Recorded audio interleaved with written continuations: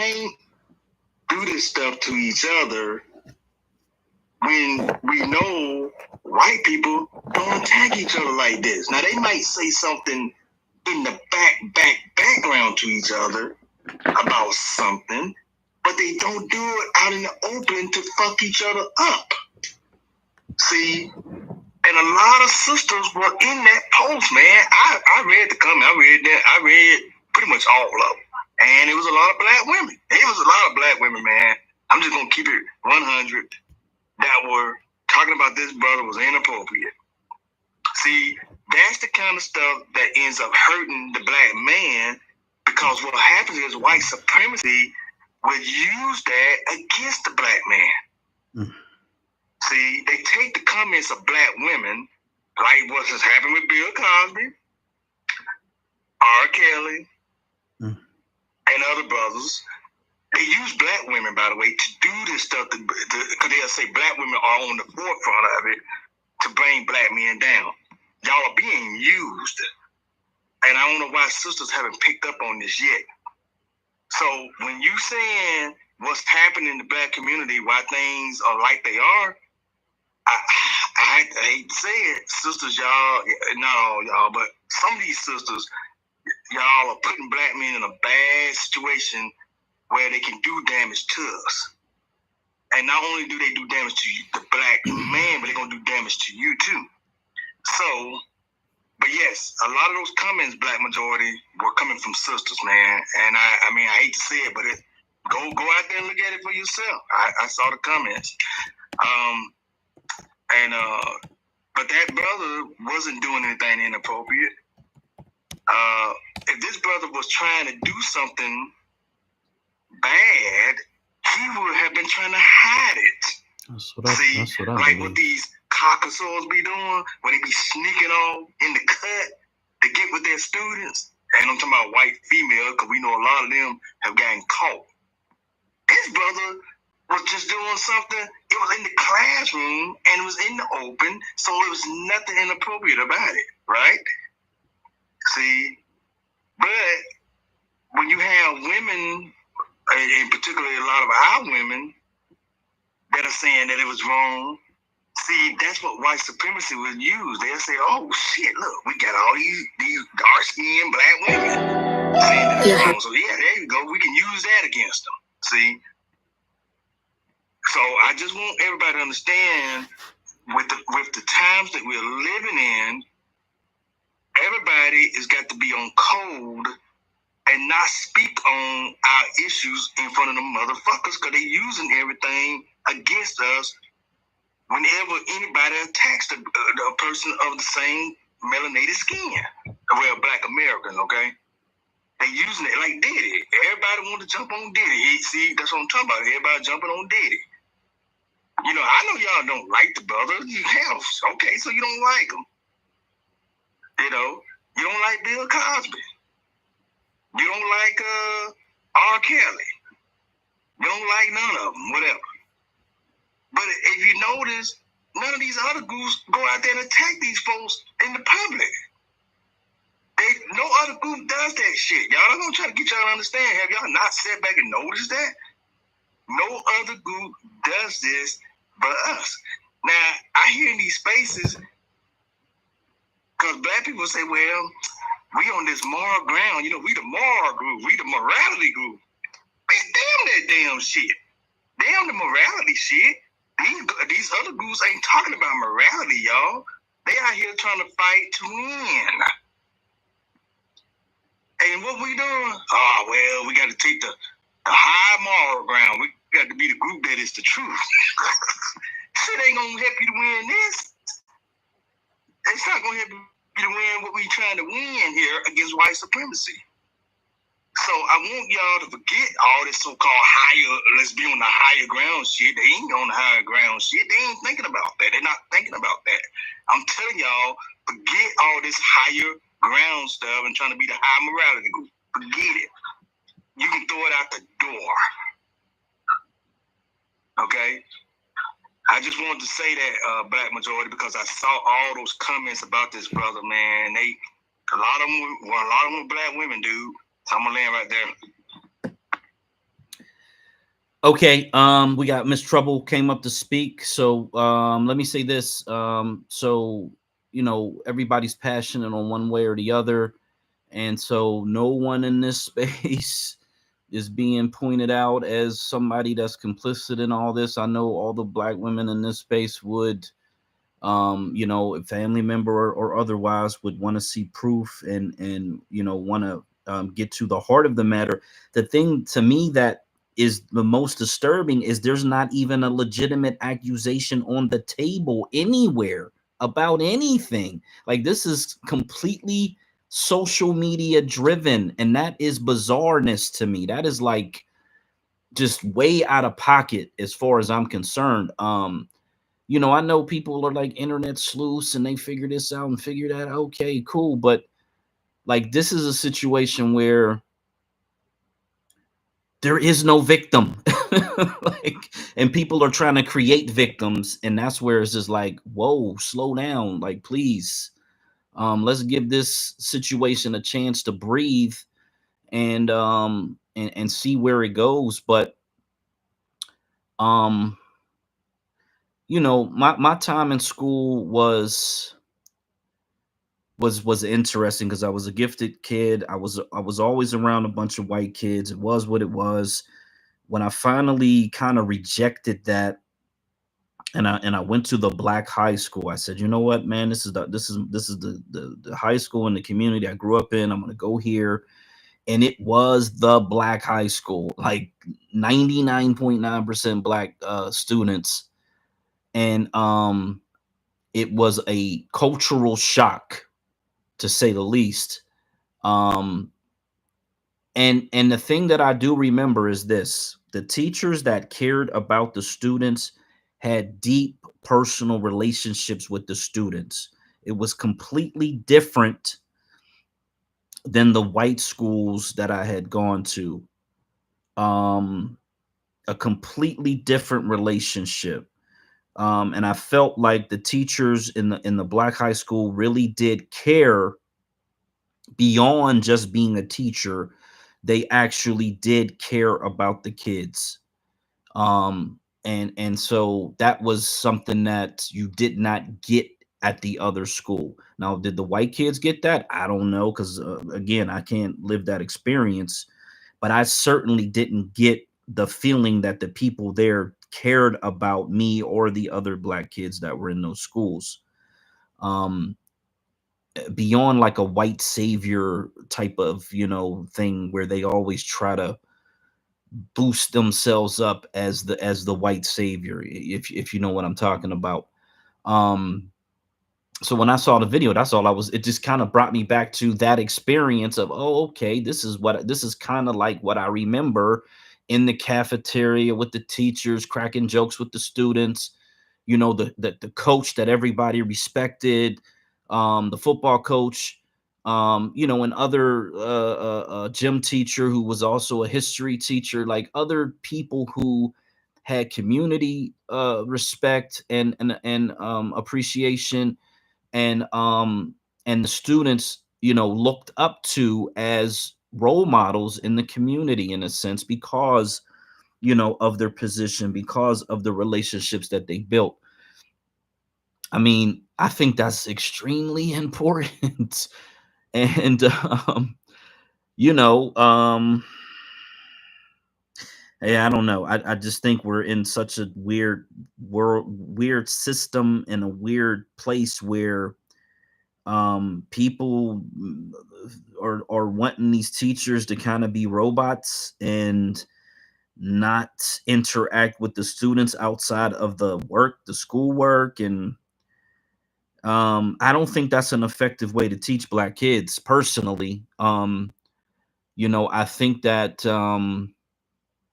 because we know most of the teachers are white women, and their interpersonal skills they lack, and the disconnect between their emotional intelligence and our children's emotional intelligence creates conflict.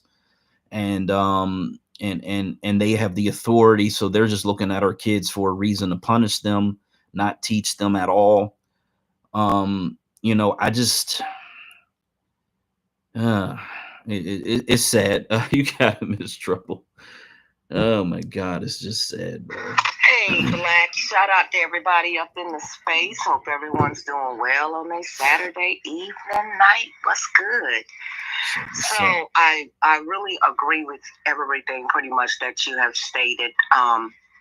I hate the thought process that our Black men are not trustworthy and looked at as not being as trustworthy as other men in other races, especially when they're not the ones who is corrupting the world and creating the corrupted system that we all have to live under now.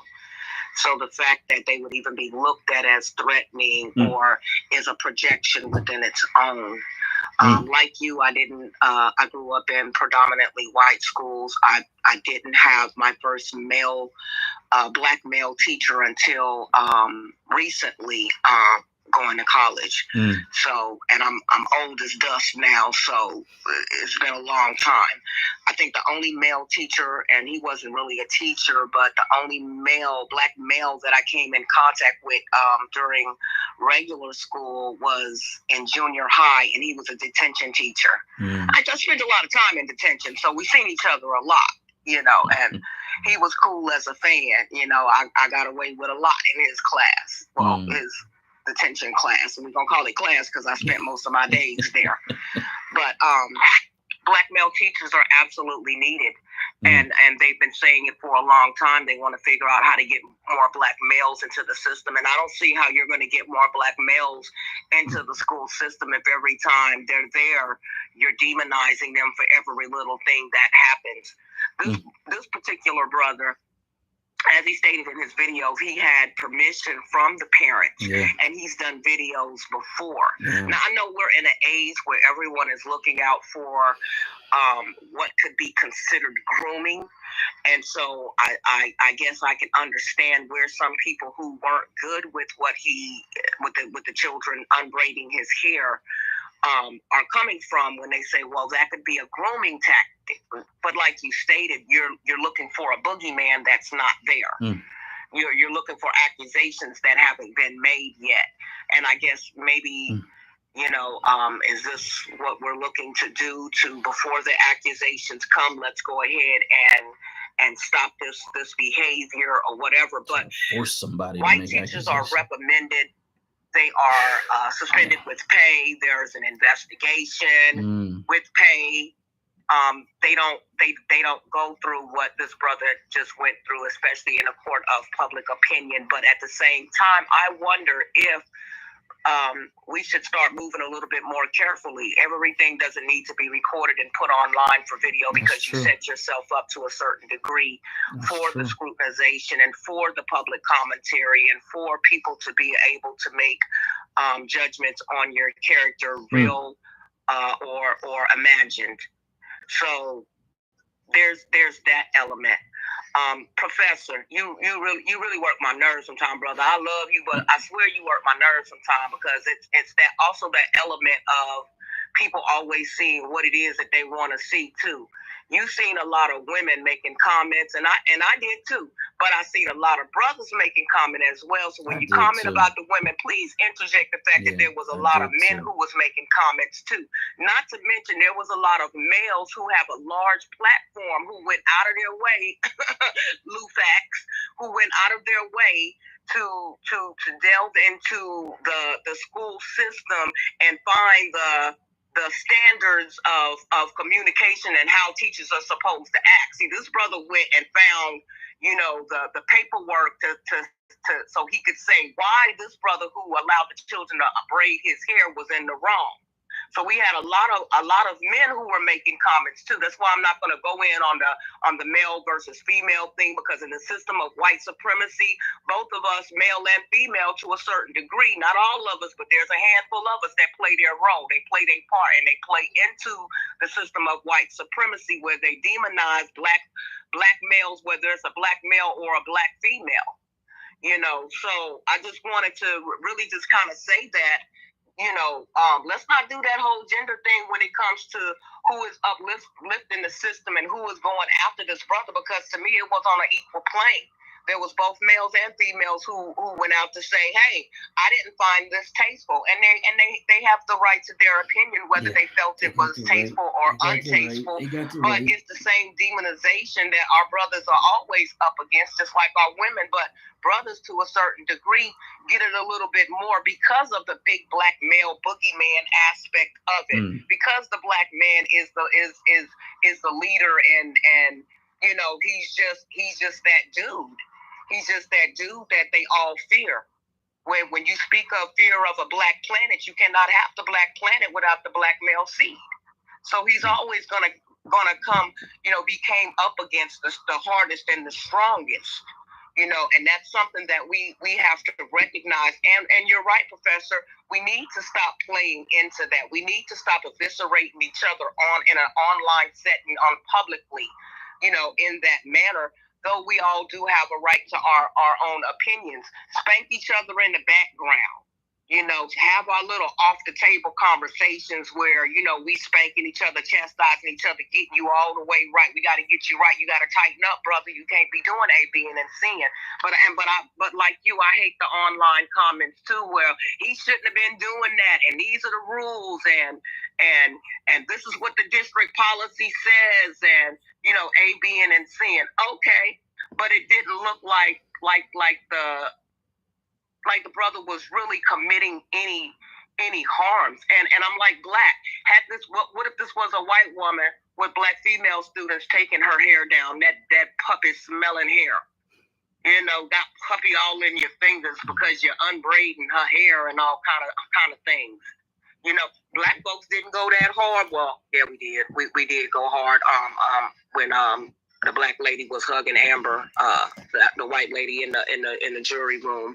But still, you know, it's always that dynamic when it comes to our brothers. We need more brothers inside the school system, and we don't need to be demonizing them this way. But we know the system in which we live in, so we just gotta, I don't know, start making better choices, better moves, better clarification. But I wish some of the parents would have came out. Not the one video where the girl was saying that she was a black parent. I don't think she's a black parent. I just think that female was trying to get a little bit of shine, you know, talking about how she was pressure and, you know, she would have braided his hair, and she was offended because, you know, he should have came to her instead of the children. But, you know, some of the parents, I would love to see some of those who are on his side come and speak out about it. But yeah, I guess everything, and I'll land it on that. We need to stop. Everything doesn't need to be recorded and uploaded to the internet. We kind of set ourselves up a lot when we do that, you know. So I'll land right there. Y'all have a good evening. Hey, Trouble, and you are right. There was some black men that was in that post too. So yeah, let me correct the comments, y'all. Correct what I said earlier. There were black men that commented in this too. But I just went towards the women because the majority of the comments, of course, were women. But yes, there were some black men in that thread too that was making comments about the brother was inappropriate. So I definitely want to correct that. But yes, Trouble, we definitely need to stop putting ourselves online because it puts us in a situation where we can be judged and where we can be scrutinized, and we put ourselves in a situation where we lose our jobs or lose our positions. And so this is something Black America, we have to be aware of, that we are in danger when it comes to anything that we do. Black skin has been criminalized. Even when you're just doing something that's, you know, totally innocent, it can be turned against you. And I really hate that, especially for us as black men, but also for our sisters too, because whatever the sisters do, if something they doing is innocent, it can be turned against them. So yes, Trouble, we are all going to be in agreement with that we need to keep this stuff offline. And also, let me say this, family, once again, we got to stop with this embarrassing or trying to say, well, we want our people to be locked up all out in public. Like I see all these comments when black people are going through something. It's like we be glorifying that we want these folks locked up. Our own people, we want them locked up. You know, like Diddy. You know, all them comments about people want Diddy locked up. Hey, man, I don't want Diddy locked up. Now, look, Diddy, yeah, sure, Diddy done some dumb shit.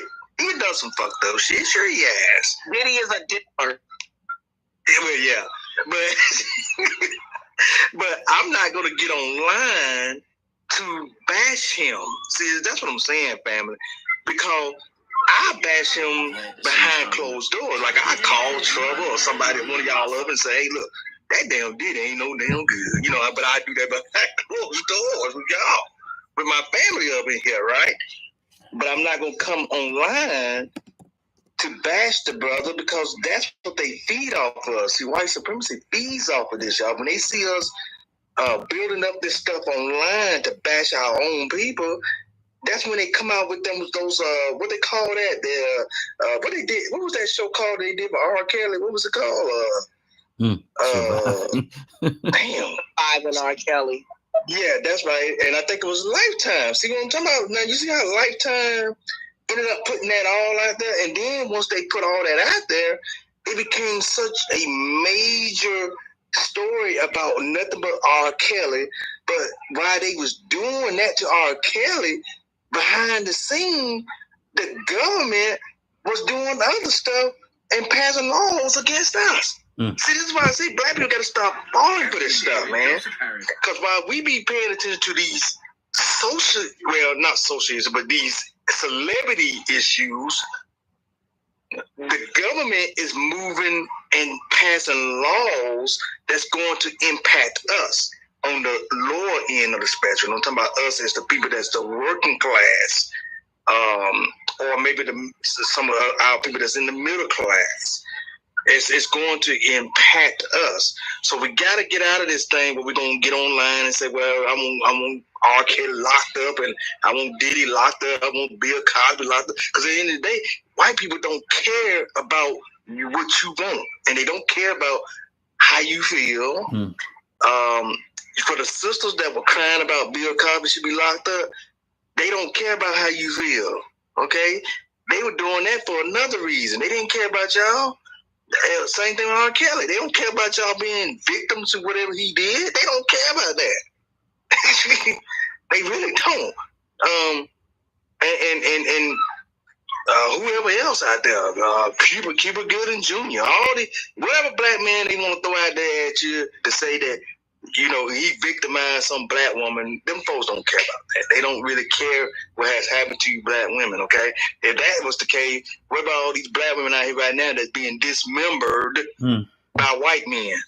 And I'm telling you that now, I want you black sisters, black American sisters, to understand what you're going on right now is you got a bunch of stories coming out now of white men killing you and dismembering you right now. Now, I want to see how many sisters are going to pay attention to that. And that's what I'm talking about. That's what time we need to be on, because that's what's going on right now, is you got a bunch of them being killed, and the system is not going to do anything about them white men that had killed y'all. They're going to let them guys get off. I'm going to land right there. Okay, we got the only male coups. Go ahead. Professor, have you ever heard of a Black American man dismembering a Black American woman? I never heard of it. Now I remember hearing an African man. I think he was from either Nigeria or the Senegal. I have heard about an African man doing it. Yes, I heard that story. Not Black American man. That's typically something Black American men won't do. Black American men, if they murder a sister, it's usually going to be by gun. They're going to shoot her, and that's going to be it. They're going to shoot her. That's what the majority of the murders are. They shoot the sister and they move on. You know, after that. I'm sorry, sister. I don't mean to make it sound like I'm cold, but they don't dismember you, cut you all up into pieces, is what I'm saying. every one of these murders that are happening right now with these white guys, they are killing y'all and then they cutting y'all up. Okay? And I don't see too many sisters actually talking about it. I'm wondering if the sisters are really paying attention to these stories that have come out, because these are recent stories, like 5 of them that's out there right now. So, and let me tell y'all, the other day I commented on a few of these stories, right? There were sisters, and I don't know if they were Black American sisters, but it was melanated, I guess melanated women, let's put it that way. They came back at me talking about, well, don't do that, because what about you black men that be killing us? Well, it's just like what I just said to you sisters right here. Black men, when they do it, Black American men, when they do kill one of y'all, right, it's usually just a gun. It's the gun, or they might stab you. But hey, it's a gun or a knife. They kill you and then that's it, right? But what white men do, they kill you and they dismember you and they hide you or bury you, something they do. But anyway, white men make sure they terminate you for good and make you disappear. That's what I'm trying to tell y'all. So I'm gonna land right there. But you was talking to divester type sisters. You weren't talking to thoroughbred Black American sisters who don't engage with white boys that way. So that's why they gonna come back at you and say, well, black men do A, B, and C.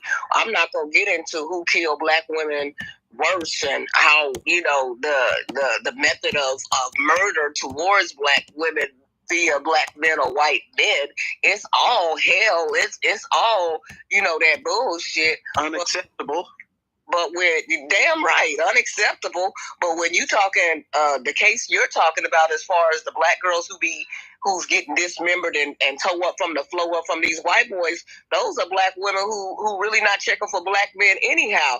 I didn't comment on none of them stories because it don't pertain to me. I don't fool with white boys that way. You know what I'm saying? I have absolutely no comment for that situation right there, because if you don't know what white supremacy is and you messing with these white men, and I hate to say it in the manner of you get what you get because you absolutely don't deserve death, but that's not my concern. It's not my issue. Stay with your own people. Stay with your own brothers. And we put each other through enough hell on the black end to go to the white side and be put through that type of hell, because it is a different type of hell. So that's something that don't concern me. You wasn't talking to thoroughbred Black American sisters. You was talking to black women who have divested from their blackness, on a lot of different levels, and so they can't speak for us, and we not trying to speak for them either. Learn your lesson, and the rest of y'all divestors sitting back, I hope y'all paying attention to what's going on in the news with these sisters coming up MIA, head found to the left, leg found to the right, body thrown in the middle and grinded up for somebody's dinner. Pay attention. That's all I can say. Trouble came on out, baby. That's why I love you, Trouble. You come right on out and say it. Hey, Black majority, man. I'm sorry, man. I know we try to get back. Let's get back on topic, man. Yeah, I think the only Mel Cruz came up, and then Siva. Yeah. Shout out to everybody in the room. I was in, and then I had cut out, and I came back in. I heard you guys talking about that teacher. I'm just going to be a whole 100. The black man teacher should not be being bashed online, but we got to do some housekeeping, and sometimes this stuff does need to happen online. The housekeeping needs to occur online, because we do need to make a statement that, brother, that was inappropriate. And what my concern is that he is a teacher and he did not understand the element he was in. He didn't understand that there was no way that anyone was going to find that acceptable. If those were his family members and they was on the back porch, they was on the deck, they was kicking it at the family reunion, that would have been totally acceptable. But brother, if you're out here and you're in charge and you're leading our youth, and you as the leader, as a teacher, a college educated person, and you didn't have the discernment enough to say, how is this going to be perceived? How is this going to be perceived? And so this is not something we go behind the corner and say, now let me tell you something, brother. We do need to say this on social media because social media has seen it, and social media believes that we're all accepting of that. And so, no, does the brother, and we should be saying this on social media as well. Does the brother need to be bashed? No. But we do need to check on that brother because we need to make sure that he understands, or we need to understand why he thought that was going to fly. Because I'm confused on that one. So, and it might turn into one thing, or it might turn into, damn, I didn't even think about that. And then it becomes a teachable moment. But yeah, everything can't be done in the dark thinking we're going to make progress, because if we don't speak out about it, then we are communicating a message that we agree with what he did.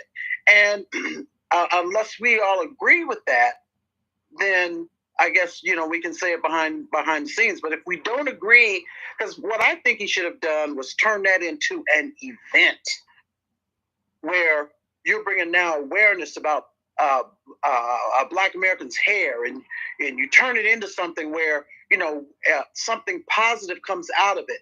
And maybe you bring, anything, but I just think that it needs to be addressed, and we need to check on it. What were you thinking, brother? Because I need to know. Well, I have granddaughters.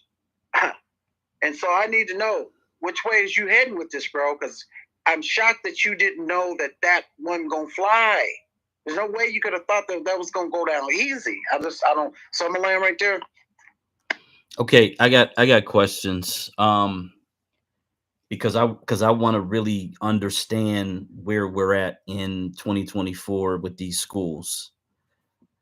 Is it because it's a Black man and these are teenage Black girls that he got permission from the parents and permission from their teachers? Is it because he's a Black man? In other words, if it was a Black female teacher in that same situation, would it be a problem? Yeah, it would have been a problem, and that's the biggest thing.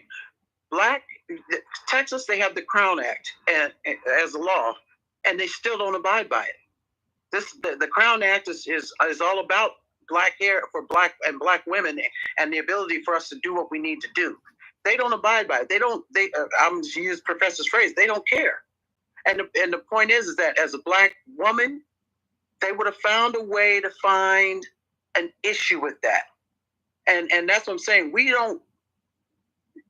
And somebody, I think I heard you say earlier, Black, that if it would have been a white woman, they wouldn't have been no problem. Because that would have taken them back to slavery days and made them feel, warm and fuzzy. So I just think it wasn't smart moving and smart planning and doing that. And was it spontaneous? Maybe. I don't know. I just think it could have been done better. Is what I think. Okay, so I just want to stay there where if it was a Black woman, it would have been a problem too. There are several pictures that I've been able to find. There are multiple videos that others have been able to find of a situation nearly identical, and some of these girls are much younger, to be quite honest, where it is a Black female teacher. And these videos and pictures go back almost a decade. And there was never anything that came out of it. So, and these are all posted on social media. So I think with that, Black, is, do we know how that was framed internally? You understand what I mean? Is that the Girl Scout leader? Is that the home ec teacher? What was, because something going on made it acceptable for the female teacher to be doing it. And, and maybe it's the times, you know what I mean? But something made it acceptable. And I don't think it was just the fact that she was a woman. There had to have been something in it. And I think that the guy didn't do his own homework to ensure that his own ass was covered. And that's my biggest thing. You got these teachers out here having sex with these young kids. The white teachers, doing this. And to know that that's the kind of climate we're in, I that's the only fault I find, is that the Black teacher, the male teacher, didn't say, how do I keep myself out of this trick bag? How do I keep myself out of this? So, but yeah, I don't know about the female teacher. There's probably a foundation that we're not aware of that made that acceptable. Okay, we got Siva's next. What up, Black? What up, Black American Homeland? Professor, the only male Cruz, Trouble, Twizzle, what up? Peace to everybody in the room. Yeah, what's up, brother? Like, you know, when I was in high school, I went to a military school. So I had, you know, some teachers that like took a liking to me and stuff, and they are like, give me like, you know, one teacher for like a dance that I had, one teacher like,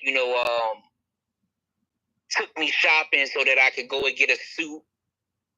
When I was on this team called a technology squad, it was actually called SecMe. And what we were doing was we developed like different like STEM and different business protocol that people could follow. And this was all like, you know, in middle school and in high school. I say to say this, but before those teachers did those things, like invited me over to their house, took me out to like dinner and stuff like that, you know, gave me lunch sometimes. They made sure that it was okay with my parents. Like my mom, she would always tell me never accept shit from white people. My dad would tell me just accept everything from anybody. So when the white teachers would, you know, do certain stuff for me, they would know to go to my dad because he, you know, really didn't give a fuck who my help was from. But my mom, on the other hand, she really appreciated when the help was from like, you know, Negro teachers that look like us, you know, that, you know, got our same background and our same views and you know, biases too. Because if your teacher, they see a need and they are a teacher like the teachers like after like the beating stage, like I don't know if anybody's in here that ever dealt with like a teacher beating you, but the teachers that came after that stage, those teachers like help, you know, students a lot. You know what I'm saying? I can't really go into too much detail as far as like, you know, seeing it in like in arts of like teachers, black teachers, American Negro teachers teaching students and giving them protocols and stuff. But I had teachers that like helped me and shit like that, and I helped them. But my help didn't go before my parents' permission. You know what I'm saying? It's a video circulating right now where one of the mothers is saying she go to the school every single fucking day. So why you ain't never say, you know, hey, I'm thinking about pitching this idea. You know, teachers like now, they got to get out that bullshit of like just staying strictly in the school amongst other teachers. Like they got to really get the parents involved. And I don't give a fuck if the teachers feel, excuse my language, I'm getting too hyped, but because I got 6 daughters. But I don't care if the teacher tell you. I don't care. I forgot my train of thought. But I don't care if the teacher. I forgot what the fuck I was about to say.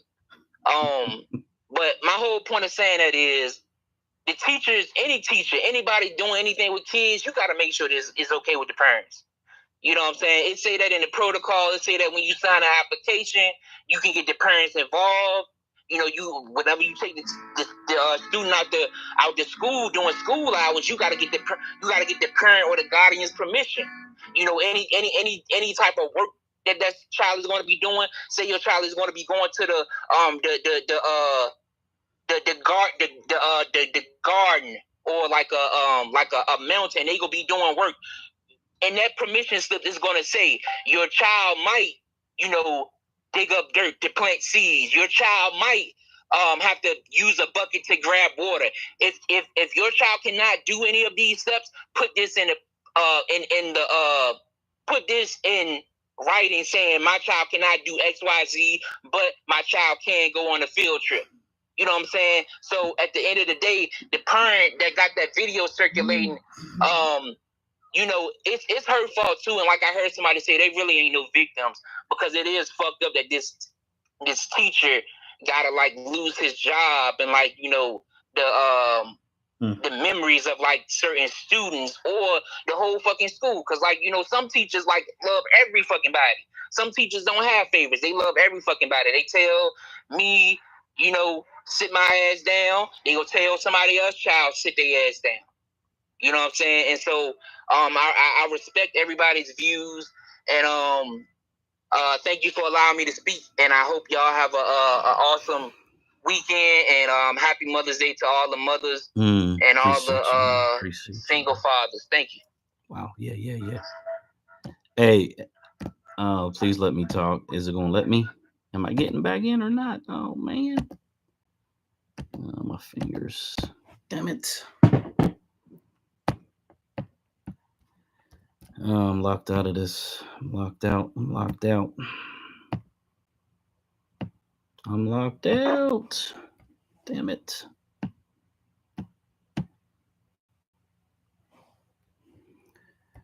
Oh boy. Let's reconnect. They locked me out and I'm locked out, bro. Screen. Hello. Okay. Looks like I'm back. Okay. Yeah, we can hear you. We can hear you. Yeah, they had me locked out, man. I'm pushing the button. It wouldn't let me speak. So shout out to Siva, and I appreciate his submission. And everything, you know, being a father of daughters, I know this has triggered people in different ways for different reasons.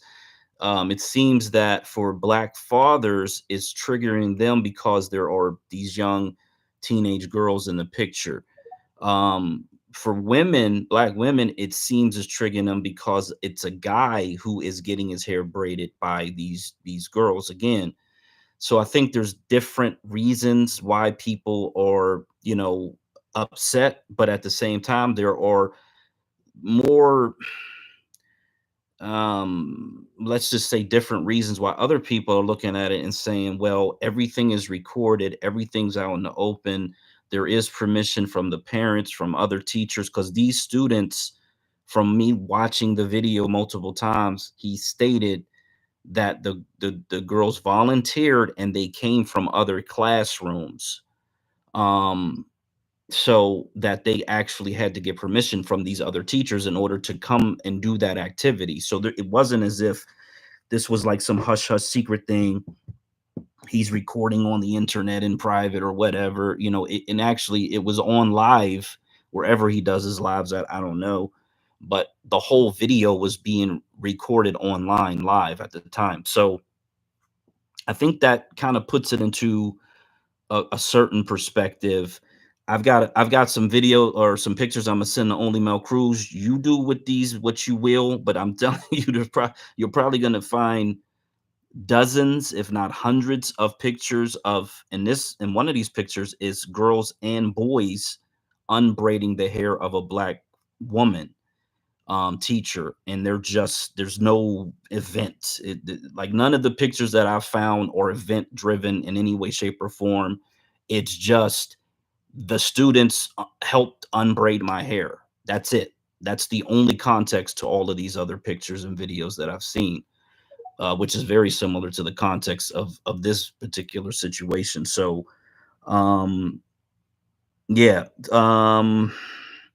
we got Twizzle, and then we got I Am Money. Oh yeah, I wanted to highlight the fact that he said to single fathers. So there has always been this tradition, as far back as I can remember, of on Father's Day, you know, people saying, you know, Happy Father's Day to the mother because she's a single mother, the father's nowhere around. And I think it's only right, especially in terms of this conversation. And thanks, Siva, for doing that, that we also acknowledge that there are some single Black fathers who do take care of their children, their daughters, their sons, and they do have to do the double duty and the role of mother and father. So shout out to all the fathers who do that as well. Twizzle, you got it. For sure. What's up, everybody, on this good day of Saturday? You know what I mean? How you doing, Black? How you doing, Black Flag? You know what I mean, everybody? Yeah, I just came in because I wanted to agree with the only male Cruz and how she stands and where she come from, because I totally agree with that. You know what I mean? I don't have any problem with teachers teaching and being, you know what I mean, interactive with their students. But what he did was kind of a little inappropriate for the simple fact, and I know every woman in here can agree with me on this. Your hair is like a private part of your body. You know what I mean? Just like a woman's breast and our genitalia, your hair is another part of that. And every woman in here know what happens when a man scratches your scalp. That puts you in a whole nother phrase and makes you sleepier. You know what I mean? So here you have a black male teacher surrounded by nothing but teenage students inside his hair. That was kind of a little inappropriate to me. And as like Sivas, I don't have 6 daughters. Shout out to you, brother, for the 6 daughters. I have 2 daughters and a granddaughter. And I'm a little brother, the 3 big sisters, so I know how it is. You know what I'm saying? So I just feel like that was a little inappropriate, and he set himself up. You know what I'm saying? He should have been a little bit more cautious of that. And once again, like Mel Cruz said, it would have been a difference if he would have had like a class to where, hey, to all students, if you guys want to get your braids removed, come to the gym. And it was like a lot of girls getting their braids removed and he participated, then that would have been more acceptable. But just for him to be the only one surrounded by 3 or 4 teenage black girls inside his hair, to me, that was a little intimate, you know? And he lucky that he getting this backlash to a certain degree. It can go deeper than that. You know, just imagine if a father would trip. You know what I mean? My little girl all inside your hair, you know? That it could have went way deeper than that. And then when I see him online, he looks so moist and he's crying. I'm like, you not looking too good right now, bro. You may have messed your career up for that. And for him to be a teacher, he should have thought ahead of that. Like, how is this going to look? You know what I mean? So, like I said, I agree with Mel Cruz on this. It could have been handled way better. And my aspect is he shouldn't have had them girls inside his head, because your hair is a private part of you. Your hair is like roots to your soul. And here you got these little girls in it. To me, that's kind of perverted, because, as I said to y'all ladies, how y'all feel when your man scratch your scalp? Now he got these little girls outside his scalp. To me, that's kind of perverted right there. You know what I'm saying? So hey, I just want to offer my 2 cents in and, you know, drop my dime on that. So hey, everybody, shout out. You know, shout out to the host and co-host, and you know, that's that. Yeah, I totally appreciate that. And again, I don't think this is not for me a right or wrong conversation. There really is no right or wrong. It's really going to be based on perception. I think ultimately what I've heard in other space and I'm hearing in this space and in comments is he should have never uploaded the video. And that is probably, you know, a prudent, you know, thing to say about, man, probably 50 to 90% of videos where they kind of go left. But at the same time, I was in a space, and again, I can't verify this information. They essentially said that he's in some type of teacher chat thing, and he asked the teachers in that chat thing group if he should upload it, and that they were so against him uploading it that he felt some type of way about it. And then that's why he kind of, if you listen to the video, he kind of is like asking people for their opinion, because he had already got pushback from this teacher group. So you know, so again, he was not willing to listen to his peers, if that is true, if that's factual, and then wanted to get a broader perspective on it. So, you know, this is what you get at the end of the day. He's the one who uploaded it. He's the one who put himself in that position.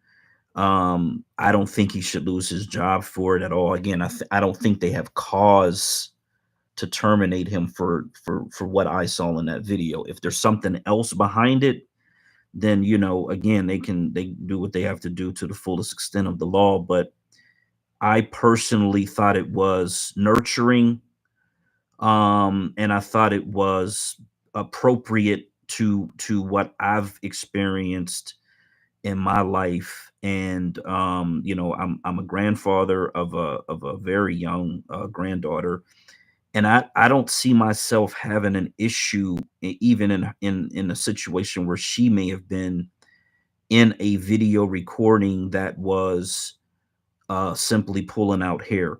Now we did a whole thing in Only Male Cruise, and I'm not sure. I believe that might have been her space where we were talking about hair and the power of hair and hair being essentially connected to the nervous system, and how the hair is the branches of the tree, and then it definitely is connected into the nervous system, and that's where the roots at. So I understand all of that.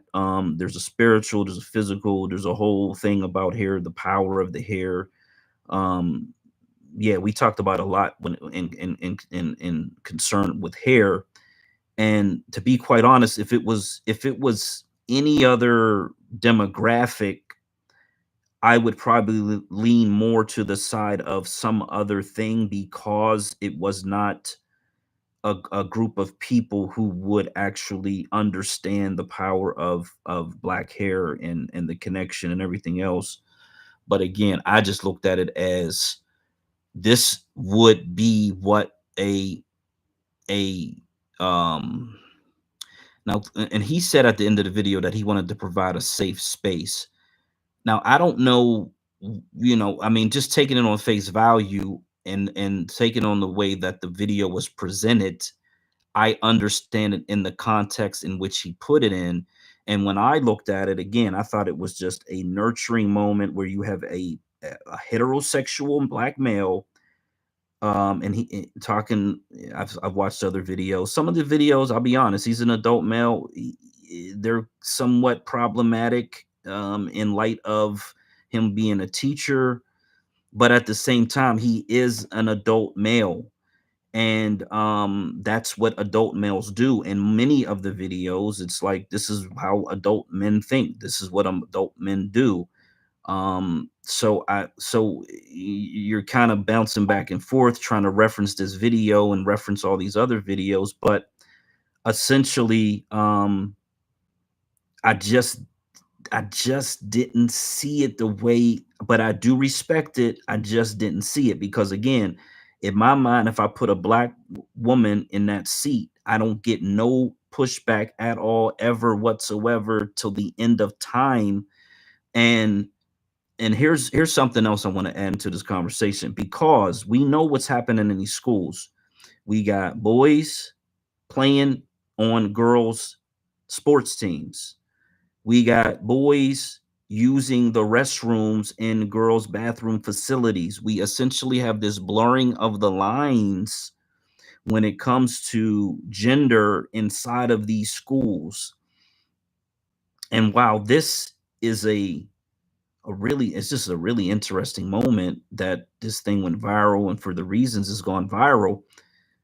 But I'm going to flip it again from if it was a woman to if it was a trans woman, a man who says that he is a woman and is a teacher in the same situation. I wonder if the attacks would come in the same way. They wouldn't. They wouldn't, because that trans community, and I'm not, no offense to anyone, but that trans community is untouchable right now. They are untouchable. They can do whatever they want to do, and and no one's going to give them pushback. They're just now starting to get some above whisper voices about them playing on women's teams. So, but they can do whatever they want to do.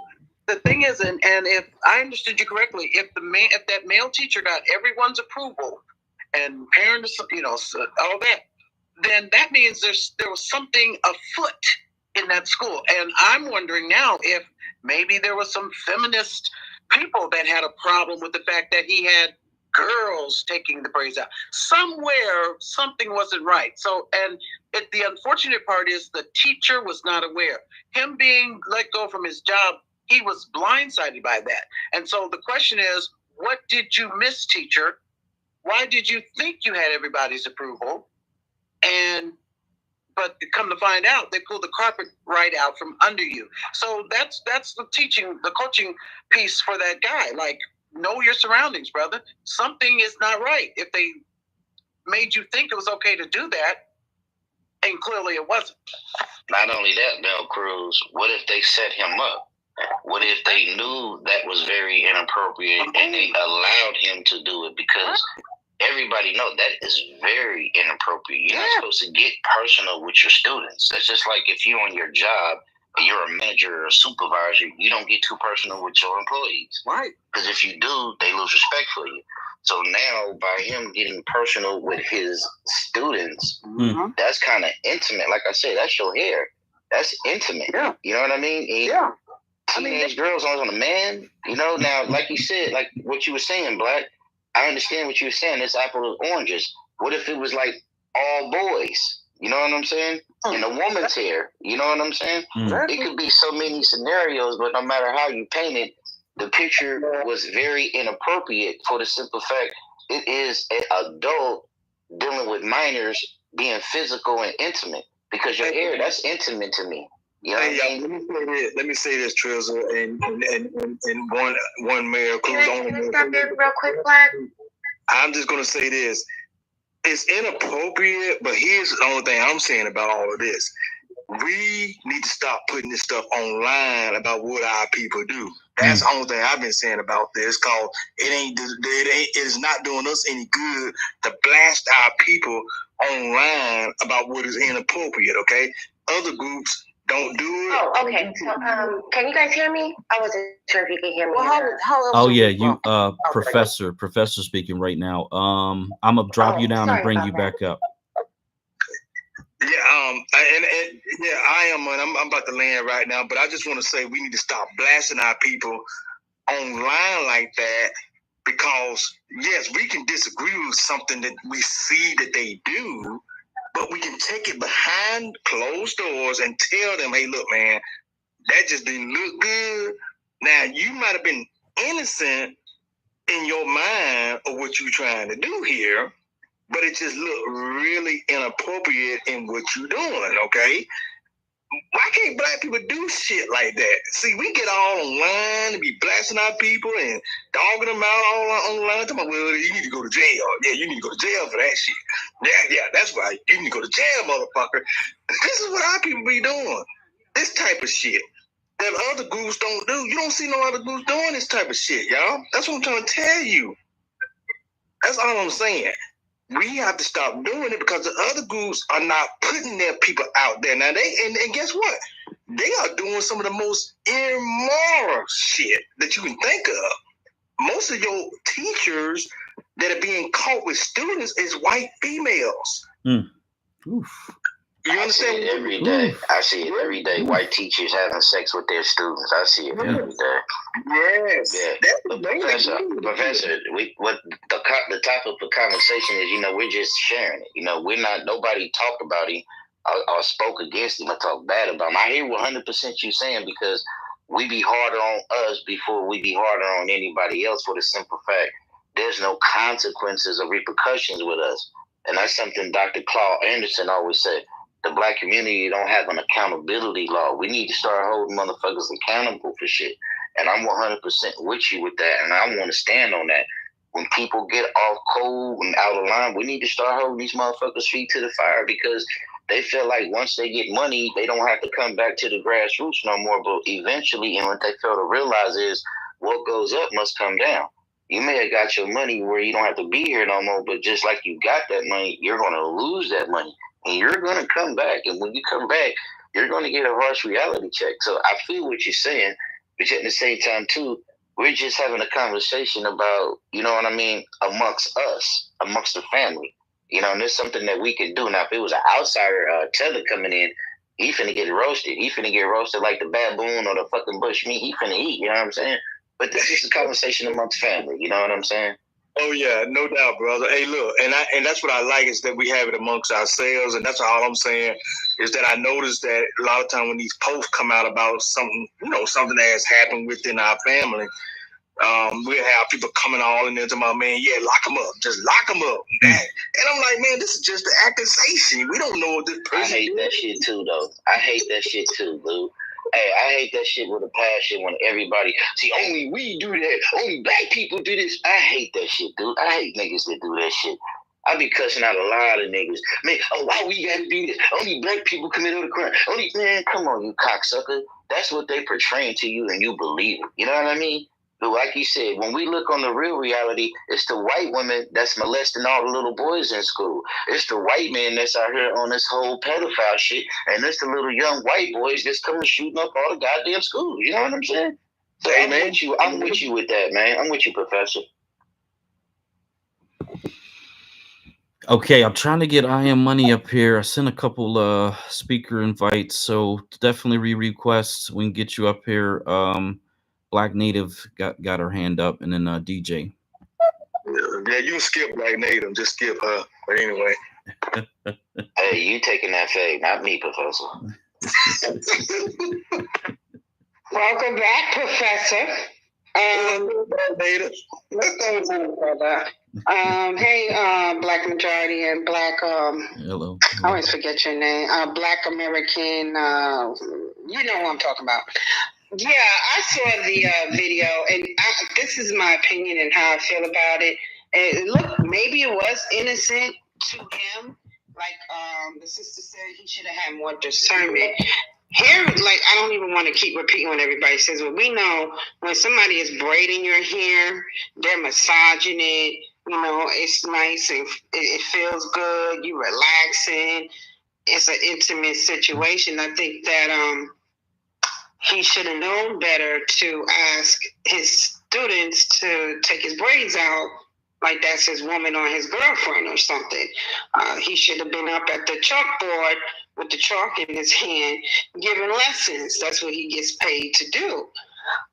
I don't know if I heard someone say that, you know, he got permission from the parents before they did this. I don't know if did somebody say that in the space? Because, you know, he should have known better. I think they said he got permission from the other teachers from the other room for the other students to go over there and participate. That's what, to my knowledge, that's what I heard. Okay, well, if that's the case, then who reported him? Was it just, you know, once he dropped the video, was it the parents of the students who found it offensive and they had to take action? I just think that when you get paid to do a job, and I hate, you know, because we don't have a lot of Black American men teachers in the schools, in our schools as it is. He's a rarity. You know, he's an exception. When we have our own people in places where they could teach our youth, that's a good thing. I just think he miscalculated or he didn't see the harm in it. But yeah, it looks it's not appropriate, especially for young girls, to be on an adult male's hair and removing his braids. I just don't think he thought that through. Maybe he can get a suspension. I don't think maybe he should be fired. How about a suspension? You know, maybe paid leave like they do with these police that shoot us down in the streets.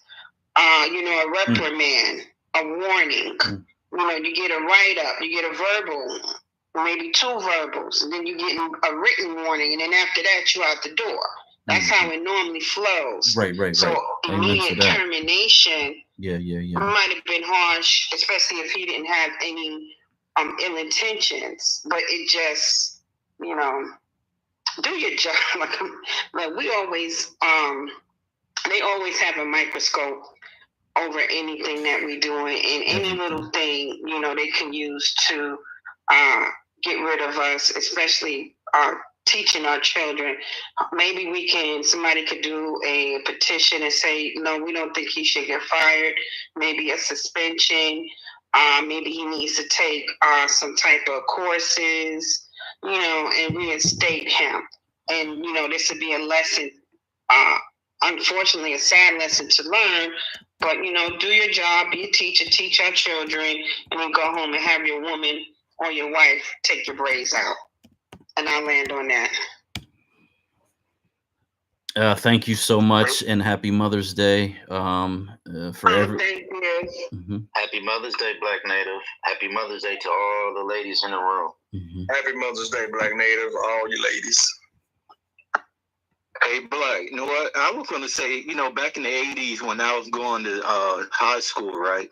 I remember our track coach, football coach, they'd pick us up, take us home, take us out to dinner, buy us it's a different thing, man. shoes and other equipment we need for, football or running track. Right. That's what I remember. Shit like that too, bro. Our like wrestling coaches, teachers, doing certain things for us.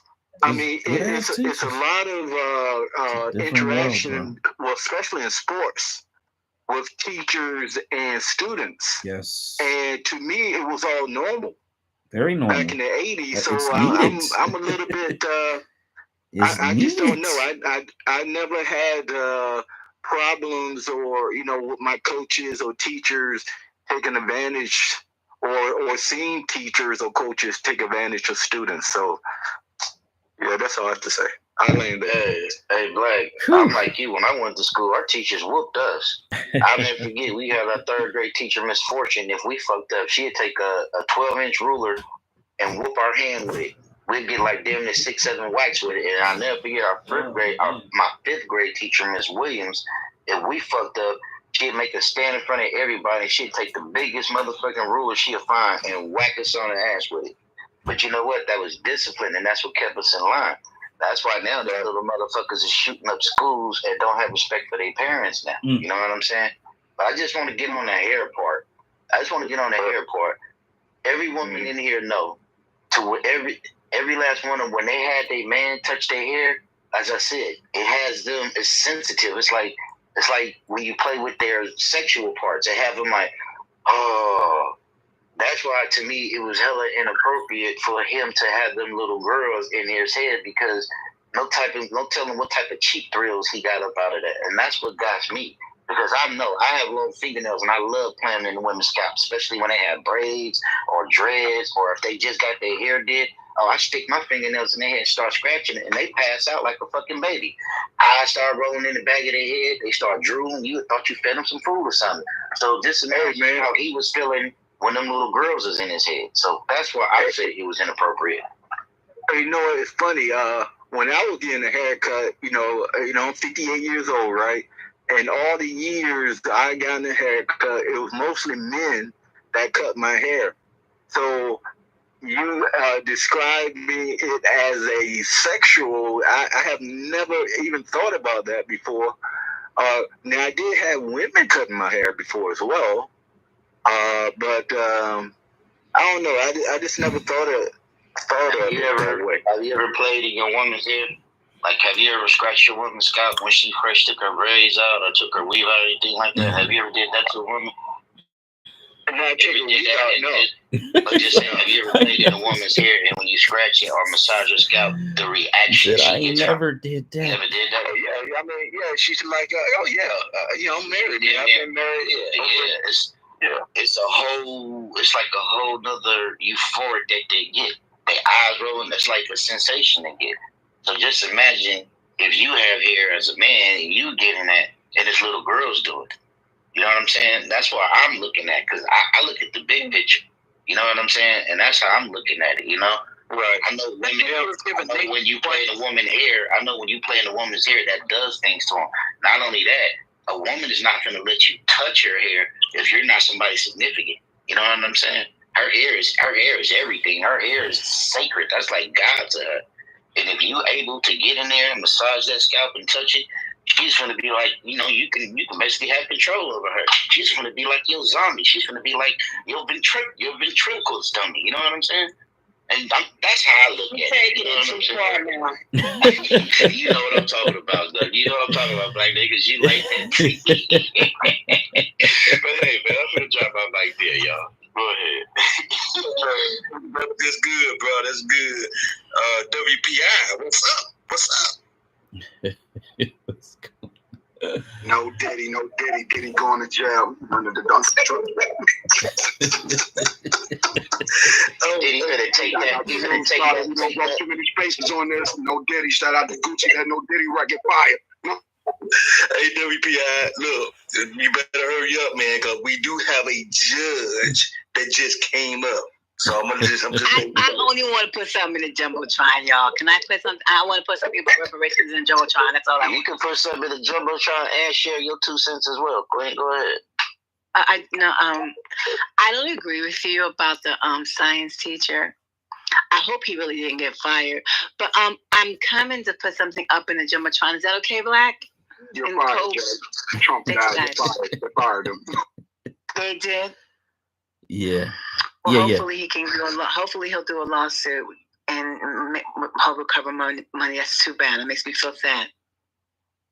Hey, Judge, we miss you in our spaces. You know, we love, when you have anything to say, we love for you to say whatever you have to say in our space. You know, we appreciate you for saying that. Thank you. You made my day. I had a bad space this morning. Well, I had a bad experience this morning. So you just made my day. Thank you. No problem. I hope you feel better as well, Queen. And just remember, a bad day can turn into a good day. Don't even worry about it. You know what I mean? You bigger. Thank you so much. Oh, I got it so good. Thank you, guys.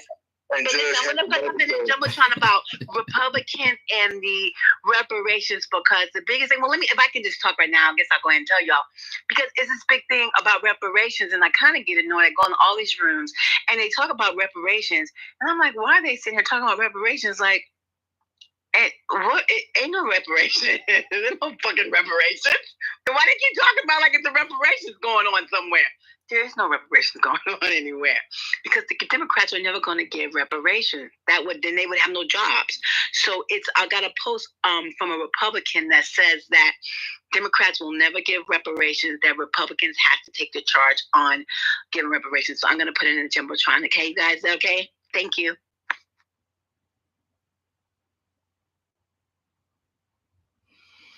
Yeah, thank you for that.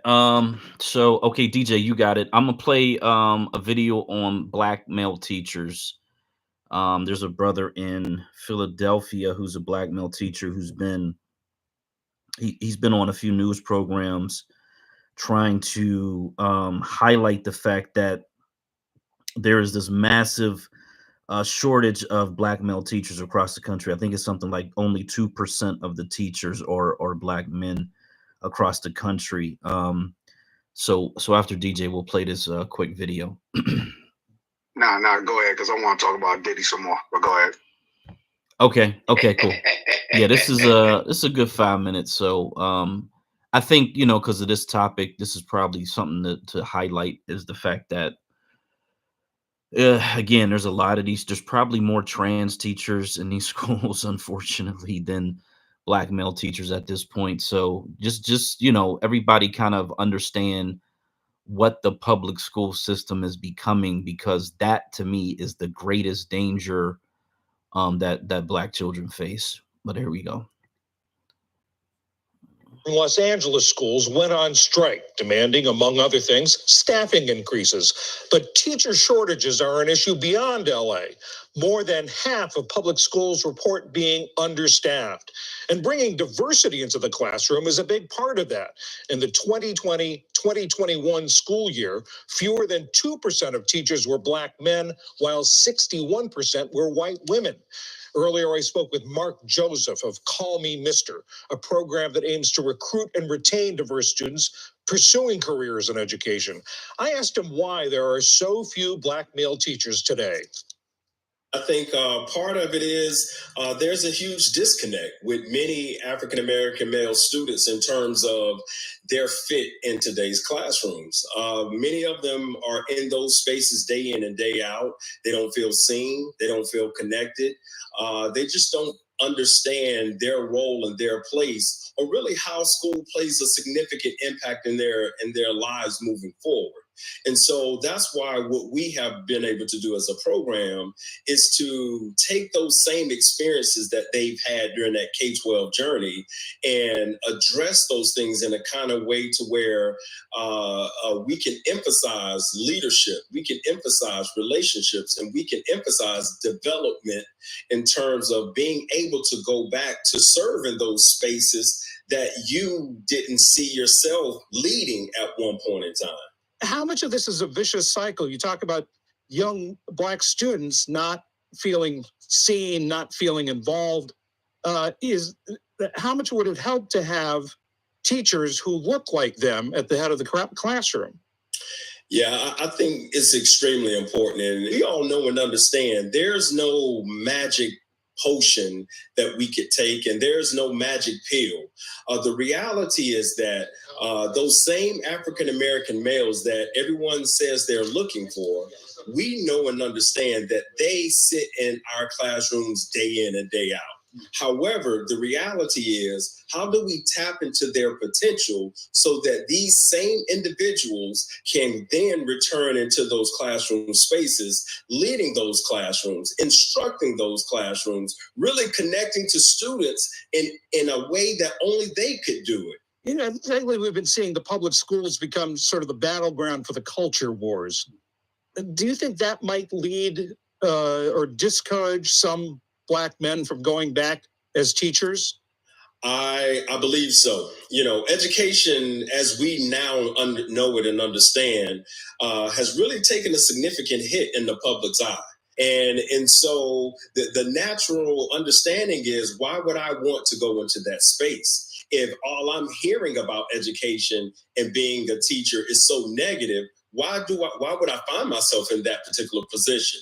One of the things that we try to do and live by, how do we change the narrative of what it means to be an educator in this day and age? Because truthfully, we realize the challenges. We realize the hardships that may encounter being an educator. But the truth of the matter is, what generation didn't encounter some level of challenge? And because of the commitment of the previous generation, it has given us an opportunity to do what we're passionate about today.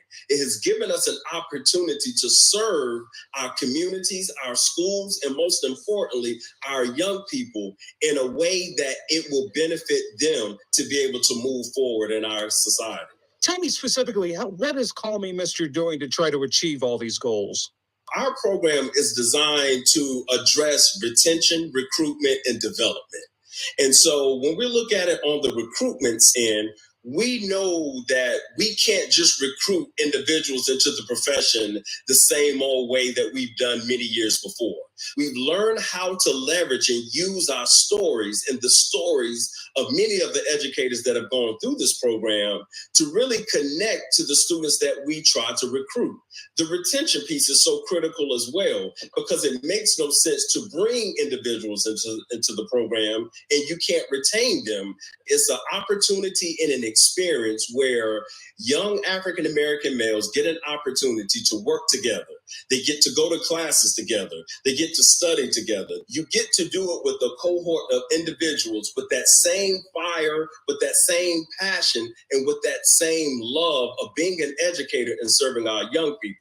And then the last component, the developmental stages. We do know and understand that in order to become that effective teacher, we have to put our individuals through a developmental process. And all students deserve an effective educator, an educator that's willing to see them, and an educator that's willing to move them forward, an educator that's willing to create new experiences and opportunities, not just for one type of students, but all students in that classroom environment. That's the mission of our program, to recruit, to retain, and to develop, and to place these individuals into our classrooms today. Mark Joseph of Call Me Mister. Thank you very much. Thank you.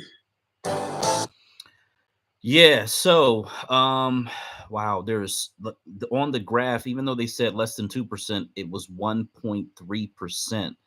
And when I was looking at that graph, it reminds me of the Black church. These institutions squeeze heterosexual Black men out. they squeeze them out until they are almost they're it's like the dinosaurs, like they become an extinct part of these institutions, and there's really not a space seemingly outside of, if you're like the basketball coach or the football coach, maybe the science teacher, there's really not a lot of space for heterosexual men inside of a lot of these institutions. And our children, if you're sending your children to public schools, they're going to suffer because they don't have any interactions with just normal Black men. you know and I think it's important for young women and young boys to have these type of role models that they can model behavior off of, even in a classroom setting, on how to deal with certain issues and situations. If it's something as simple as holding the door open for a young lady or whatever the case may be. So I just think that this conversation gives the people who are having the conversation a really good opportunity to say, let's get more Black men into education, into these schools, and whatever level of I think people reference some type of policy. Whatever the policies are, let's get that into the forefront as well, in terms of student and teacher interactions, so that everybody's on the same page. As far as that goes, social media, I believe, as everybody stated, even though it's a public school, quote unquote, I don't believe that people should be recording videos of children inside of public education. And I think that's the job of the school district and the people who are on the PTA or the school board, for the protection of the students, to implement policies like that. But I think we need more Black male teachers. We got DJ, and then we got Judge. TJ, you want to let me go first? You know you want punishment, right? Michael Jordan reinvented. My ex-husband, and he ain't paying me no fucking money, so we on the outs. Anyway, hey, hold up, Black. Okay, so am I understanding that you are? Get this money. Okay, baby. Are you supporting that the guy getting fired? No. I didn't agree with him. I didn't agree with him. You agree with him videotaping that, which I can understand that. I believe that is the issue that most people have, is that it was recorded and it was uploaded. I didn't see anything that I thought was inappropriate for my experience. I'd said earlier how my sister's braided hair probably since middle school, all through high school, all through college. I think the one still does it as like a side hustle or whatever. So I got a different experience with hair braiding in my family, but I understand the other side as well. People who have daughters and they feel a certain way. But still, in all of that, I think what's the call to action, right? As people say, or what's the silver lining? The silver lining is we need more heterosexual Black male teachers in these public schools. That's kind of the point that I want to connect to it. And I agree with you. And I want to talk about the incident. And I'm wondering why he was fired, because you brought up the fact that he did record them, and we do not know the school policy. That seems like that would be a valid issue, recording the kids in school. That's the only thing that I could see if they had a policy against it. Now with social media, it is more prevalent. My issue is them thinking that it was something sexual. And I think that it kind of shines a light on or demonstrate how many people do not have healthy relationships with Black men. Yeah. That's what it says to me. If women were in the comments talking reckless, it's because they don't have healthy relationships with a Black man. I swear to God. If men are in the comments talking reckless, it's because they don't have healthy relationships with Black men. That shit fucked me up, because that was a stellar teacher. If you were listening to what he was saying, he was talking about science and connecting with his kids. Okay? As me being a girl at that age, if you were watching those girls, they were seriously about taking his braids out. It was no kind of play. They were taking his braids out, and they were serious about taking his braids out. If y'all were paying attention, I was like, these girls know what they're doing. He explained the process. He explained it was 10 minutes after class. He explained everything. If he got fired because of that incident of letting the girls take his hair out, I think we need to give pushback. Recording and uploading, that's a whole different thing, because then it opens the doors to other things. So I agree with you on that, Black. But I'm going to land it again. I'm going to say, for me, if you have an issue with what he did, I ask you, do you have a healthy relationship with Black men or women? Because I was listening to him, and my daughter majored in science. I wish she had a Black male science teacher. Let me tell you something. Matter of fact, my daughter went to a private school. This white teacher, her name is Miss Nelson. We went to her the conference for the report card. Excuse me, pardon my French, but this is how I feel. The bitch said, "Oh, I guess she's kind of good at it," because my daughter made all A's. The way she said it, the white lady, Miss Nelson. My daughter went to a private school, and the way she said it flippantly, it must come to her naturally and easily. You understand what I'm saying? This is how a white woman talked about my daughter, and my daughter went to a private schools that we paid for.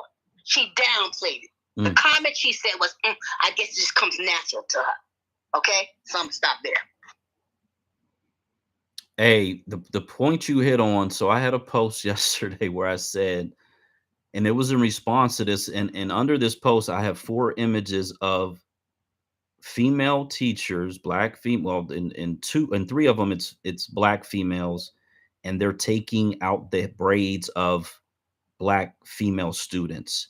And then in the last one, it's 2 white teachers that have had their hair braided by a Black female student. But I said, folks have never had a caring Black male figure in their life, and it shows. And I did the crying emoji, because that was really my reaction to it just seemed like overwhelming people wanted to get this guy fired and terminated. I'm not sure if he got fired. I've seen posts saying that he hasn't gotten fired. I've seen posts where fired, bro. He is. We did a reactionary video about it, and he was crying in the video. So it's over. Yeah, I saw that video too. But in that video where the students wrote him letters, I think that video is more about the students saying, "We want to see you. You know, we hope you get back. We love you," and it's not a weird love. It's just the love between a student and a teacher. Yeah, just because they fired him. That's why. Yeah. So I again, I've seen posts saying he was. I've seen posts saying he wasn't. Maybe if I get a chance, I'll try to pull that video up. I don't want to get too deep into the weeds of that part of it. Miss Native really highlighted something. If they fired him without going through their procedures, then he has a legal case against them. And I hope that he does pursue a legal case if they terminated him based on social media virality or whatever has created this situation. Because I just don't think that like the cancel culture has really reared its ugly head, in my opinion, in this situation, where he could have or should have faced a suspension maybe and some type of retraining, and then you move forward from there.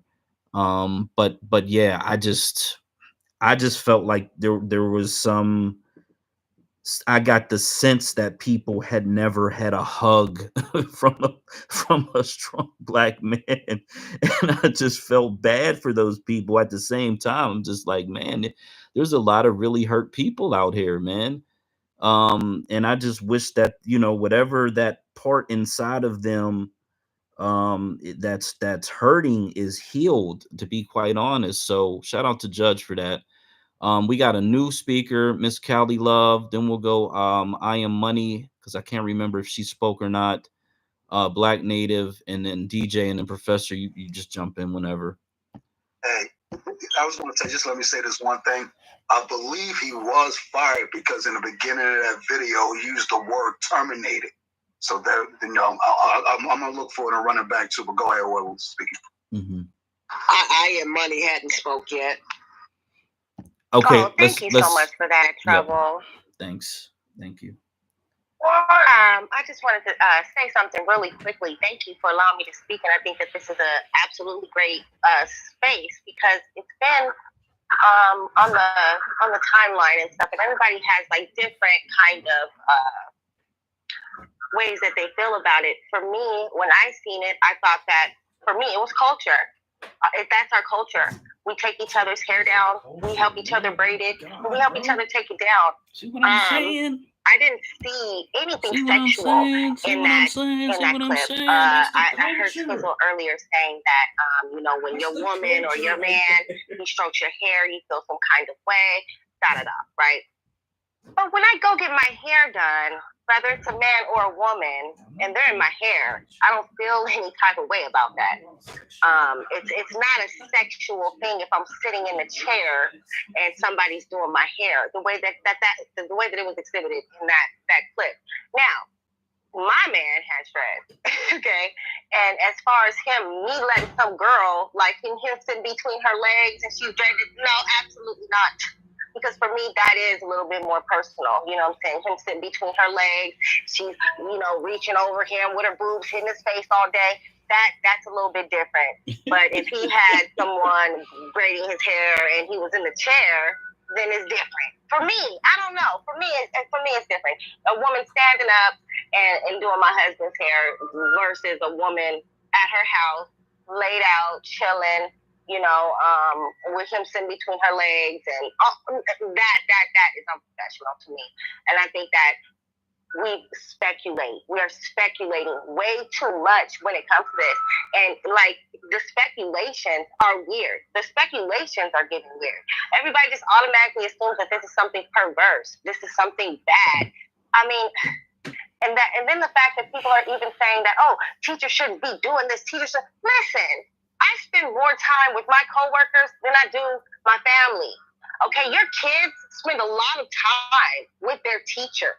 Get over it. It's not my fault. If you can't homeschool your kids, expect them to be with their teachers 8 to 10 hours a day. That's a long time to be around someone. You know what I'm saying? And to not build any type of friendship or like camaraderie with them. Right. And so when I seen that, all I seen was culture. I didn't see anything sexual. I didn't see anything bad. And I'm just so upset that if we have the power to counsel people, we're counseling each other. Why not counsel other people? If we have the power to counsel people, why are we using it against each other? Why? That will forever bother me. If we have the power to counsel people, why not counsel Trump? Let's counsel Joe Biden. Let's counsel the real pedophiles out here really doing stuff. Let's do it. Instead of the one in every 10 black male teacher. You know how hard it is to find a black male teacher? It's just about as hard to find a black male doctor. Okay? And so for us to try to get him counsel over speculation, because literally everyone is just speculating. Oh, this was something perverse. So, if it was me, I would have felt like this. If this, me, it wasn't you. Those weren't your kids. It's not happening to you personally. Take out your speculation and just see it for what it is. And I land there. Thank you for allowing me to speak. Thank you so much. And hey, you said everything. A culture. I love that you put that in there because, my whole entire life we grew up watching this in the videos, watching it in the movies, actually experiencing it in real time. Like I said, I used to have those braids as a teenager, as a young adult. So it was the culture. It is a part of the culture for folks who still rock braids and all of that like that. So I don't know. That's I kind of felt the same way. I think it's Miss Callie Love, Black Native, DJ, Professor. Okay, thank you. Thank you for throwing me the mic, and hello to everybody. Hope everybody's having a good weekend so far. So, obviously, I'm going to come with a different stance on this. As a former educator, a parent advocate, and a parent, period, by law, when you go and become employed to become a teacher, to facilitate education in the class, a student is not supposed to be touching the adult's body. Period. Doesn't have anything to do with culture or anything else. You are not supposed to be touched by a student, by a minor. Period. And that's it. And human resources and the training, the classroom management training, and how to conduct yourself with students, it specifically says that the adult is the adult, and the adult should not be being touched by not their student, by their minor. You are not even supposed to break up a fight. You're supposed to call the office and have the office contact campus security to break up the fight. The classroom is for facilitation of learning. That's it, and that's all. It is not a beauty salon. It is not a massage parlor.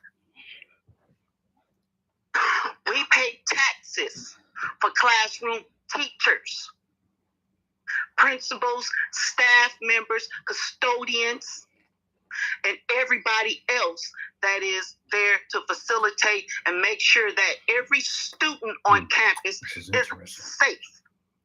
I'm not here to just discuss this with Twitter audience. I go before the board members at LAUSD and I say the same very fucking thing. No different than a student is not supposed to come to school with a gun, drugs either, nor should the fucking teacher, who is the adult, who must go through an FBI security clearance to make sure that they have no rape allegations, no theft allegations, no criminal charges against them.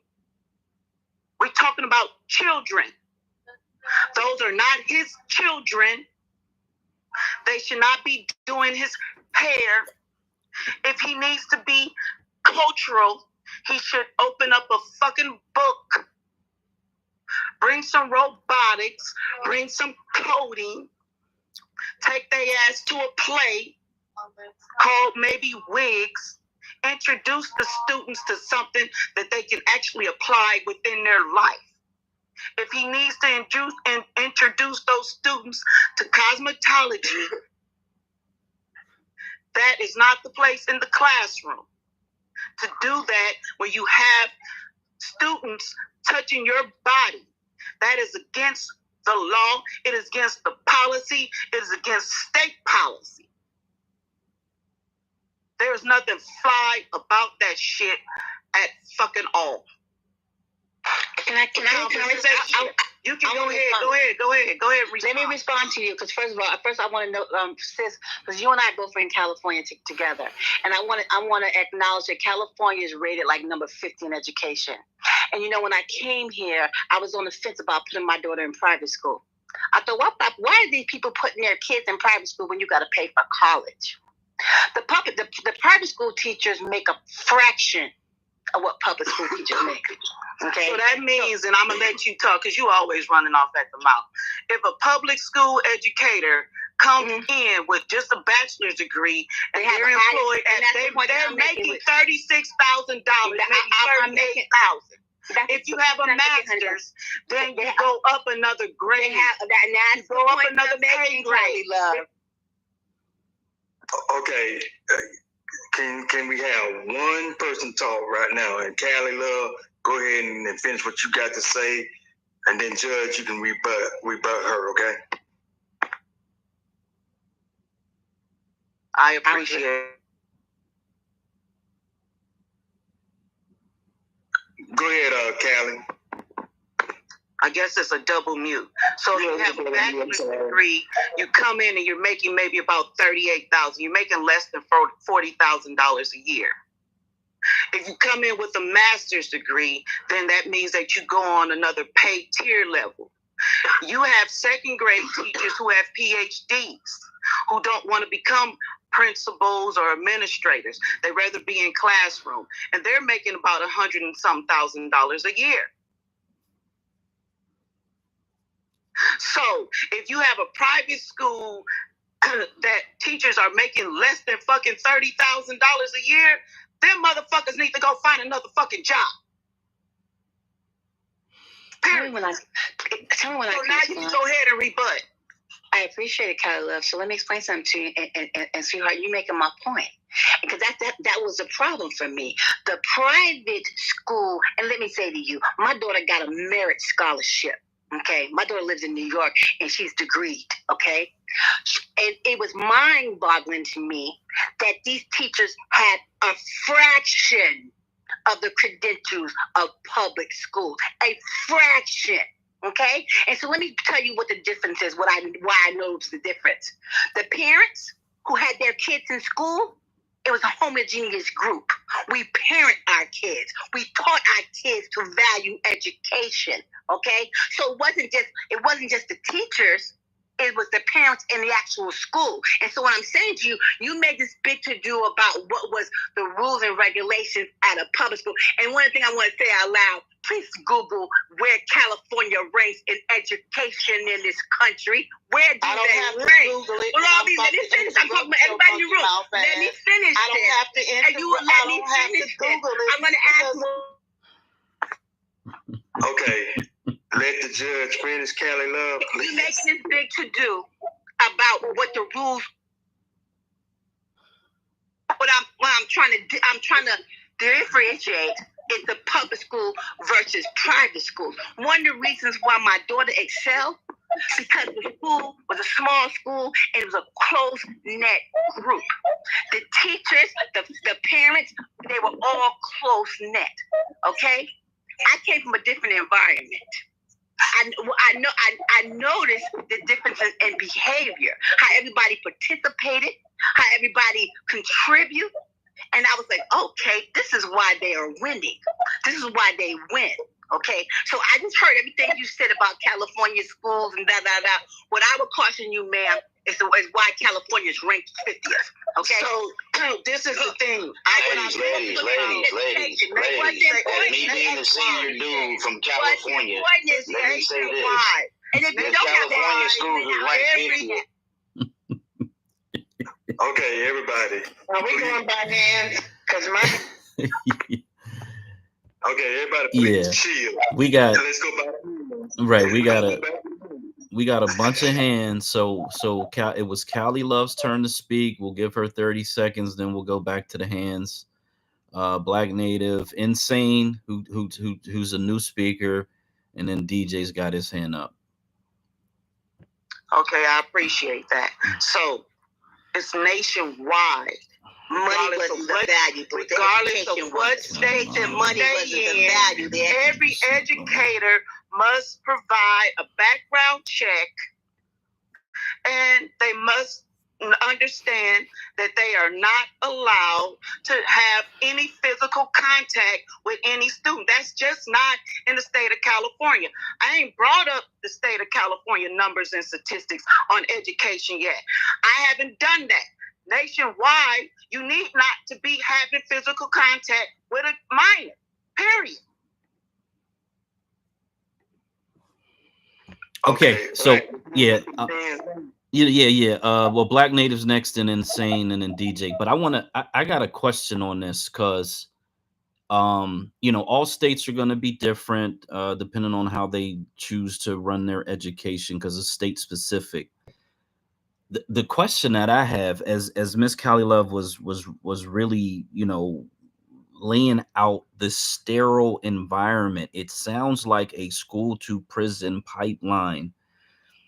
There's no humanity in it. It's just show up like a drone, like a robot, learn your education, and go get the fuck out the building. And I think that is not going to serve Black children well over time. I don't know how long it's been that way, but it sounds anti-Black American in every way I can possibly imagine. Again, I was in schools like that, and the reason that I kind of was treated that way is because I was a super minority, to be quite honest. But then the difference is, and someone talked about sports earlier. Well, in sports, you're gonna have physical interactions with your teachers and coaches. I mean, that's a part of sports, and they're usually a science teacher or some other teacher, whatever they fill in. There's these viral videos of Black male teachers that have created unique handshakes with each of their students that they were going around for a year or so ago, and then white people started copying it. But when I saw that, I was like, man, that's the type of school I would want my kid to go to. That's the type of school I wish I went to.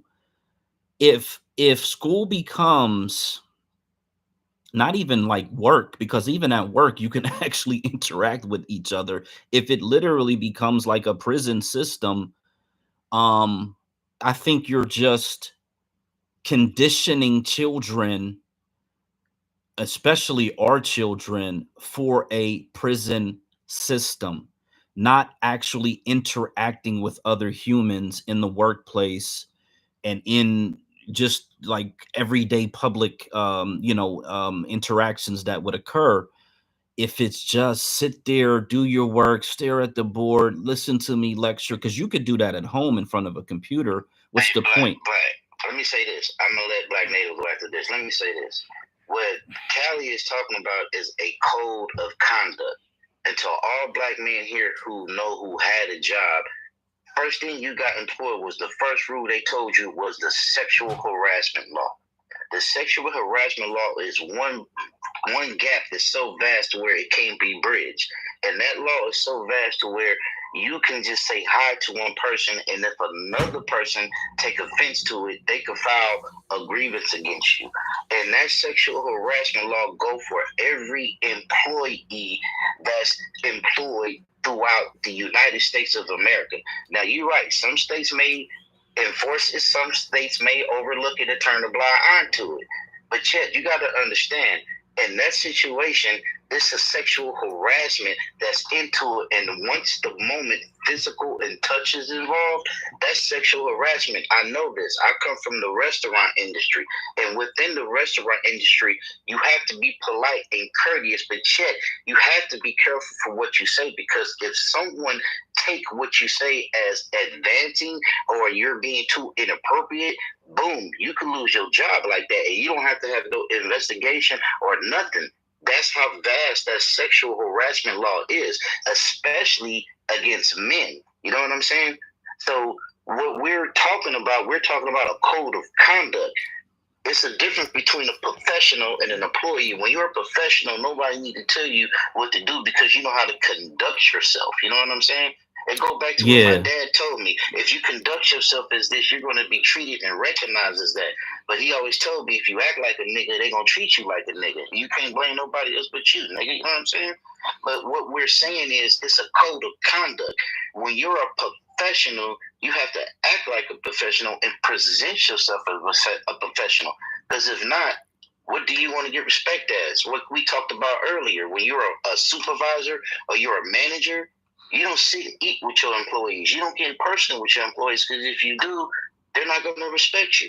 They're going to lose respect for you. Then you're going to lose that power of authority. And that's how it is with being a teacher. You know? Yeah. I want to throw a question out there, because everybody's bringing us a good point. I'm sorry, but I ain't mean to cut you off. Mm-hmm. But I just want to throw a question out there. Where does humanity come into play in the teaching field? Because I remember as a student, teachers back in the day did get close with their students. They were concerned about their students. They would even go to the parents' home or go to the home to visit the parents to make sure that the student was okay. Now that has changed. So I ask anybody in the space right now, where does humanity come into play? Because Callie Love sounds like a robot. I like Callie Love, but she coming out saying, "Hey, look, this is how it is," right? She sounds like a robot right now. So where does the humanity come into play here, Callie Love, and anybody else? Yeah, let me go real quick. And on top of that, like hold on for a second. Hold on for a second. Hold on for a second. Hold on for a people second. hug their teachers. People love their teachers. What do we got? Okay. Hey, let me go real quick. So I'm taking in everything that everybody's saying, right? And what I'm hearing is there have been bad actors in society that have done some really bad things, and it's created a society that punishes everybody because of whatever incidents may have occurred with a very small percentage of the population. I don't believe that is a way for Black Americans to move forward. I think that, and I understand the conditions we're in today and the way that things are today because of the European, Asian, Hispanic construct that we live in. And a lot of times they create these codes of conduct to target Black Americans specifically. They're not really created to target themselves or target each other. They're created so that they can target us and put us in a position where we're constantly under pressure, we're constantly under scrutiny, and they can always point back to this quote unquote code of conduct so that they can punish our children or punish us as adults in these industries. I think that, you know, I'll be very honest, I work in the trucking field. If I was under that level of scrutiny at a company, I would not work there. I don't care how much money was on the table. I would find a different employer where I could utilize my skills to earn a living. So I don't know, you know, if there's a level of complicity on our part in that we continue to work for people who want to keep us under this scrutiny. And not allow us just to simply be human beings, because I can almost guarantee you, even in states where these code of conducts are enforced, if you went to an all-white school, you would see the total opposite of whatever these codes of conducts are. If you went to all-white industries, you would see the total opposite, or all Mexican, or whatever it was. These rules are really used as a weapon against us, and I don't want to you know, live my life under extra scrutiny and extra rules, because again, it starts to feel like you're living in a prison. It's bad enough. I mean, you work every day, you pay your bills, you know, most people live in paycheck to paycheck, whatever. Got all these responsibilities. You got family members that, you know, you either help out with money or you help out in other ways. And if you just got this constant, you know, big brother or fucking demon staring over your shoulder, looking at every single thing you do, how could that be spiritually healthy, mentally healthy, and physically healthy? I just don't, I would not want to put children under that level of scrutiny. I would want to hire correctly, have cameras, you know, inside the schools to protect the children. But outside of that, I just I don't see the benefit in any of that. For an educational system, because I think the teachers do have to have a relationship with the kids. I think it's vital, especially for Black men. When I was a kid, if I had a teacher that even showed an ounce of concern. I mean, I was a scholar. I would have graduated top of the class. If I thought there was a scholarship on the other end of it, I would have went right into college coming out of school. And because I didn't believe I could go to college because I couldn't afford it, I ended up in the streets. Thankfully, didn't get convicted of anything or kill anybody, but there were certainly opportunities for that. I think that there are kids who need a more personal interaction with their teachers, and however you monitor that and however you facilitate that, I'm okay with it in the eyes of a Black majority state. But I would not want to have a robotic, sterile, dead environment of just showing up and doing your schoolwork and going home for 8 to 10 hours 5 days a week, 9 months out of the year. I just think that's a dead way to exist. So I think Black Native's next, and then if I Am Money wanted to jump in, we got Miss Righteous on the stage. So let's go Righteous, because she's a new speaker. Black Native, I Am Money. Oh, I'm sorry. Dang, Insane's over there. We got to get Insane up here. So Righteous, Insane, Black Native, I Am Money, DJ. Let me Candy Love too. She got her hand up too. Black Native can go, then I'll go. She's been holding on. Hey, shout out to the space. Shout out to Black Majority Professor and everyone else in the space. Happy Mother's Day to all the mothers in the space. I'm sorry, like she said me. I mean, if she didn't say you insane. Oh, well, I was just trying. I thought he said the order was that I spoke. No, Black Native, and then we got to get you in. Saying, yeah, okay, that's fine. Right, I'm not going to be long-winded. I just wanted to bring up an issue that happened in a white school, and this was sometime, I believe, this month, where there was videos of the students licking peanut butter off of the teacher's toes. And this was a tradition that had been going on in this school for like 10 years. So I understand Black Majority when you say they use these code of conduct specifically to punish Black teachers and Black students. I believe the only reason why it got brought to social media is because somebody actually filmed it and put it out there. So, Yeah. I don't even want to bring that up now.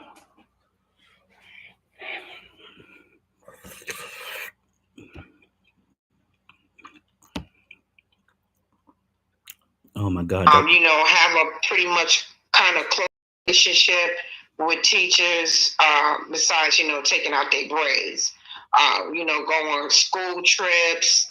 I've seen teachers do dances with the students, like they're like Black teachers, especially Black men, and they'll, dance, and the students participate, or it's a way that they slap when the students come in. They'll give each other a certain dab, like a slap. It's something cultural. So it's ways to bridge the gap with especially when it's a Black teacher dealing with Black students. That's a whole different vibe. But the braiding, taking out the braids, I think he might have went a little bit too far. I don't know whether he should have been fired. Maybe a suspension, like I said earlier, and then probation. So I just wanted to mention that white school where the teachers, the students were sucking peanut butter off the teacher's toes. Now, if that ain't some off code or out of the norm, and this was in, I believe, Oklahoma. I have the article pulled up. I was going to put it in the Jumbotron, but I think we all know the story. But I believe this was in Oklahoma. That is crazy, if I'm not mistaken. And I know they have a student code of conduct. This was March 3rd, 2024. This was in Oklahoma. A shocking video of students in the United States sucking and licking one another's toes, but it was actually the teachers So, and like I said, this has been going on for years.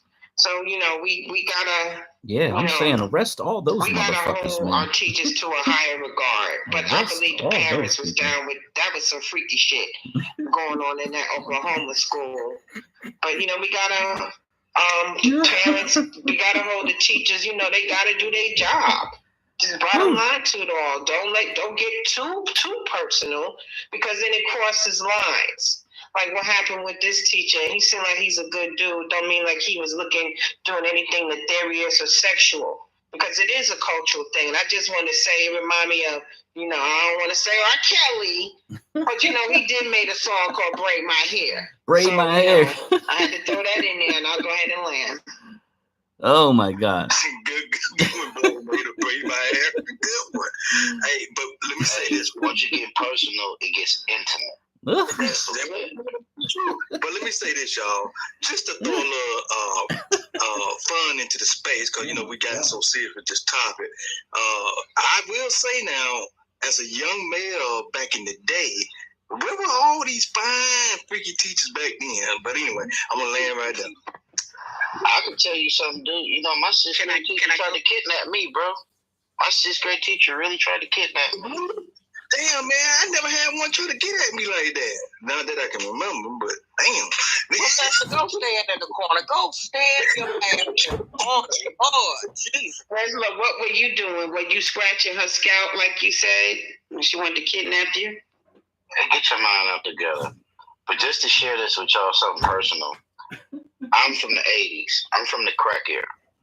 And my sixth grade teacher, Miss Branson, in 1986, we were poor.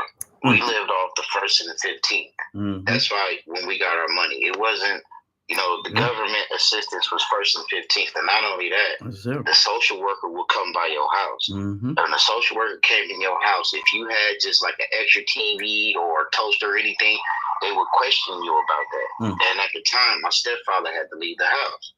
So to make a long story short, my sixth grade teacher, Miss Brunson, she called me. When we was going out to recess, everybody leaving, she called me. She said, come in. When she called me, she grabbed me and hugged me close. It was like, everything okay at home? Look at you. You dirty. Your shirt is dirty. You got holes in your shoes. And I never forgot that. Then the next week, the social worker came to my school. Wow. And they was like, we heard you're not doing good at home. And when they said, your shirt is dirty, your shoes is bad, they let me know that it was my sixth grade teacher that called them. And so they tried to get me to go with them, and I didn't. I ran away, and I told my mother, like, Mom, they tried to come get me. She was like, okay, we're going to take care of it. But what fucked up was she sent me to school the next day. When I went to school the next day, they had the police with them. Damn. So my sixth grade year, 1986, Lafayette Elementary, I got escorted out of school in handcuffs in the back of the police car, and they took me to a boys' home called Snedeker Cottage. Damn. When I was in Snedeker Cottage 2 months, Miss Branson called me and said, I spoke to the social worker and everything. They said that you can come live with me. Wow. The only thing they needed you to just for you to say it. Why don't you come live with me? Wow. And I never forget the worker, one of the boys on workers, he looked at me and he shook his head, said no. And I said no. And she got hella mad. All this stuff I did for you, everything that I went out the way for you, I tried to get you to come live with me. And he just grabbed the phone from me and he hung it up. Wow. And I never forgot that. And I'm going to keep it 100 with y'all. Talking to y'all in these spaces in 2022 helped me realizing and put together that my sixth grade teacher really tried to kidnap me. Miss Branson, a fat white woman with a shaggy haircut. I'd never forget her. And she walked around with a muumuu and white pants on. She really tried to kidnap me because she used to always call me handsome, my dimples, my curly hair, and all that shit.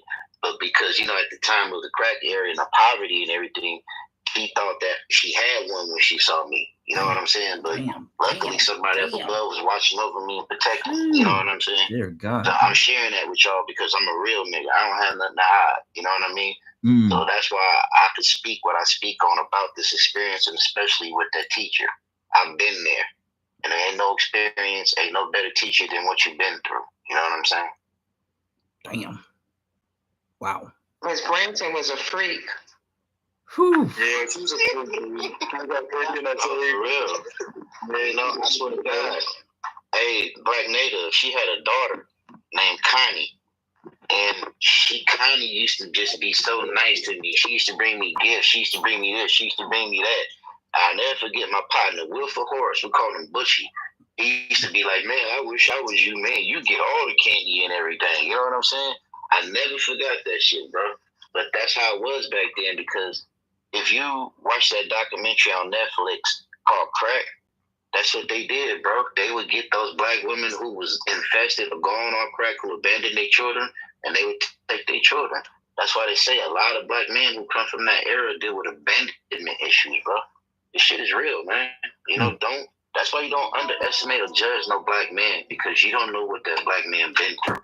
Especially the Gen X black men. We've been through hell in our lifetime. And if you don't believe it, we're going to kick our shoes off and let y'all walk a mile in our shoes and come holler at us later. You know what I'm saying? Hey, man, bro. Now, you just said it right there, because I'm one of those Gen X men. I know what you're talking about.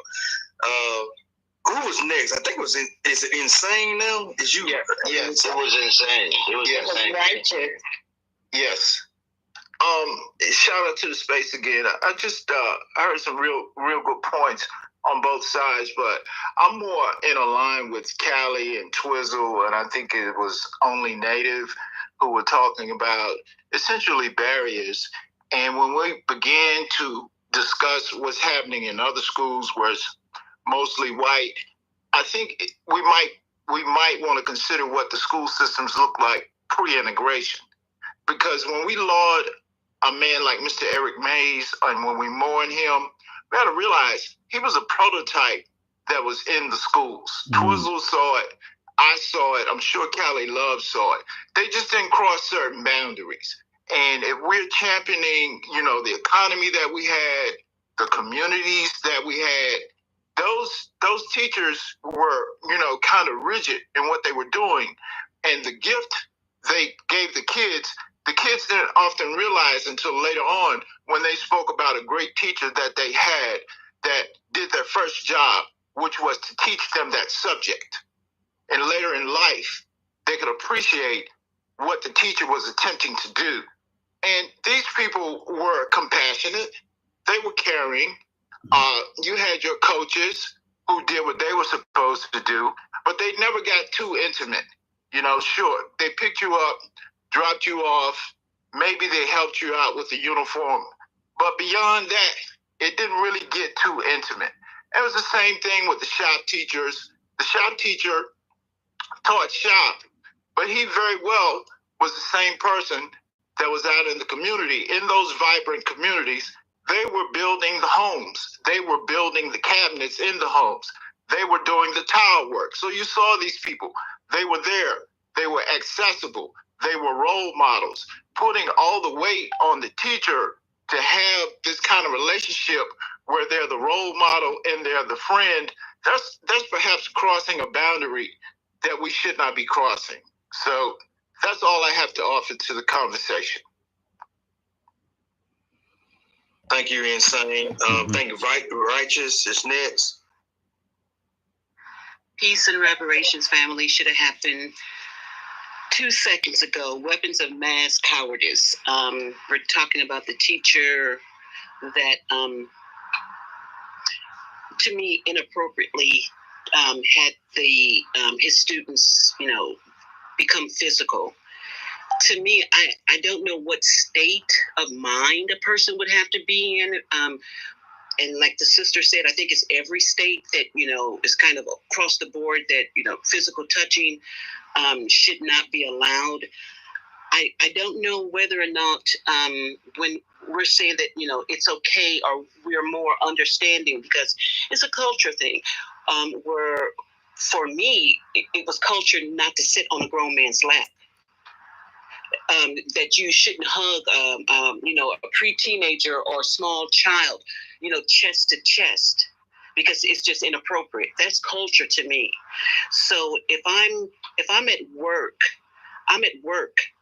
was he getting his hair unbraided on the clock? Was it to the point where one student started to do it, maybe, you know, for whatever reason, and then others decided to, you know, partake? But what if one of the girls didn't want to do it, and she didn't do it? Then they would make her feel kind of uncomfortable. So that's the reason why there's, rules, because if everybody wanted to just do what they wanted to do, then there's no control over it. They should not have been touching his hair. If he's at work, he's at work. If he wanted to do something to bring in culture, how about more of a masculine type of a situation? If he's not going to go by the curriculum, how about he shows them how to change a tire? Taking braids out of a person's hair, he could have done it himself. If you're going into work and you're leaving work dressed differently or styled differently, you really didn't get 8 hours of work in because you chose to do something else. So I don't understand why that would be okay. Look, if he felt the need to bounce it off his coworkers, maybe it was something that he should not have done.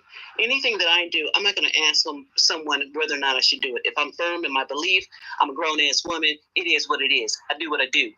So for him to have inquired whether or not this was a good idea, maybe that could have been the first flag. And then for him to go ahead and do it, sounds like, from what I'm hearing, it was, well, we'll see if you were right and I was wrong. He shouldn't be fired. He should not be fired. Written up, warning, apologize to, the students' parents, whatever. But I don't think he should be fired. And Becky, you said, when a person goes to work, how we're under duress. I mean, not specifically, but we as parents, we know we have to hold our tongue and, just okay. And we have to do that because we're getting something out of it, meaning a paycheck or whatever. Before this happened, I don't understand why we didn't bring this to the forefront besides now. I've always felt like we send our kids to school and we know that they're racist. We know that they don't have good intentions for them, but yet and still we do it. So for this to come up and then, if you can't have, some type of leadway, I don't think it's extreme to, prison to pipeline to prison for this particular situation, but you have to have control. We have to have control, and if you're working, you're working. And then the last thing, I think someone was saying how, look, it's sort of like this. If he could have his hair unbraided or braided before coming to school, he can get his hair unbraided when he leaves. It was just inappropriate. That's what groomers do. They do little bitty steps, and then it goes awry. So it should not have been done, but he shouldn't be villainized either. I fold my chair. All right. Thank you, Righteous, for coming up. And let's see, next is, I think it's Callie Love, then Deontay, and then, of course, WPI. We'll get you in there. I think it's DJ before me. He's been holding for a while. Oh, okay. Okay, well, go ahead, DJ.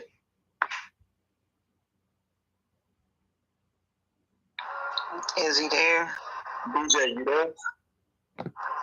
He probably busy. Okay, well, Callie Love, take us home. Okay, I hear everything everybody's saying, and I appreciate that. And Professor, to answer your question about the humanity and academia, we're not just going to say education, and academia. And in K through 12, there have been protocols put in place to minimize lawsuits against school board, school district, state board of education, and teachers, and even teacher unions. So there are two fools that I see here. World, if this guy is in the state of Mississippi, so fucked up. See, if he's a union member and he's paying union dues, then he needs to go back to his union rep and have a conversation because he was terminated rather quickly. Mm-hmm. Second of all, again, you still have to follow the policies. That's just how it is. It's just to keep students safe. It's also to cover your own ass. I know many educators that's been educators for 10 years or more. They wouldn't dare. because they have mortgages to pay, families to feed, and they're not going to jeopardize their job for a child. If he had an event, he should have took his ass to a salon and paid somebody and let them do that work, and then be in a comfortable environment with adults, his own peers, and then have that done. He can get his hair shampooed, conditioned, a hot oil treatment, and then rebraid it. And then he could have went on to his event like he should have. Now, there are educators who care enough about their students that this is what they would do. Not only do they advocate for their students, but they write grants. And when they write grants, they make sure that their students, not just that one particular student, but the students for generations to come, because they're not going to just be that teacher just for that moment. If they planning on being educators, that means that they're going to retire as an educator. That means that they're planning on putting in 20 years or more. So if you're planning on putting 20 years or more into the field of education and make sure that you touch children's lives, then that means that you're going to do what's responsible. And you're going to make sure that those children are not only educated, but fed. And you're going to drop seeds in those children that those children can take and make a successful life for themselves and for their future generations as well. Educators have a role. They're not just educating at that moment. They're educating for a lifetime. And they're not just educating that particular generation. They're educating other generations for lifetimes. Mm-hmm. I have kids in LAUSD, they're having issues with attendance. So in order to get students to come to school, they incentivize. How about not? Let's offer field trips. I just picked up my kid. His school took them fishing. The last week before that, they went to Catalina Island. The day before that, Friday, they went to the Catalina Island. They went to the mini golf course. There are budgets. And so that particular teacher who is the attendance counselor, what she understands is that within that budget that is allotted to that from the school district to that school, how much of that money can we use to take students on field trips and then pay for them so that parents don't have to come out of their pocket for anything? See, that's a caring teacher. That's a caring educator. Mm-hmm. That's a caring student-centered environment. In addition, that my middle school kid, see one of his teachers, she also cares about those student futures, not just my child, but every child that she comes across. So what she did, she made a collaboration with Cal State Dominguez in order to form a robotics club on that school campus. See, that's a caring teacher. Okay. Yeah. Do you understand what I'm saying? So that's where the humanity comes in. We have Adidas, we have Nike, we have Puma. They donate shoes to our students. Kelly Love, let me ask you this question. Made sure that happened. Let me ask you this question, Kelly Love, because you're making very good points. But here's the thing that I've been seeing, and I know you've been seeing this too in the media. All these teachers, and they just did an article. I'm gonna find the article and I'm gonna put it in the Jumbotron. But they just did an article here recently about all the teachers that have gotten caught with male students sleeping up, and most of them are white female. They got one black female. I saw the pictures. One black female, but all of them were white females. Okay, Professor, do you hear what I just said? You heard what I just explained? That was going on in 1986, bro. Yeah. You speaking, that's been going on for damn near 30 plus years, bro. You know what I'm saying?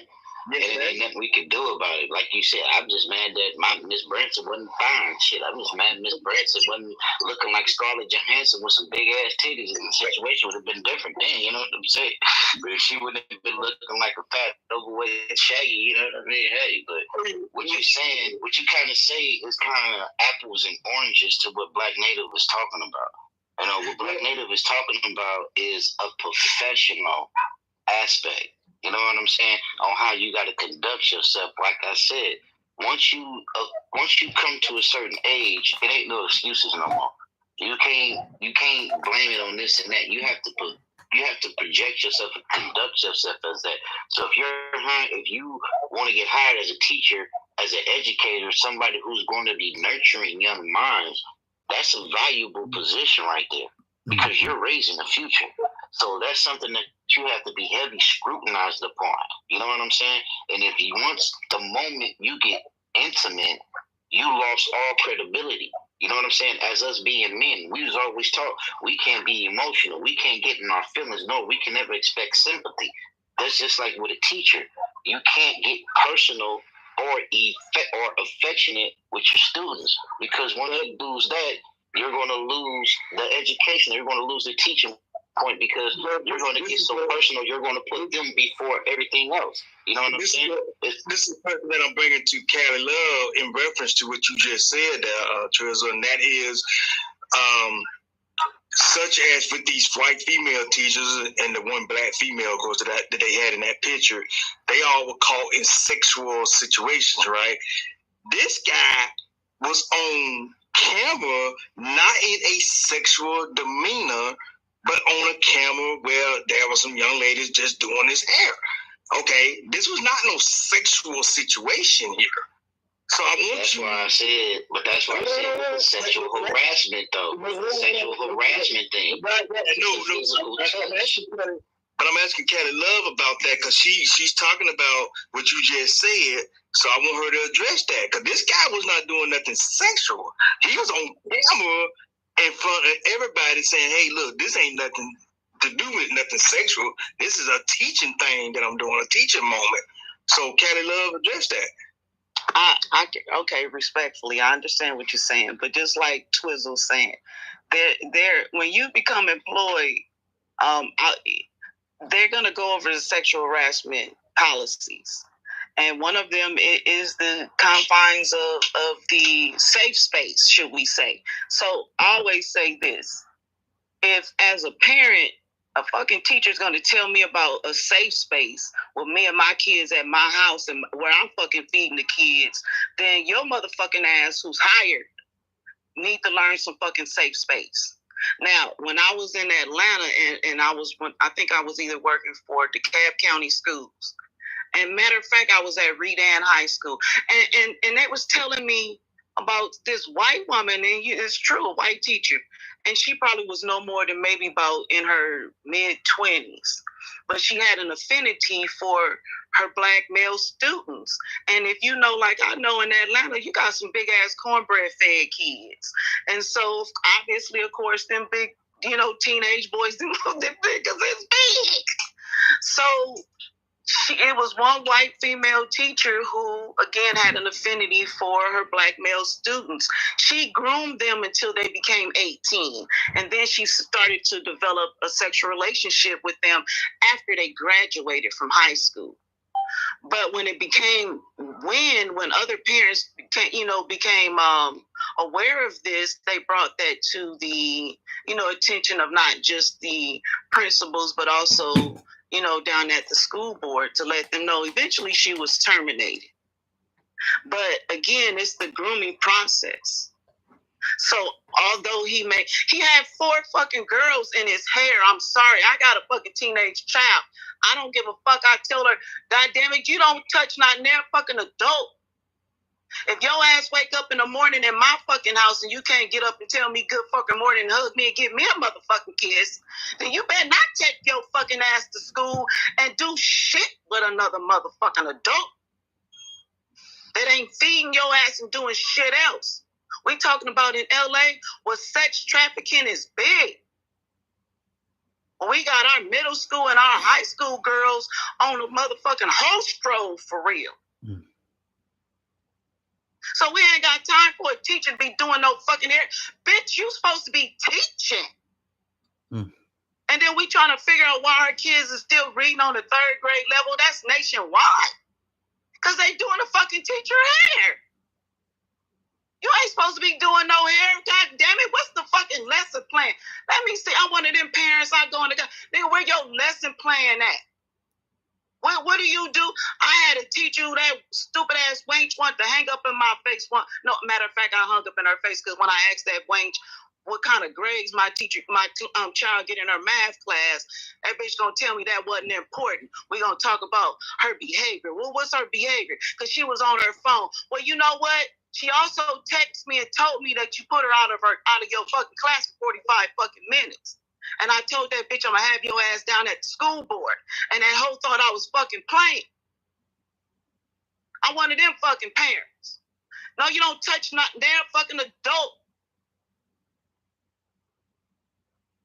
And not an adult should be asking your ass. And that goes for motherfucking uncles, cousins. I don't give a fuck. As long as you got an open motherfucking vagina, I'm one of them fucking parents. You got to open. I tell my kid right now, God damn it, anytime your motherfucking pussy get wet, and you a fucking teenager, and you in close proximity to a whole school of pedophiles, because they just do a criminal background check. They don't do no psychological battery test to determine whether or not they some fucking sexual predators until they fucking get caught. Go take your ass. You get paid. Go take your ass to a beauty salon and go get your hair done. White teachers do it. I don't condone it from nobody. And if your ass ain't teaching academics, then we about to have a whole fucking problem. For real. Kelly, can I my tax money? Kelly, can I ask you a question to follow up on that? I'm from California. I'm from California too, and when Professor asks us, it's a teachable moment. We already know how to take care of braids. What was he teaching? What was the teachable moment? I don't know. Exactly. It wasn't no damn teachable moment, Professor. And then how a man gonna teach another female how to take down some braids? What the fuck? I got my daughter. One of her classmates did her hair. But not only that, as a father, how would you feel if you walk in to pick up your daughter? But how would you feel if you walk in to pick up your daughter and your daughter is in another man's head? Yeah, but what was he teaching? What was the teachable moment? That's what I'm trying to ask. What was the teachable moment? Look, y'all. There's no teachable moment. He should have had his woman and his girl take out his braids. The same bitch that put him in there should have took him out when he got home. That part right there, they could have smoked the blunt and drunk some Hennessy and then fucked afterwards. Hey, look, y'all. Here's the thing. I love you, Callie. Hey, y'all. In that fucking order. Here's my thing. I don't think he should have done it, but at the same time, this brother at least went ahead of time and asked people about it. He wasn't trying to do anything behind closed doors. He wasn't trying to be sneaky. He knew he was wrong. He knew he was wrong. That's why he had to get a second opinion. Why does a man have to? If he wasn't wrong, yes. If he wasn't wrong, he wouldn't have had to get a second thought. He knew he was wrong. His conscience got to him. That's why he was feeling that guilt. I'm sorry, but where's his woman at and his wife that braided his hair? The same chick that put and if you listen to him, he don't have no woman. Hey, if you listen to him, sound like he don't have no woman. If you ask me. Well, whoever braided his hair should have took them braids out. Hey, look, y'all. Here's the thing. These white women that have gotten caught, most of them have not gotten fired, but they were put on leave. Probably without paying. You can't compare the two, Professor. This is apples and oranges. It's apples and oranges, Professor. No, you can't, because white women. We got to be fair about that. Go ahead. Go to the hands. Go to the hands. It's a hypocrisy. You can't compare the two. We already know how the system works with black and white. Well, what do you mean we can't compare the two? What are you talking about? It's hypocrisy. That's what I'm talking about. That's the hypocrisy, right? So isn't there hypocrisy in the system? It's a difference between having sex. There's a difference between a white woman having sex with a young boy than a black man having women playing his hair or be I should say intimate with him, touching him and stuff like that. It's two different. They weren't women, they were children. Let's get that straight. Yes. It's children, yes. Okay, y'all still ain't catching my point. The women were not fired right away. I'm trying to get y'all to understand where I'm coming from. Due process has been given to the women, whereas due process has not been given to him. Now maybe y'all can understand. Don't say women. I understand, but did they exercise his due process? I mean, if you apply for unemployment, hey, Professor, I hate to say this, but your argument is it's apples and oranges. You know what I mean? It's not gonna happen. It's apples and oranges, bro. I hate to say it is, bro. Because you can't compare white women. You can't compare white women having sex with young black boys in the South. I mean, and child predators. That's predators right there. Hold on, bro. You tell me that you agree with white women getting on black men or something, black brothers? I don't agree with it. I don't agree with it. Well, let's go to the hands. Okay. Who's next? DJ? Go ahead, DJ. I'm sorry. You talking about me, Deontay, or is there somebody else on the stage? Deontay's been waiting. All right, let somebody else go. Okay, hey, Black, I'm back. I'll speak real quick. I'll be back. Okay, hey, Black, I'm back. I was experiencing a blackout for about 30 minutes. So the electricity is back on, the Wi-Fi is back on, so everything's okay. Okay, is it like a storm or volcanoes or what? No, they said we're supposed to have some type of solar storm. They said we're supposed to have some type of solar storm that's hitting you all over here on the East Coast of the Midwest. No, I'm in Southeast Asia. It happens here maybe 3 times a week. Damn. But this been the longest. This electricity was out for about 35 minutes. Hey, Black Homeland, not to even switch the subject. I'll hit you in the background and tell you how to fix it. Go ahead, man. All right. Okay, we got to order. Let's go. Deontay, Miss Trouble, Miss Sassy, and then Art. Yeah. I mean, it's been a crazy topic, man. Me and my wife actually discussed it. She was actually pretty upset. She felt like a lot of it was sexualized more than what it should have been, you know. And I kind of like looked at it, you know, a little bit from that lens as well. It's like, you know, it was a young, attractive black male with a lot of young teenage girls. Most knee-jerk reaction was that, oh yeah, he grooming them. They like him, you know, and it was like I'm surprised that like it's like the instant assumption that there's grooming, he's a predator, he's trying to take advantage of little girls. There was like no, sad, bro. You know, no kind of like, hey, this was just a black male teaching girls and letting them, you know, learn about taking down hair, because they probably asked him 1,100 times. So he just took it as a situation to connect with them and them to connect with each other during a demonstration in a class. And I get that everybody probably is not looking at it like that. And I get and understand where everybody's coming from and saying, well, you know, maybe in this situation, there should be a double standard, that it should be okay for, you know, females teachers to do something like that as far as connecting with their students, but not okay for a male teacher to do that. And I'm okay with that, because I know that in life, double standards exist. So I'm okay with that. So my thing is like, you know, if that is the case, the situation, then just say that, hey, y'all, this is a double standard. It's just not a good look for a black male teacher to do this with young black female students, and leave it at there. Like to add all the tidbits about, you know, him being a predator, add to everything else, you know, all of that projection. To me, I was like, man, you know, that's a very toxic way to look at black males, versus just saying, you know, here's a double standard. It just doesn't look good for most of us, and we're gonna leave it at that. Like, we don't have to put no jacket on that brother. We don't have to do all these other things that, you know, that has happened, and justify that and make that okay and acceptable for black men to be demeaned, even when I don't know if it's true, but you know, they're saying that he actually talked with the parents beforehand about it.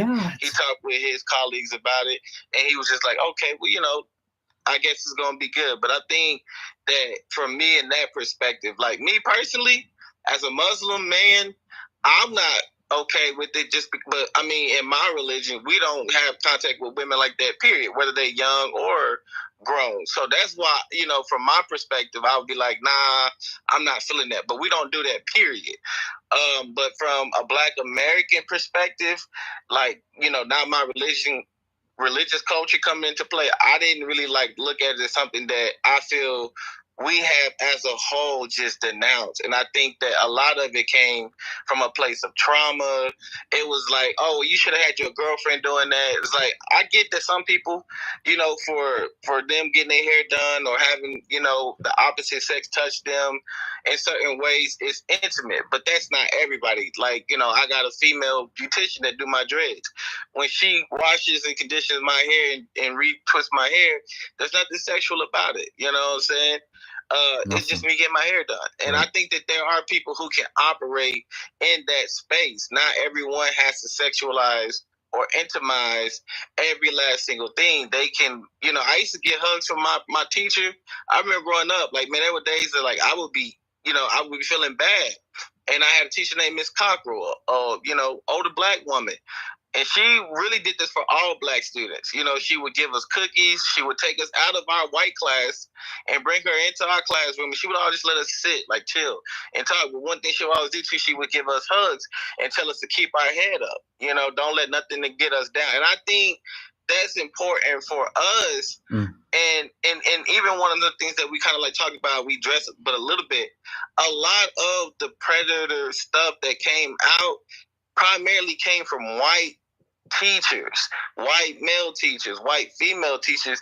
It is not something that you're seeing rampantly coming from our community with our children. We really do have greater ability to exercise bounds and restraints, even as we give hugs or we give a handshake or we give a half hug, whatever else. I think that's also important for us to understand in that context, and just be mindful that our kids are human beings going to school every day and being in that place 8 hours a day.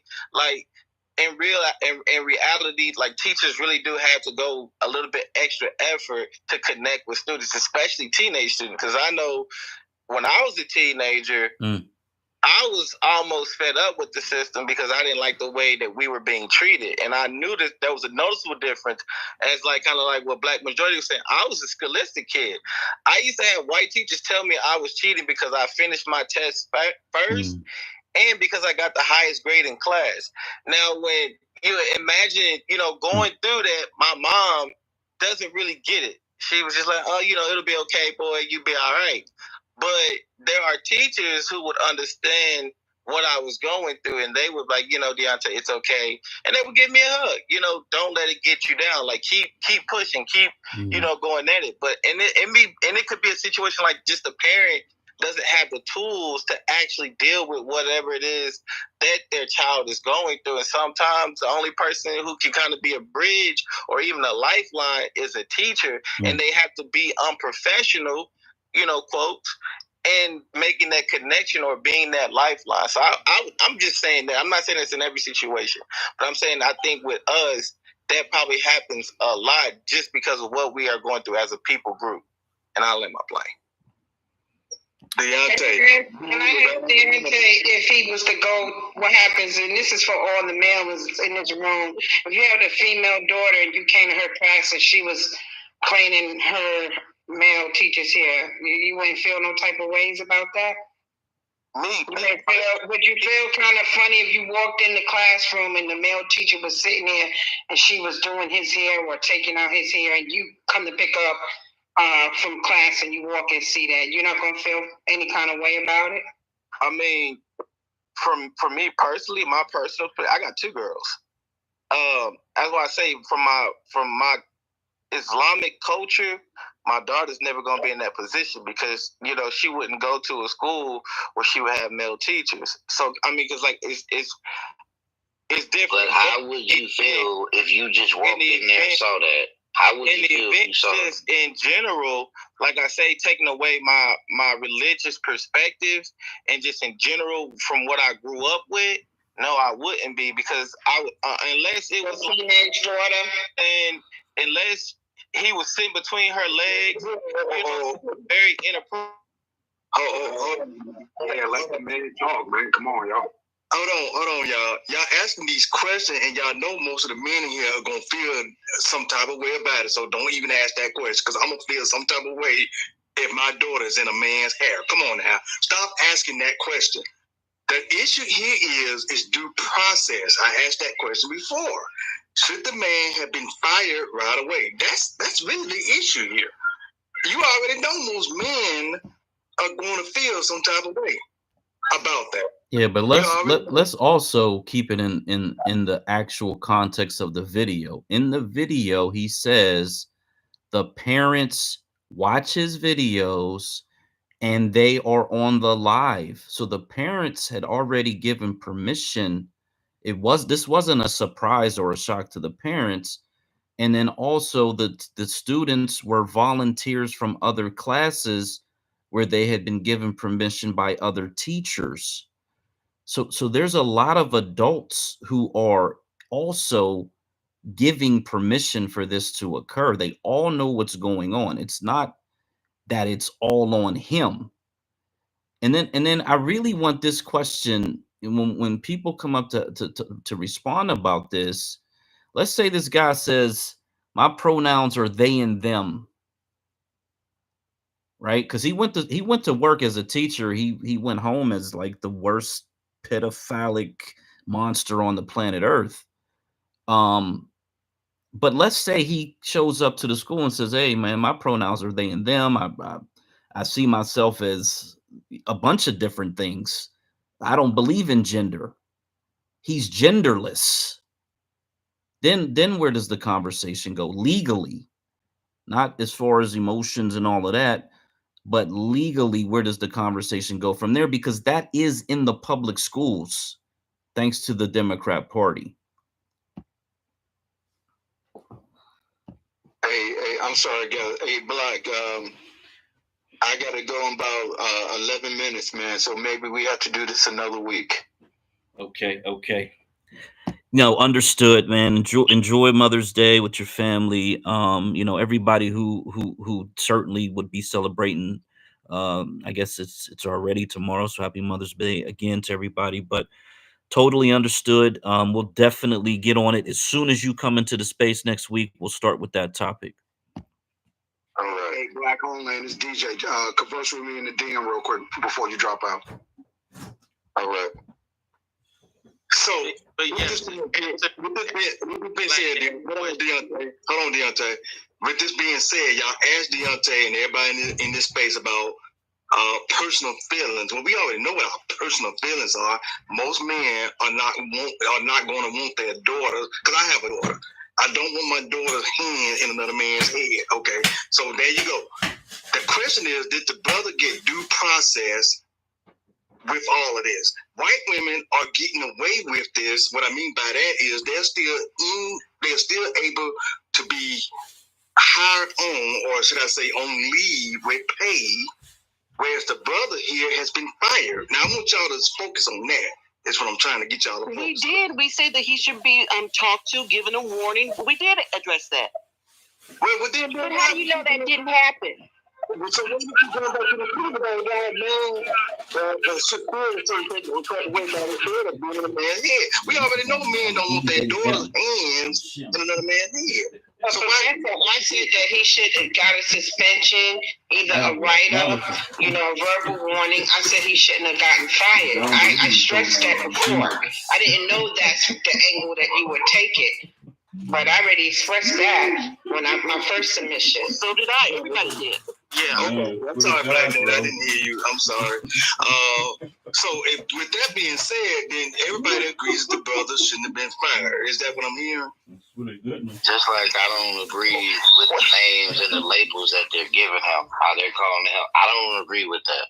My only thing was I just say that it was unprofessional and it was inappropriate, and that was my stance right there. I don't agree with the labels. He's grooming them. I don't agree with that. I don't agree that he's a predator, or I don't agree with any of them mislabeled. I just agree that I just state that I'm just standing on the fact that he just made a bad mistake. He miscalculated. And, that's one thing about life and being young. Sometimes you make bad decisions that you have to learn from. And that's what he's going through right now, and that's where I stand about it. Okay, so who was after Dante? Somebody and then me. Who was after Dante? So I can just say my point. Me. All right, go ahead, y'all. So I pretty much agree with everything Deontay said. The brother was on point. I could damn nearly land my plane on that. There's been a lot of comments inside of the space tonight, and very good comments. And some of the comments, I've kind of changed my perspective a little bit, because I respect everybody's opinion on it. But some of y'all comments kind of got me looking at y'all a little bit side-eye, because the whole putting a label on the brother and trying to make it seem like it was some type of, sexual thing, to me, that's just straight up janky. And we got to look at our mindset when talking about things like that, because I don't think that was the case at all. We could say, okay, it was unprofessional when you were in school. You shouldn't be doing A, B, and C. But to the context of the video, going back to that once again, the brother had stated that he had the permission of the parents who were watching the live. That's what he said. So being that the parents had given their permission, these are not my children, these are their children. They got a role. They gave their permission. Right. So I would have to say that that's when it's he was over. What it was that he was doing, he had the ability to do it based on that. Based on the fact that other teachers, some of the girls came from the other teachers' classroom, they gave their permission as well. That's it. That's what I'm saying. So if anybody should have been reprimanded, it should have been a round table of people who was reprimanded, other teachers included, not just this brother. Yeah. I'm not going to put the jacket of him, but I know that we're in an era where sexual lawsuits, sexual harassment, these things are prevalent. They have reared their ugly heads. Impropriety is something that we must take into consideration, because these things are starting to happen. The grooming aspect, people groom your children in different ways. Starting, and it just doesn't say, okay, well, I'm going to groom you this year here, and then, so I could do something to you this year. No, like someone stated earlier, sometimes your child is being groomed by a particular adult for years before they implement whatever insidious thing that they got going on, so all of that should be taken in consideration. But the first and foremost thing was that the parents gave their permission, and other teachers gave their permission as well. So I think that should be taken into consideration. And God, I just lost my train of thought. It was something else that I was getting ready to say about that. Damn. But Trouble, how do you get fired then, babe? How do you get fired? I don't know how he got fired. Who reported it? That must have came from the school system, something that the school system decided to do. Because somebody's thing is kind of sassy, baby. Could you mute your mic, because there's some reverb in the background? Thank you. So maybe it was something that was handed down from the school system. They do what they do. Now, I know it's also been stated that we're in an era where you're not supposed to touch teachers, but again, I agree with Black Majority State on that, because there's a human aspect of it. I grew up in predominantly white schools up until my last year or two in high school. There was no touch from other teachers. I had one Black teacher in home ec and junior high that would give me hugs that made me feel like I was worthy of a hug, because I've always watched white students getting hugs from the teachers, but I never received a hug. I got stares, I got reprimanded, I got told to, buddy up. Sticks and stones, as they called me, niggers and grease monkeys, and made ape sounds at me. If I cried, there was no hugs given to me to let me know that it was okay. But if I smashed one of them white critters in their face, then they would get the hugs and the love, and I would get reprimanded, because, oh no, sticks and stones may hurt your, may hurt your feelings, your bones and whatever. But I didn't experience that. It took me a long time. Human touch, being able to have a teacher that you can connect to is different. Now, as a mother, it depends on my daughter. I'm gonna be 100% real with you. When you ask the question, okay, well, how would you feel if you walked in a classroom and your daughter was sitting there braiding a teacher's hair? It depends on my daughter. Is my daughter hot in the ass? Do my daughter, have a thing for older males? Is my daughter an innocent little girl who likes to braid hair and is doing it? It really kind of depends on her, and it depends on the teacher as well. If it would have been just my daughter, I may have had a problem with that. But being that it was about 4 or 5 other young ladies and all of them was doing the hair and looking in the camera and I don't know, are we looking at the fact that the young ladies who were doing his hair had on makeup and they were kind of cute? They were looking at the camera. They were doing his hair because they were focused on the camera. They were focused on doing his hair, but they were focused on being seen in the camera too. I don't think that there was anything necessarily wrong with that, but it was the setting. It's the optics, and the brother got to take into consideration the optics of how things look. But he did have the parents' permission. We just got to move a little bit more careful. Brother got to move a little bit careful.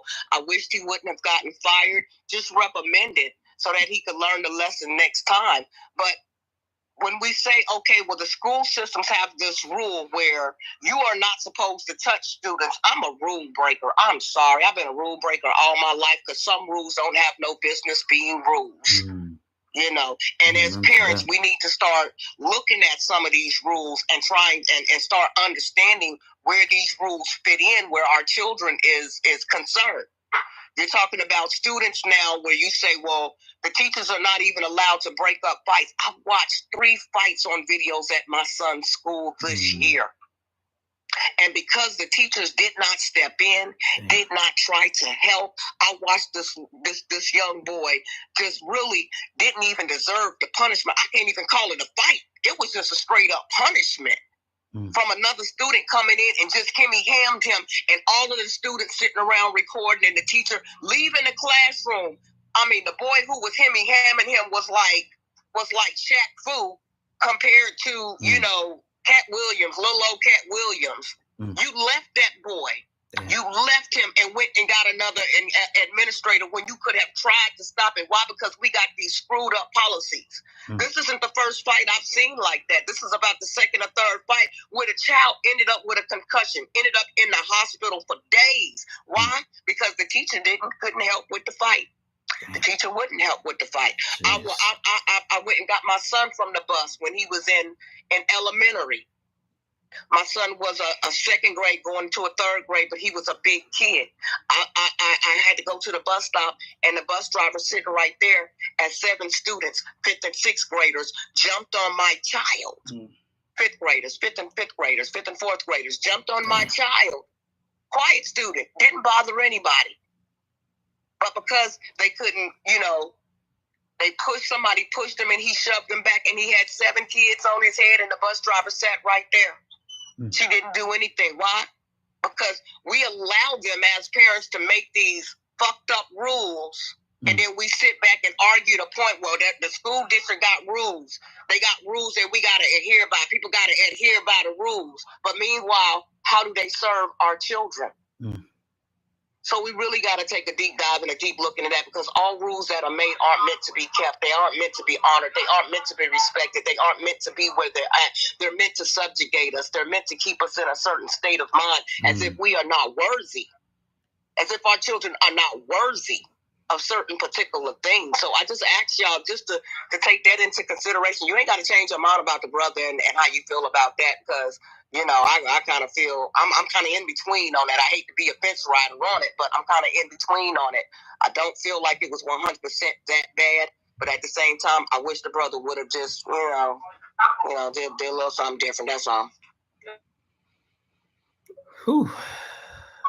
Okay. Good evening. Oh, is it my turn? Let's see. So let's get the new speakers. Let's go Miss Sassy, Miss G, and then we'll circle back around to Insane, Miss Callie, and then Deontay. I don't know who has their mic open, but if you could please close it, and then so you got it, Miss Sassy. Yes, good evening. Yeah, this is a long-standing, topic, subject at which we're connecting it to other situations and ills and problems that are perhaps not appropriate in the school system. In the school system, the board of education, the school board does the firing. So I don't think we have all the details, or either something is wrong here, because if he's saying he's had the parent's permission, something is obviously wrong. And we do have more questions as to why he was dismissed from his job. If that's the reason, we don't know if there were other things that could have contributed to his dismissal.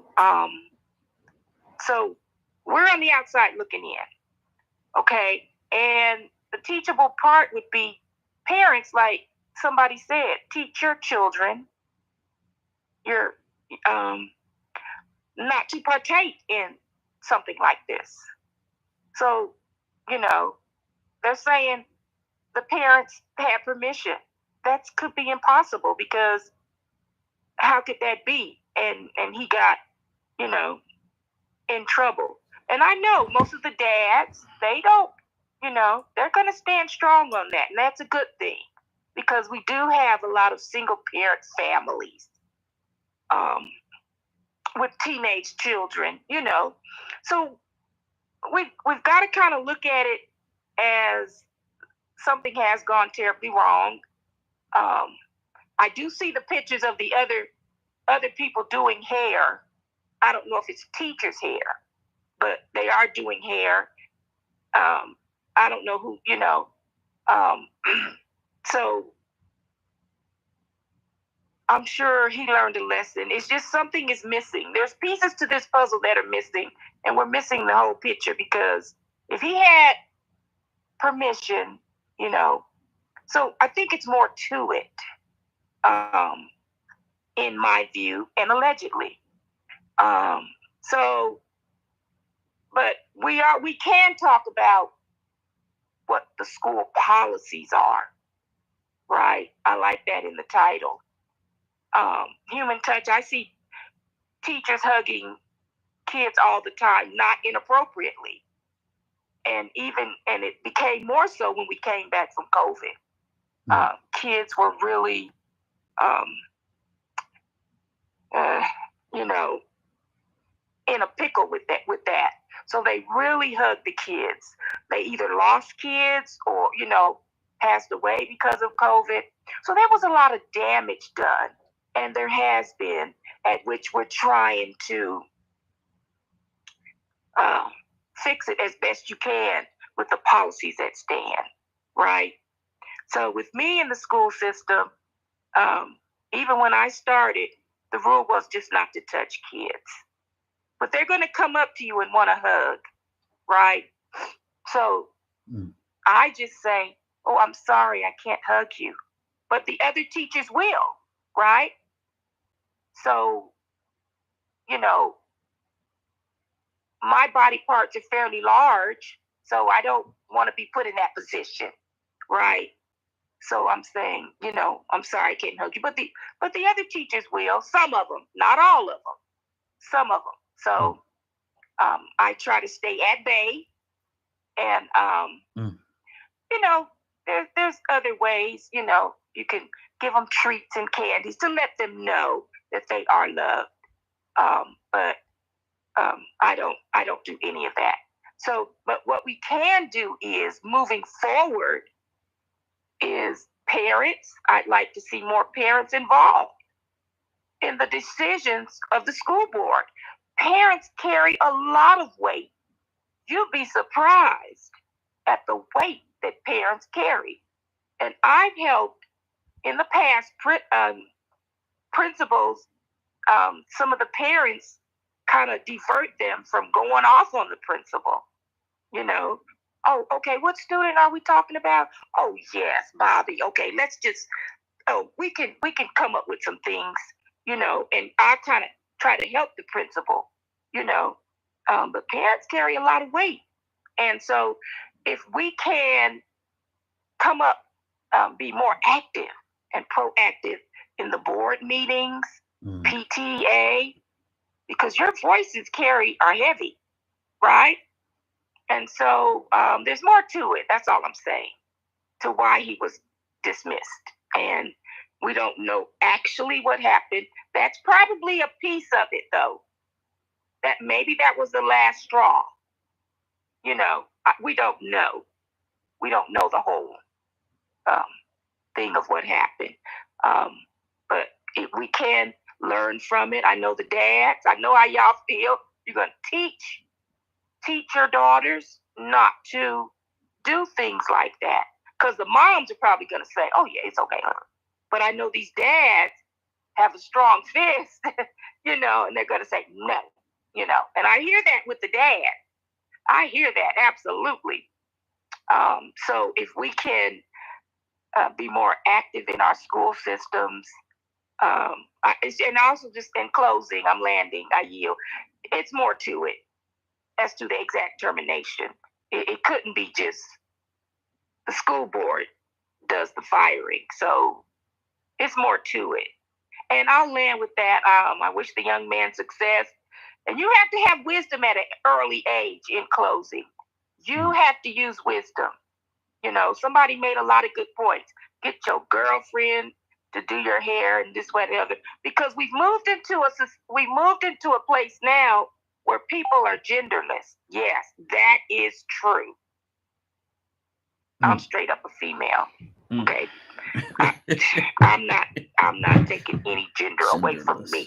Yeah. I am a female. And I stand on that. So, and I'll land with that. I don't want to be too repetitive. And I appreciate y'all, even talking about it.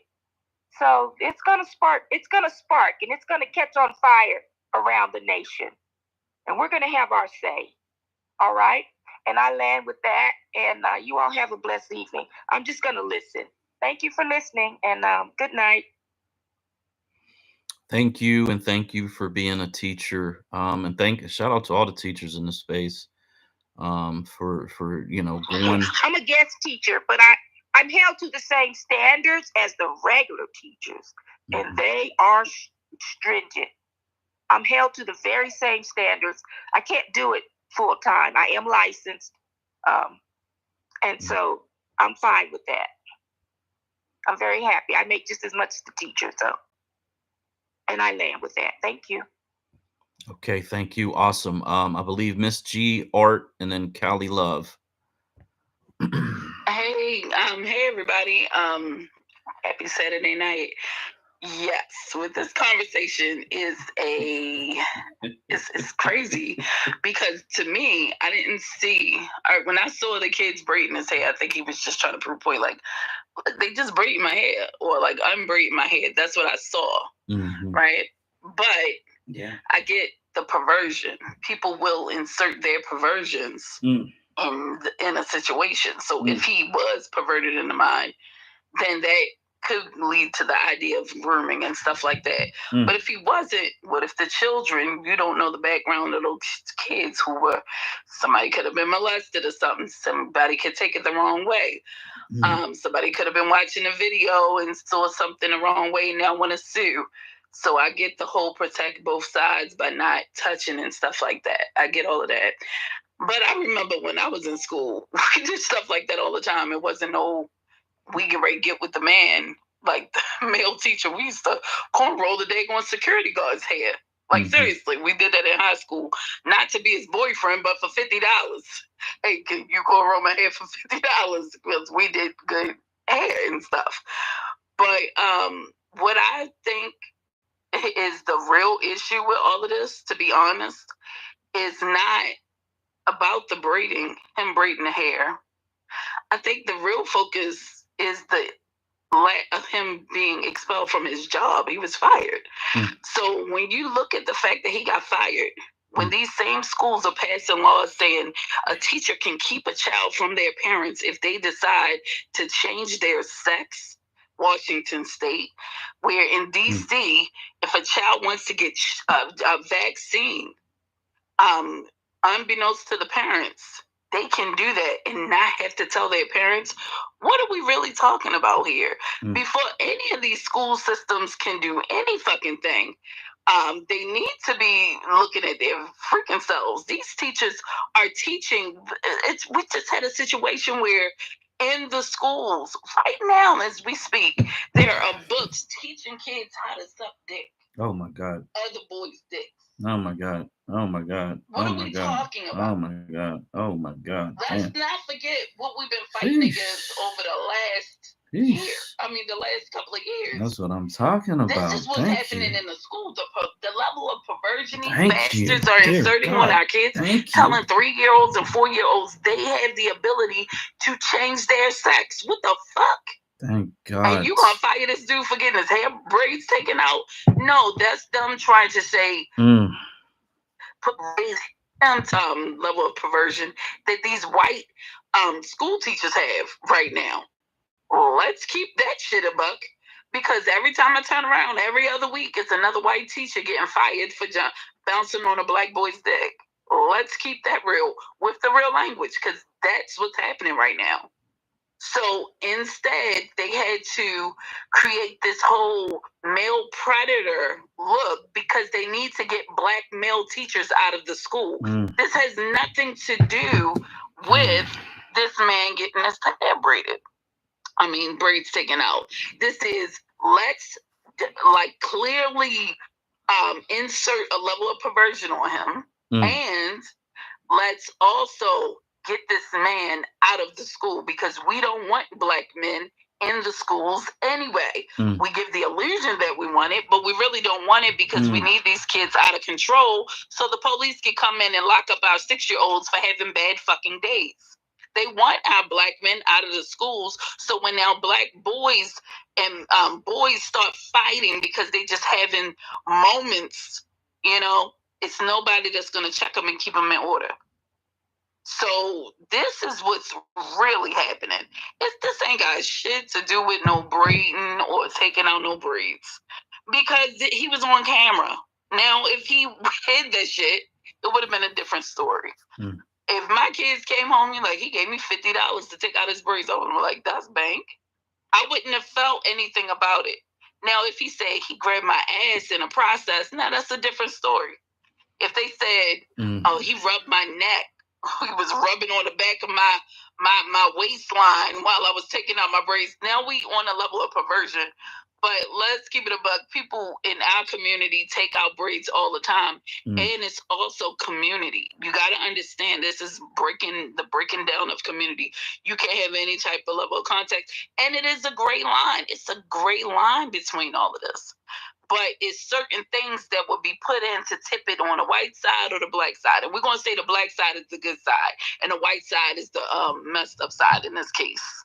Like in all cases, I like to flip that shit. Black is good, the white is wrong. So, really, when you look at the white side of things, if he was grabbing their ass, yeah, that's a white-ish, that's a white problem. That's a bad thing. But if they getting his fucking hair taken out, hey, let me slide you $10. I got a hair appointment at 10 o'clock. How many people want to make $50 real quick? I can see him doing that in the class real quick, because that's our culture. So we got other people inserting their perversion into our culture. And it also kills a couple of birds at one stone. The one bird gets killed, getting black men out of school as educators and administrators. And the second thing to get killed is scaring any other teachers from having any type of relationships with the kids in a positive way. Because it could have been a whole nother thing, like the white chicks with their mouths full of our kids' dicks. So that's the problem. And I think we need to announce that, not just announce it. Let's go to that school policy and see what they're doing when it comes to the perversion that they're allowing in the libraries. Let's go to that school's policy and see when it comes to the perversion, when it comes to, hey, my child is saying they want to change their sex, but the parent doesn't want to. What's the school policy? Is the school saying, hey, the teacher can keep that child at home from their parent because they got laws made saying that that's okay? Hey, what's the law saying about the vaccines? Y'all being able to administer poisons into our kids because they're asking for it, but the parent don't want to give it to them. Is that another law that you got at your school? We need to examine that whole entire school policy and break that shit down. And then you'll find the answers that you really need. And that guy got a whole backing, especially if they have stuff like that in their policy. And all he did was get his hair braided. And if they're saying, hey, well, that's different because they actually touched him. No, they touched his hair. All right, that's cool. They touched his hair. You can get a write-up for something like that because there wasn't any perversion involved, allegedly, from what we see. I don't believe it's any more to that. I think the more to it is, great, we finally got a nigga that we can appoint as a pervert and this male teacher, so that going forward, everybody is going to be sitting here thinking, oh, black male teacher pervert, this, that, and the other. That's where this is going. And I don't see it nothing different. That's just it. So I'll end with that. And thanks for letting me speak, guys. Miss G, you hit it right on the nail, and that has been my point the entire time. When I saw those posts, those comments that was under that post of how people were slamming the brother, and it was a lot of it was our own people. See, we have to stop doing that. That's a version of their own perversions. That's what I was talking about. Yeah. In their own perverted minds, thinking what they would do. That's what that is. Right. And we got to start doing that because, y'all, it's like I'm going to go back to what I've been saying. White people do not do it to their people. Even with these white female teachers that are being caught, and there's a bunch of them here in Alabama, where I'm at right now, a bunch of white female teachers that have been caught. These white folks ain't saying nothing about those teachers. I'm telling you, black folks, get out of this mindset of this whole thing where we got to be the moral people. Okay, this whole moral high ground type stuff. Forget it. Throw it out the window. It's gone. Hey, black Americans, we don't need to do that anymore. Yeah, let me say this too, and thanks, Mr. Zell, for everything you said. Why would you not want heterosexual black men in the schools? When I thought about the churches, you know, I have a whole different thing on that. And again, I think this is an institutional situation. But I gotta believe, because this genderlessness that they want to promote, and often I watch videos where children who have been essentially indoctrinated and brainwashed into changing their gender. This has happened to a lot of white boys, especially in these schools. I gotta assume that the moral compass that black men have would find that to be a problem if they were in a school. And as someone said earlier, they're in these schools for decades, they're teaching multiple generations. If they start to see a pattern of this happening to young black boys, they would likely be the first ones to say something about it and to possibly get the parents involved. And they may be the opposition, they may be the block to something like that occurring. And because you know, you start to think, well, why would you want to get rid of a strong black man out of the schools? And it clears the way for them to do essentially whatever they want to do to young black boys and young black girls, to be quite honest, because women are having the same issue. Young girls are having the same issue where they're trying to get them to think of themselves as boys or as genderless whatevers. And so I think that's likely the reason behind it. And there are so much more important things, but I try to attach this situation to the lack of black male teachers, of course, and then to these other like very demonic, satanic issues that the schools are promoting in these public schools to our children. And this is a part of the policy, is to get this transhumanism, transgenderism, fully accelerated within the schools, because they know if they can get them young, they can convert them over to that side. And a lot of these kids who come out and speak against it after they've gone through it, they are permanently damaged, physically, mentally, emotionally, spiritually harmed for life. These schools are getting to be very, very dangerous. So I believe Art is next. We'll swing back to Insane, Deontay, Miss Callie Love. There are a couple people requesting to come up. If anybody would like to drop down so I can bring a couple people up. Thank you. Appreciate it. I'll go down too. All right. Okay, you got it, Art.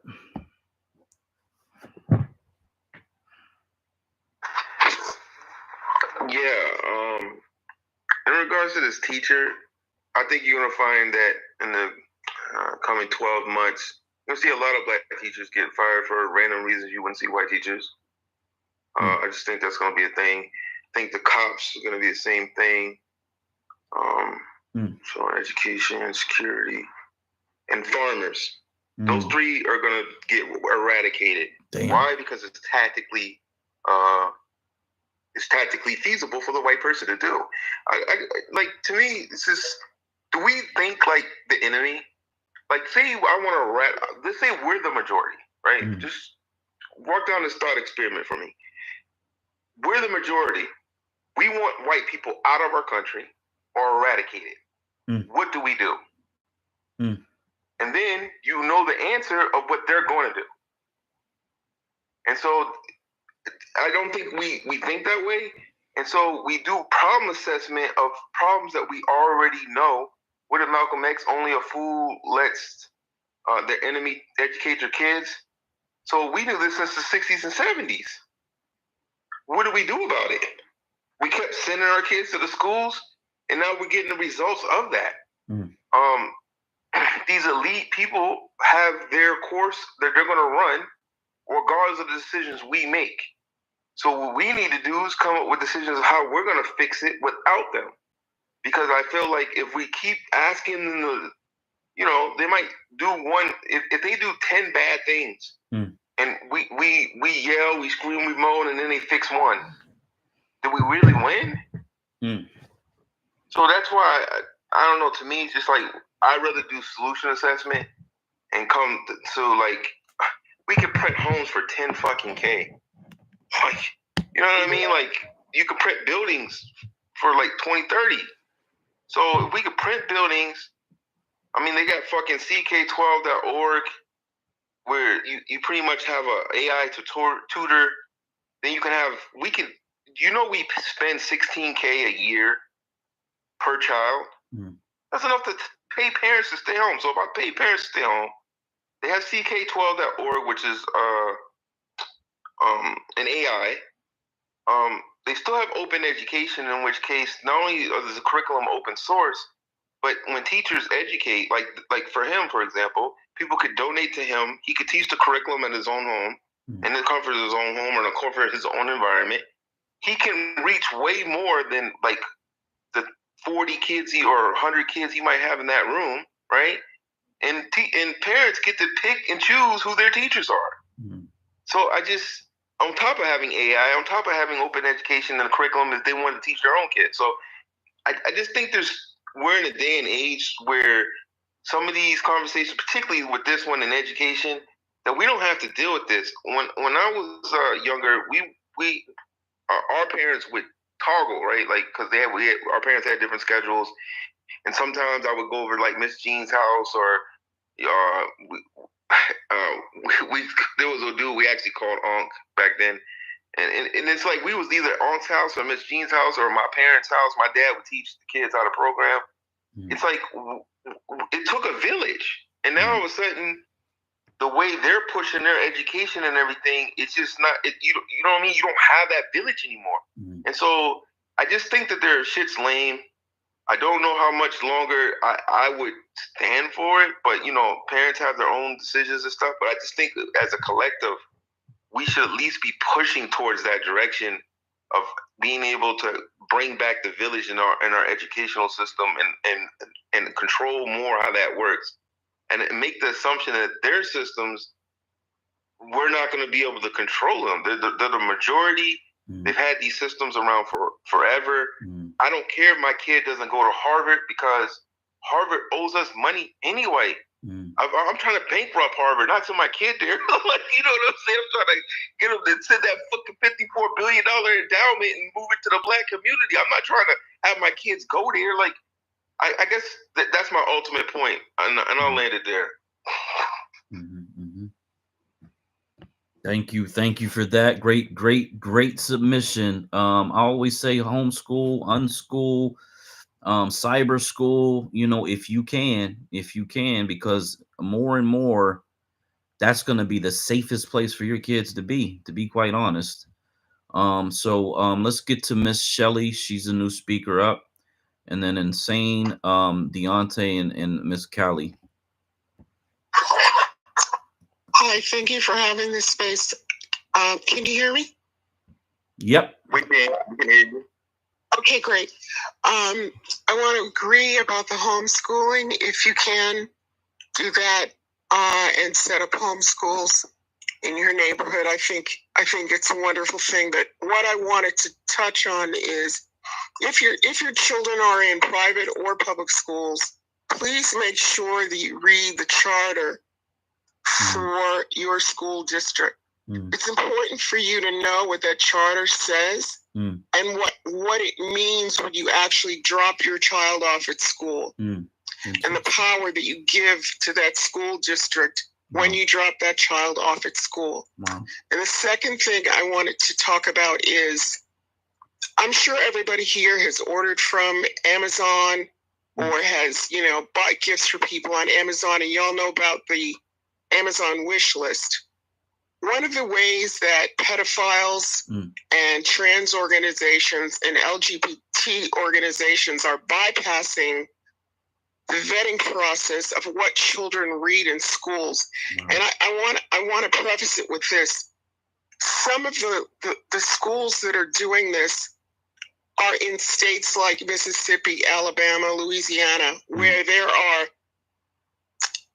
generations of librarians. So you see a librarian, and her mom was a librarian in that school, and her grandmother, and they're all white women. And the way they're bypassing the school board, these are white lesbian women, white women who are transitioning and aren't letting their school boards know. They're using the Amazon wish list to get these books into the public schools and the private schools. They don't have to go to the school board. They don't have to go to the principal. They don't have to talk about it to the parents or the PTA.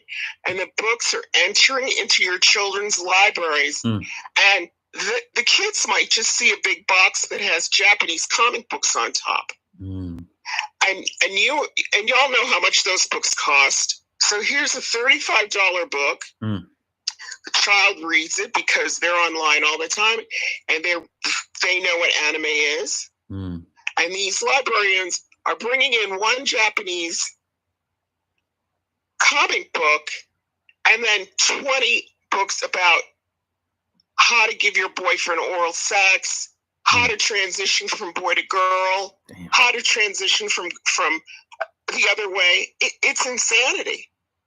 And it's happening all across the United States. I would just say, please check. Actually walk into the libraries and look on the shelves. And also ask the librarians for the book list, because they have to have a recording of all the books they're bringing in, and nobody's watching them. And the state where it's happening the most actually is the state of Mississippi. Wow. It's outrageous. Damn. So no matter where your children are in school, please check.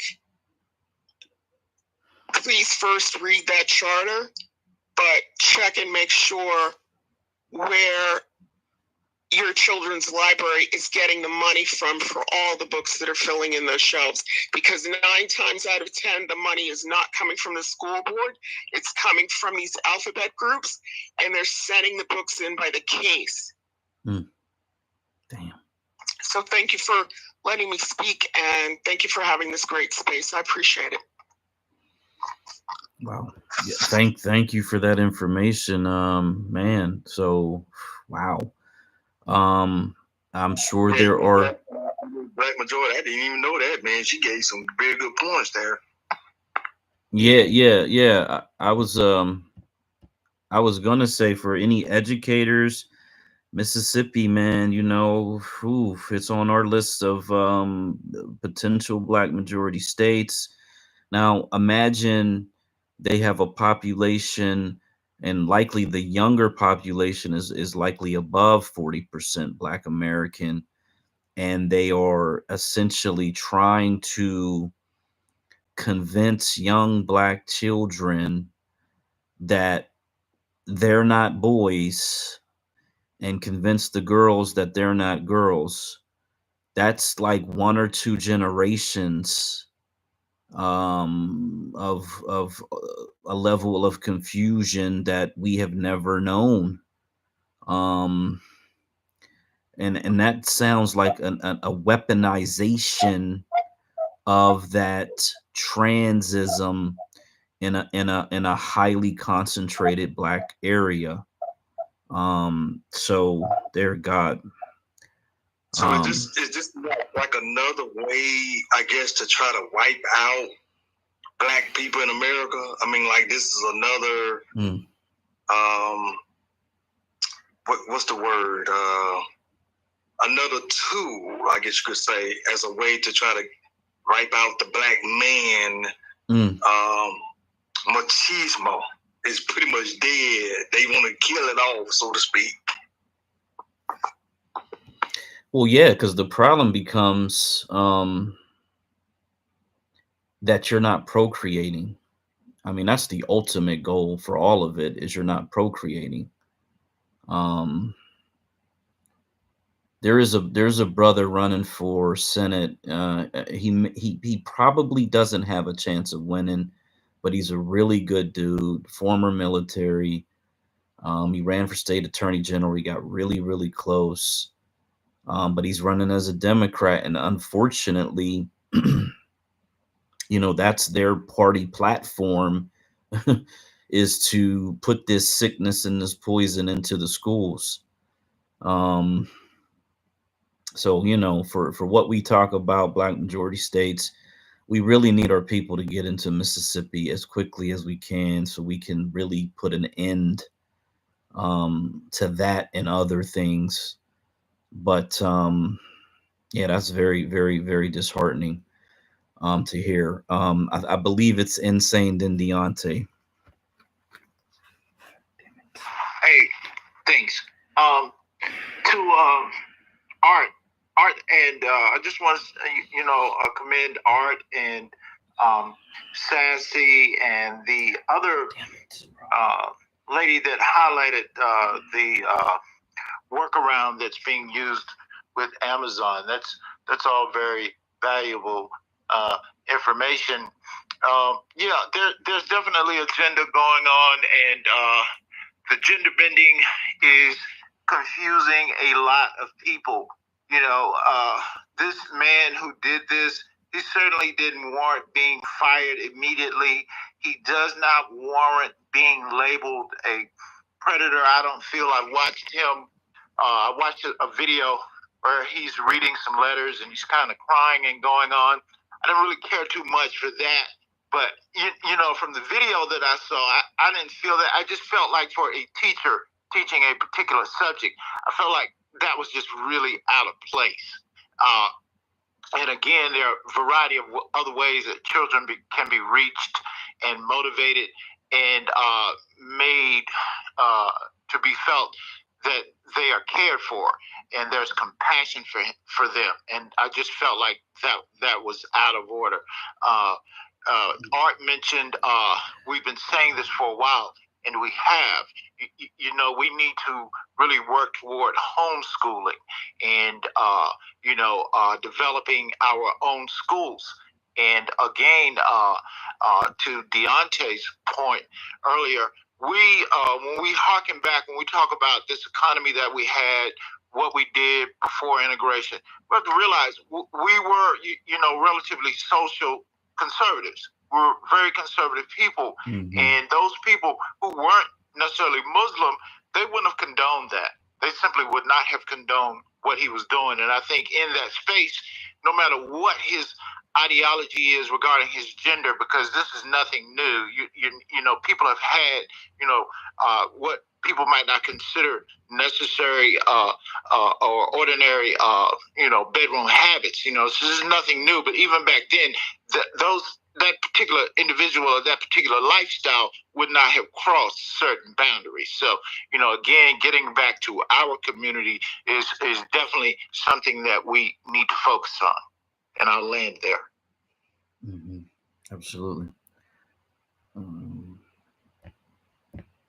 It's not going to let me. Okay, agreed. Finally, let me get the mic on.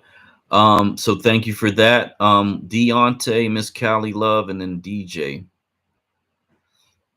Yeah, man, it's been a lot of great, addition. But man, what struck me most is what Miss G came up and said, and I hadn't even gave consideration to there being attack on black male teachers. Like, I didn't even think of it from that perspective. And like when she said it, I was just like, damn. This shit could, this some layers now to this that I hadn't even considered.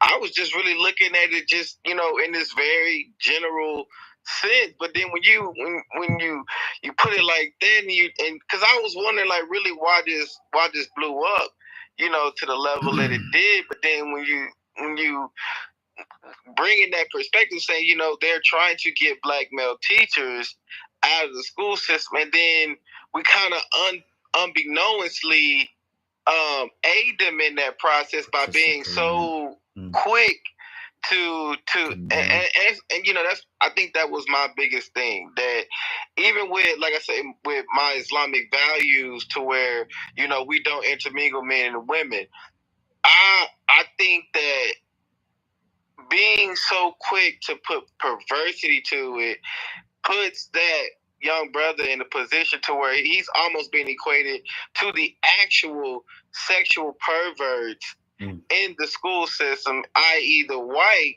individuals who are the vast majority of perpetrators of pedophilia and, things like, and it's like he's been put on the same bar or standard as them, even though he's not committed those same actions. And now it's like, what was also said is that now it kind of makes you want to look at every other black male teacher the same way. Like, man, are they really undercover pedophiles? Are they, grooming our daughters? Are they? And I think that, you really got to be careful with that.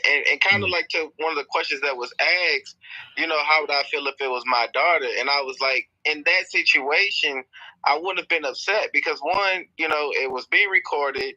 There were other, students there. It wasn't like it was, the girls were after school or something like that, and it was one or two girls. They were in a classroom by themselves, and he was sitting between their legs or something like. To me, it wasn't.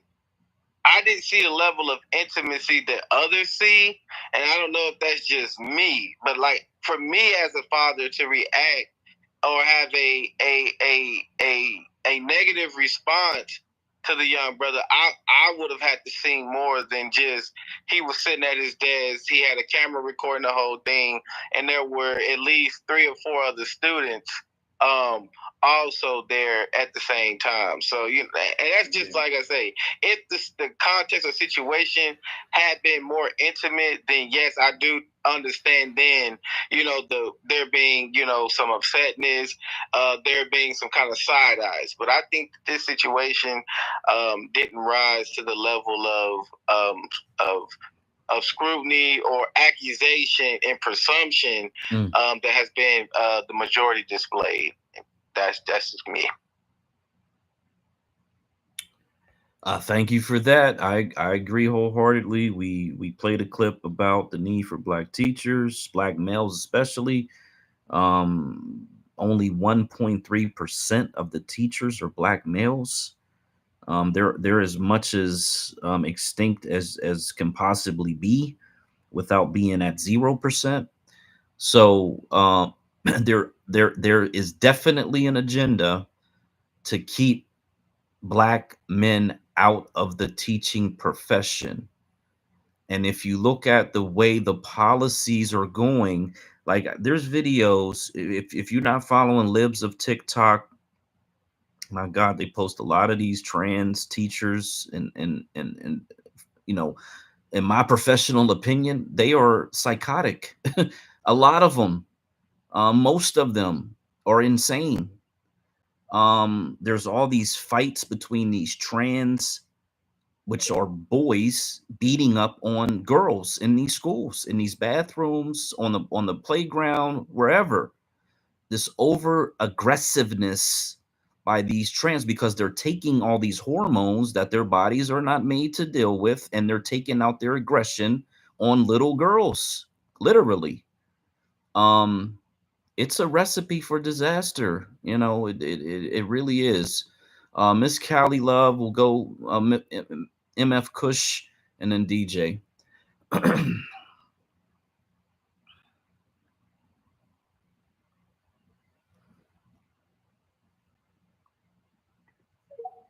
Okay, I appreciate it. It's been enjoyable. I'll learn a lot. And we can take it back to our respective community and apply it as we should. Hey, Callie Love, your phone going in and out.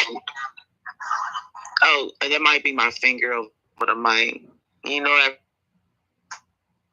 after 9 o'clock, well, I'll be ready to go to sleep. Look, care about our kids, and we all care about our communities, and we care about the black educators that are really effective in our communities. I don't technically judge anybody, but I do know from experience that you just can't cross the line.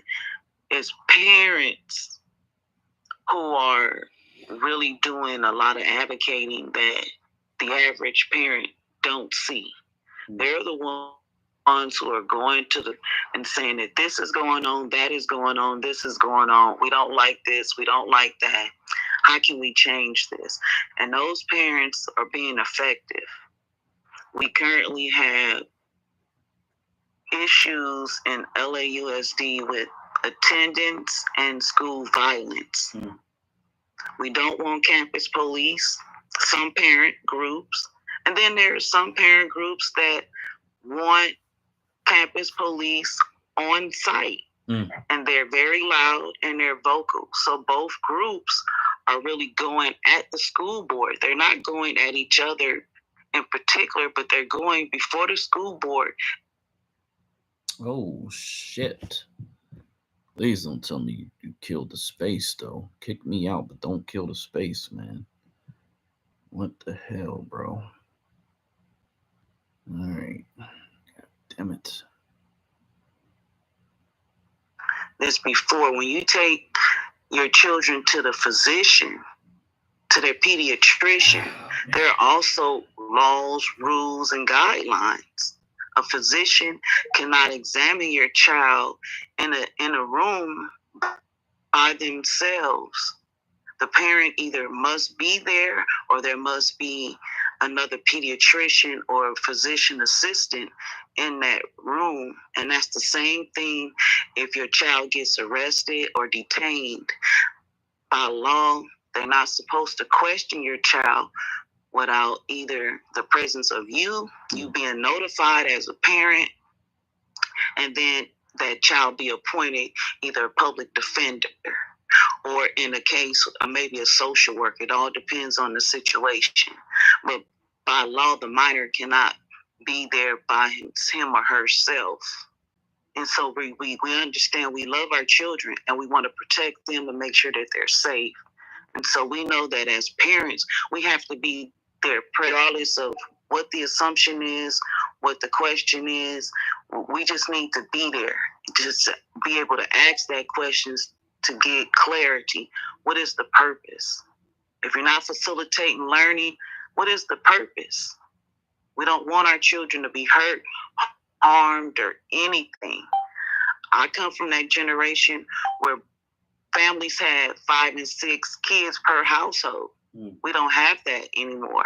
I think Black Majority and a couple other speakers said this. The reproduction and procreation, we brought that to a minimum. Households, either 1 child, 2 children. They have 3 or more, hey, they doing good.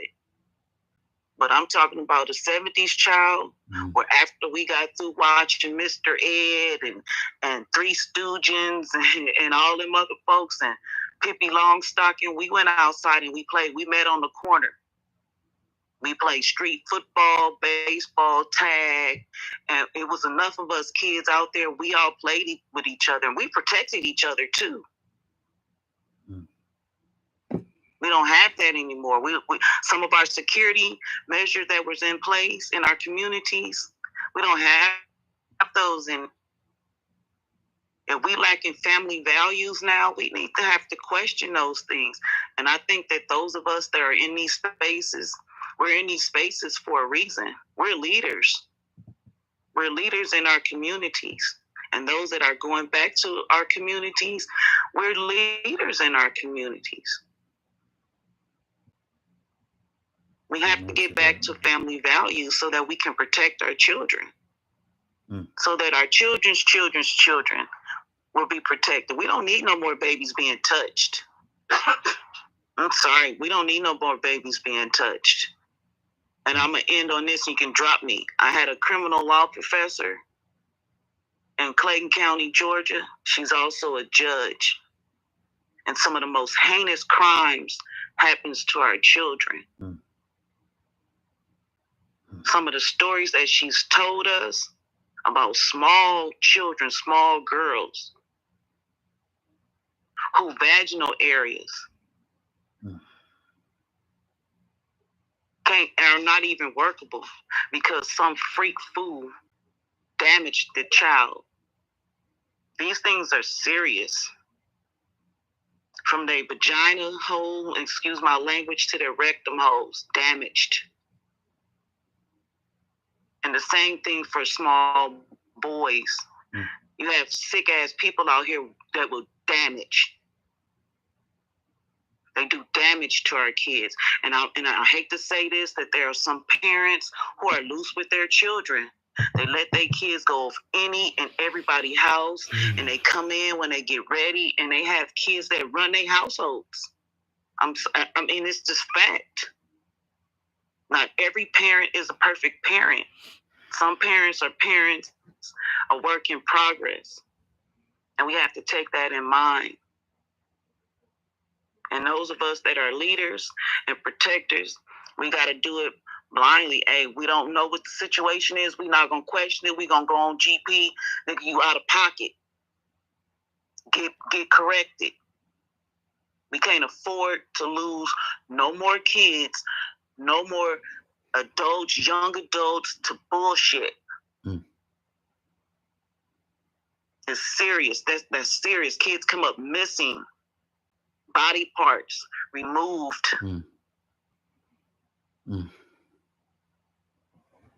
I appreciate everybody giving their input. We got to keep pushing. We need to keep on top of these folks' neck. Quit fucking with our kids and run us our fucking money. Reparations is due. It's that time. We need to go get this bag. Tell these bitches, shut the fuck up and run us our goddamn money. We can protect our children. And and let Black folks mind Black folk business and handle our business. And I appreciate it. And everybody have a wonderful rest of their weekend and a pleasant night.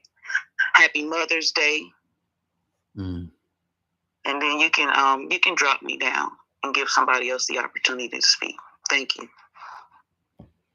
Hey, man, so I really wish we could do a round of applause for Miss Callie Love.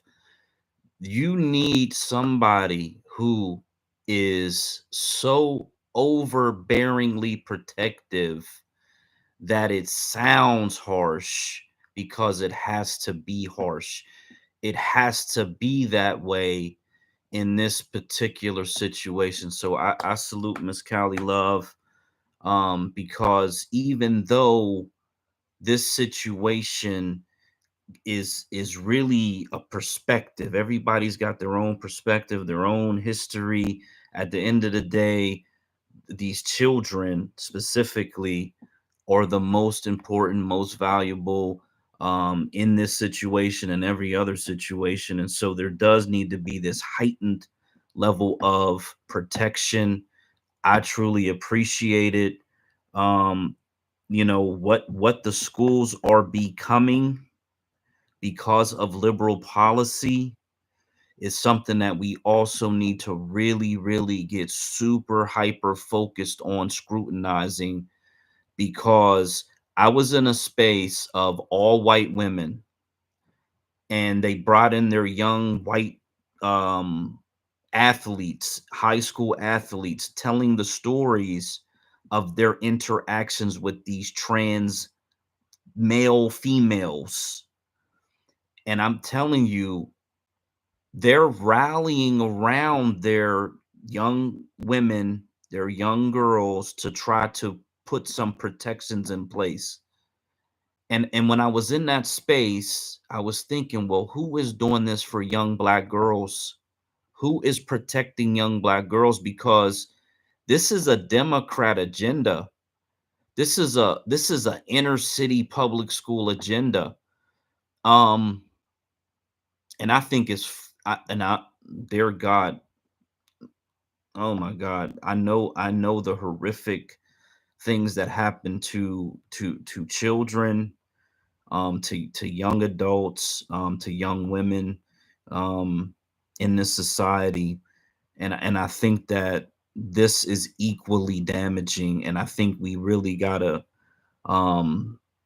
take some time out of our social media and real life activities to say who's protecting the young Black girls from this particular thing. Because while predatory men are absolutely a danger, there's also a danger from these young boys trying to become women because the schools are telling them that that's what they need to do. And then they're pumping them full of these drugs. And then they become aggressive, violent, psychotic even. And who knows what type of dangers this is putting young women in. So salute to Miss Callie Love. I appreciate everything that you had to say tonight. Let's go with MF Kush and then La Farmer. Those are the two new speakers. Hey guys, Peace Power Reparation. Sorry, I'm at work. I know it's loud, so I'm at work. So shout out to everybody in the room. Shout out to all the Black Americans in the room. I guess you could say, like, when it comes, I guess in my opinion, I'm a little bit I have a mixed emotion about it, because no, I don't think he should have got fired. I don't think it was that deep for him to get fired. I think this simple conversation would have been had. But I also have to think about that there still has to be a fine line between student and teacher relationship, right? I think it was inappropriate for it to happen in a school setting. In all reality, it's a school setting. You're supposed to be there to learn, because the focus on your education, that's really where you should be at. And if it's anything else that doesn't have anything to do with school and it's not urgent, we could have waited till we are not in a professional setting for stuff like that to happen. Plus, this was recorded, right? So now this is recorded, and now this is all being put out. and it's a lot. I don't know if these parents even know that their children's images are even out there either. I do not agree with the label of being the label of pedophile being thrown on him either. I don't agree with that. That's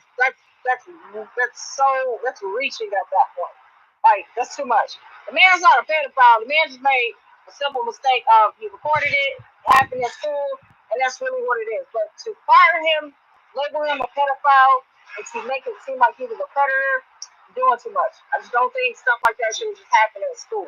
Like, one thing I don't understand, and please help me understand, was it the parents that gave permission to the children to do so, or was it the teachers giving permission to the children to go unbraid his hair?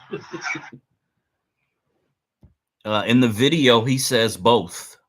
He says the parents watch his videos, know about the videos, and then the teachers had to give some of the students permission because they were in different classes. Okay, so for me as a parent, and I can't speak for other parents, I would not be okay with that. I wouldn't be okay with it. We better have a good, tight knit relationship in order for something like that to happen. And I don't know the relationship that the parents have with that teacher, but I don't think my husband would approve of that happening. So because I know my husband would not approve of that going on, I would have to support him in that motion of not letting that happen or supporting that happening. Again, we're talking about professionalism still at the end of the day. And I don't think that was an appropriate thing to happen at school. So I'll just land there. Understood. Many feel the same. And, again, it's not even about right or wrong. I think it's more or less that, is he kind of caught up in an agenda? Did he put himself in place to be caught up in that agenda? Obviously, that the answer to that is yes. Is he going to be able to recover his career, some type of financial compensation? In that video, he said he was a substitute teacher, I believe 4 years ago. And many of those students were students that he had substitute taught for. And so he had been in that school for some time. So there's that component of it too. But I love the perspective, all the different perspectives. I've learned a lot, like Miss Trouble said. Yeah. Can we at least be fair to say that at least putting the video out there, my issue with this, we already know how media is going to portray anything that Black Americans do. Yeah. Right? It could be something really great and really positive. It could be something really bad or positive to a degree, because we don't have control over how media perceives us. Stuff like this, simple stuff like this, can be so misconstrued and so outlandish that people will literally, those comments that are being made are crazy to me. So I think that we also have to be mindful of that aspect too. Anything that we put out here on the media, we got to be mindful of how that can look, how that can be twisted, how that can be turned as well. And it's even worse when people start putting labels on Black men like that. That right there, that to me, as a woman, that's triggering to me, because nothing about him gave me no pedophile vibes. Nothing about that gave me any of that at all whatsoever. I just think, like I said, if stuff like that could have happened outside of school, respectfully. Like, I get it, culture, all the other stuff, it is part of our culture, but not in school, not where we have other non-Black Americans out there to look at something like that, something as innocent as that, and they'll twist it into something so sick. Is that fair to say? Yeah, I agree. I think a Black man doesn't stand a damn chance in this society if they're ever accused of anything after this. I mean, this thing has me really like questioning everything. And I've been dragged through the criminal system multiple times, my family, and you have wins, and every once in a while you have what you would consider a loss only because of technicalities. But the system is designed to incarcerate you and nothing else. this situation felt like a public, character assassination. And, he kind of put himself in that position, but because he had the parents' permission, because he had these other teachers' permission, and because he has this history of posting videos. So I think at this point, he should probably take a break from teaching. It's the end of the school year. Get with his attorneys. If he wants to be a social media personality, invest in that, and then kind of recalibrate everything. But I don't think he deserves these accusations. He made a mistake. I think people should be able to make mistakes and learn from their mistakes and then move on with their lives. But this is something that it feels like people want to attach to him forever, his entire existence. And as far as I can tell, no one's accused him of anything that were actually involved in the situation. So it's just really hard to watch.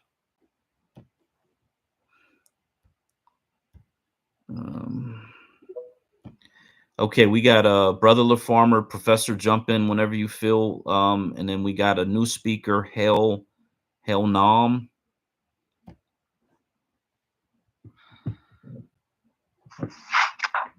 Yeah, man. Peace and blessings to you, brother. Brother Black, can you hear me good? Yes, sir. Yes, sir. We got you. Shout out to you. Peace and blessings to Brother Trouble. The rest of the family here. Peace and blessings to y'all on this wonderful Saturday. I just came back from at the pool with my girls, my wife, my children, and my son, and it was amazing, right? And I was looking at this conversation kind of take place, and just me being the dad, I kind of put myself in a position, and I was just like, how would I feel about this? And I was just looking at it, and I'm like, you know what, like, there's something new going on with the schools, right?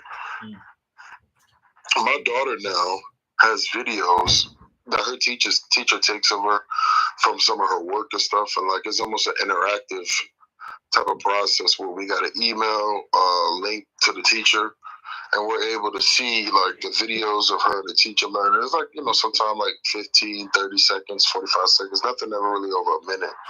And we talk to each other on it. I think he's in kindergarten, so nothing like that is on. It's not leaked or anything. But we know that video is there, right? It's on a certain type of device for the school, and we can use that, and we interact with that. And that type of interaction or system is available in schools now. That wasn't available when I was going to school. Right? It was PTAs and stuff. But I'm just going to start in reverse, right? So first and foremost, before I tell you what I think about the video, I feel like we need our own schools, first and foremost, right? So I want to start off with like the solution. I feel like we need our own schools because, to be honest, we're not compatible with the colonial system of school and education. And we've not really been compatible with it from the beginning because the sons and daughters of the Confederate were the first school board trustees. So we don't have the same type of benefit that probably European or immigrant students may have. We don't have the same experience. We don't learn the same way. The teachers are not compatible with us because many times none of them has probably even interacted with Negro children, nor even have come in contact with sitting in an environment that would have to give special attention or care or aid or all three to that one child while giving to others. We don't learn the same way. Some of us are more auditory than cognitive. Some of us are more visual than auditory. So we like to learn with seeing and hearing. So our learning abilities are what activates our learning perceptions is very different than what the Europeans is based off of, which is more IQ, which means that they're able to just sit there for hours and hours and just learn a lot of stuff. Where our people are more higher equal or emotional quotient, which means that they're able to feel the information and they're able to tangibly move it around in their own being. And if they don't find it relative, then they just don't give a fuck. And that sometimes is placed as ADD. And if they have an activity or active personality, they may be described as ADHD. That's just what goes on in the schools, and that took place when I was going. And I graduated in 03, right? And again, like I said, I'm going in reverse, right? So we need our own schools. We do not learn the same way. We do not receive information the same way. So now I'm going to the teachers. My favorite teacher was Miss Walker in school. Miss Walker was my 7th grade teacher in school. She was hella fine. She was beautiful. We loved Miss Walker. Every Negro in that class loved Miss Walker, but we never had sexual interactions with Miss Walker. Miss Walker would give us hugs. Miss Walker would say hi to us. She would talk to our parents. And it wasn't never nothing like innuendo. Miss Walker had a husband and 3 children. And it wasn't anything like that. But Miss Walker was our crush, and everybody knew it. Our parents knew it. When we go to PTA, we could be getting told the worst news, but Miss Walker telling us, so we good. But she was my favorite teacher. Growing up in high school, Mr. Lane was the basketball coach. He was the boys and girls basketball coach. So some of the girls basketball, I remember one day when we went to school and the girl she was doing something or something had happened. And when we had got to school, Mr. Lane said she had missed her free throws, so they had put a wager on the free throws. He said, like, if you win these free throws, then you got to rub my shoulders for 10 minutes, and if I win, then something else. So something like that happened. I think one day we walked in class, and she was in our class. She had to rub Mr. Lane's shoulders for 10 minutes because she missed her free throws in practice. But Mr. Lane's wife also worked in the school, and he had another son who was in college at the time. And Mr. Lane was the coach for the men's and women's basketball. Many women and many teachers, many men also knew Mr. Lane. He was 6'7". Used to go to school, played the NBA, but was definitely Mr. Lane. He was a cool dude. But when he was having the girl touch him and rub him, there wasn't nothing sexual about it. It wasn't nothing odd. It wasn't like, oh my God, what is he doing with her?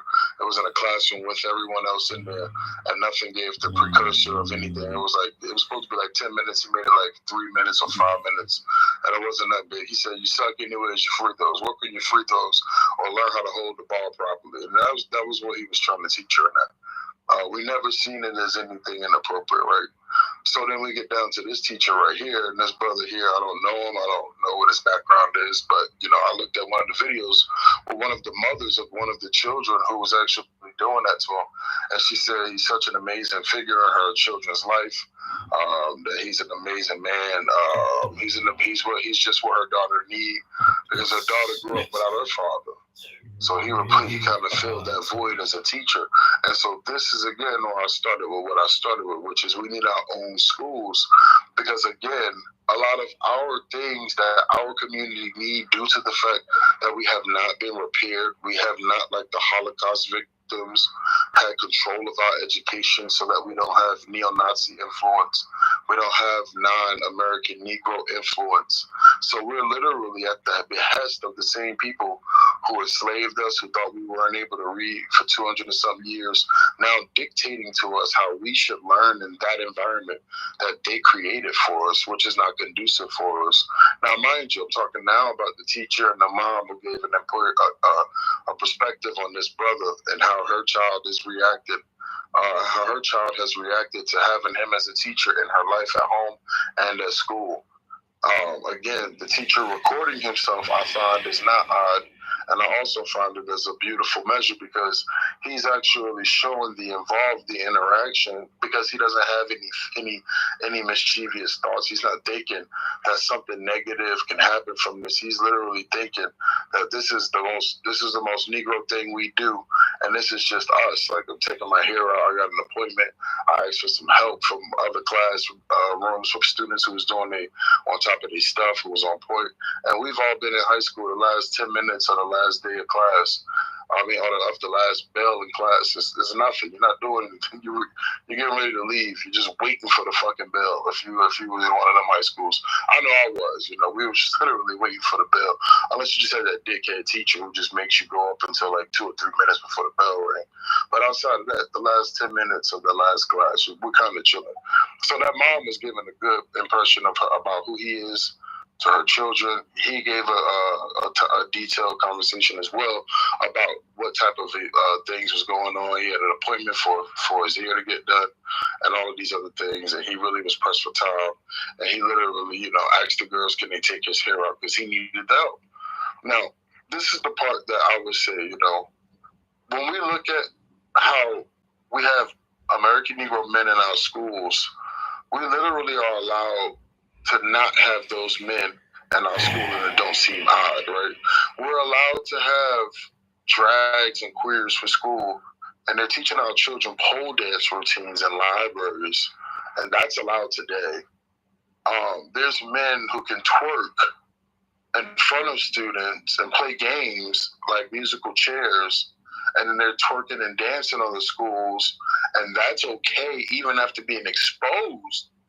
That's still deemed okay because that was okay for a certain community. And this is, again, why I started with what I started with, because we need our own schools for our community. Because the queer, transgender, rainbow coalition is in our children's school, and your child can get their gender rechanged before 18, and the parent does not have to know.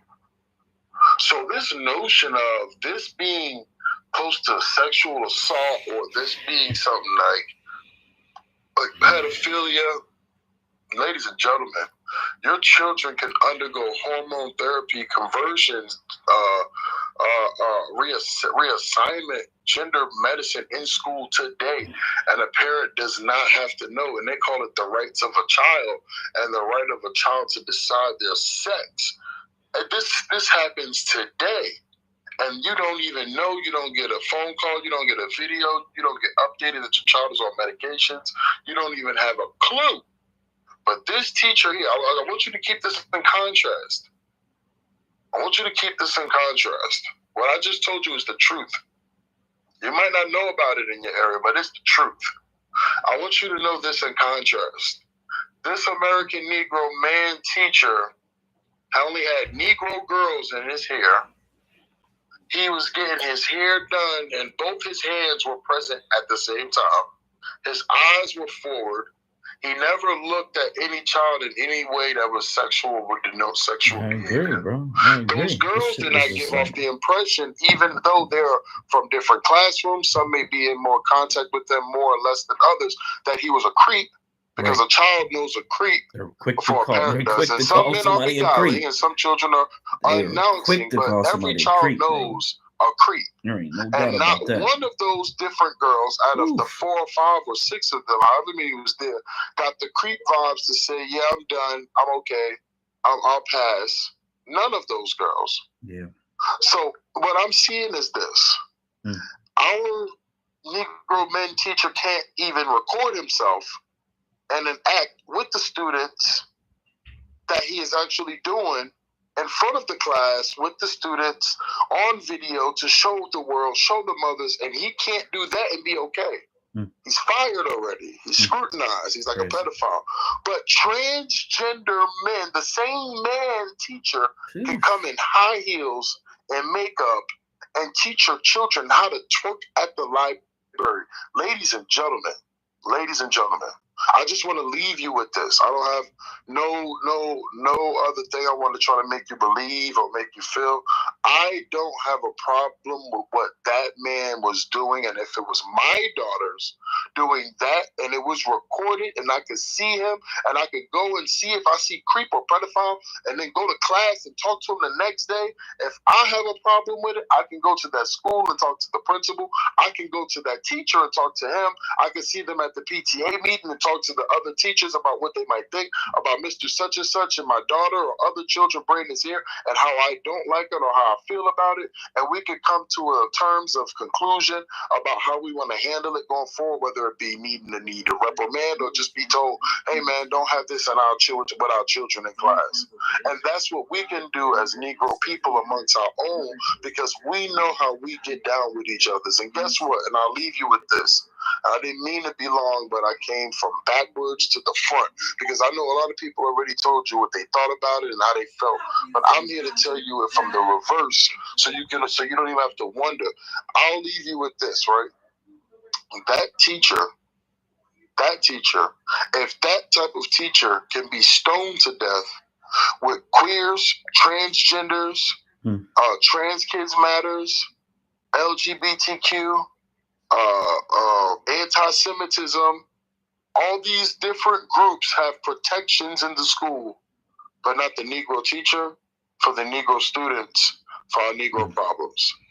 We have a absentee father problem. He was a replacement for that. He was more than just a teacher for that. But they don't know our problems, but they like to question our problems. We have some children who've never even been around a man in their life with a positive relationship. He's replacing that void, he's filling that void, and he's breaking those curses. We have some children who have never even had contact with a man that has not been sexual, nor demanding that they participate in any sexual acts. He filled that void, he replaced that void. He can usher in a source of confidence within her to let her know that there are some good men who do not want you just for sex, and that you can go forward not thinking that all of these men are the same and think you need to be LGBTQ, lesbian, or anything, because all men are like that. That's not the case. That's not the truth. And the thing I'll leave you with is this. Our children need to be taught by our people. The last time the Negro man was in school, he was teaching young black Negro boys that being called Negro was not good, and it was a shame, and you should be black, and black power. Negro means slave, black means powerful. And that was a government man operation, and you have not seen Negro men teachers in the school workforce since then, because once that operation was fulfilled, we went on to go ahead and be seeing all the nuances that we see now, and it's the absenteeism of our man role model in the education system. So if I don't have my dad at home and I don't have a Negro teacher at school, then what image of the Negro man am I left to garner on? Because my mom don't like the Negro men, my aunties and them don't like them, my grandma, my grandpa sleep in separate rooms and they don't even really talk to each other. So I'm literally left with saying, what image of a man will be in my life? If not a good teacher, then not a good big brother, not an uncle, and not my own father, then who? If we allow these people to teach our children and tell us what's right and wrong, then it's no marvel that most of our children come from that school system straight to prison, because we don't control it and we are not in control of what happens with our children. If we control our children, we control their future, we control our community, and we don't even have to worry about a lot of the things we worry about, and we can have our doors unlocked like we used to, when every child in that community knew who mama and daddy and grandparent, hell, some of them might have even been godparents, if you know what I'm talking about. Peace, power, and Negro reparations. Thank you for the opportunity to speak, and let us take control of our schools and our children, so our children can be safe, and we don't have to worry about a Mr. Reed, or Mr. Lane, or Mr. Johnson, or Mr. McKay, or Mr. York. Because we know that all of those men in that school literally want nothing but the best for our children. And should any bad reports come, we'll handle it how Negroes handle it. And we don't need white people to tell us what's approved or what's not, because how we handle our situations with our community is not how they handle theirs. Their pedophile teachers can go back to work. Our men have to be scrutinized and lose a job, and he never even touched a female. Shit's backwards, and it's not cool. I feel like that brother should get his job. I feel like whoever put this imagery out needs to be fired and reprimanded.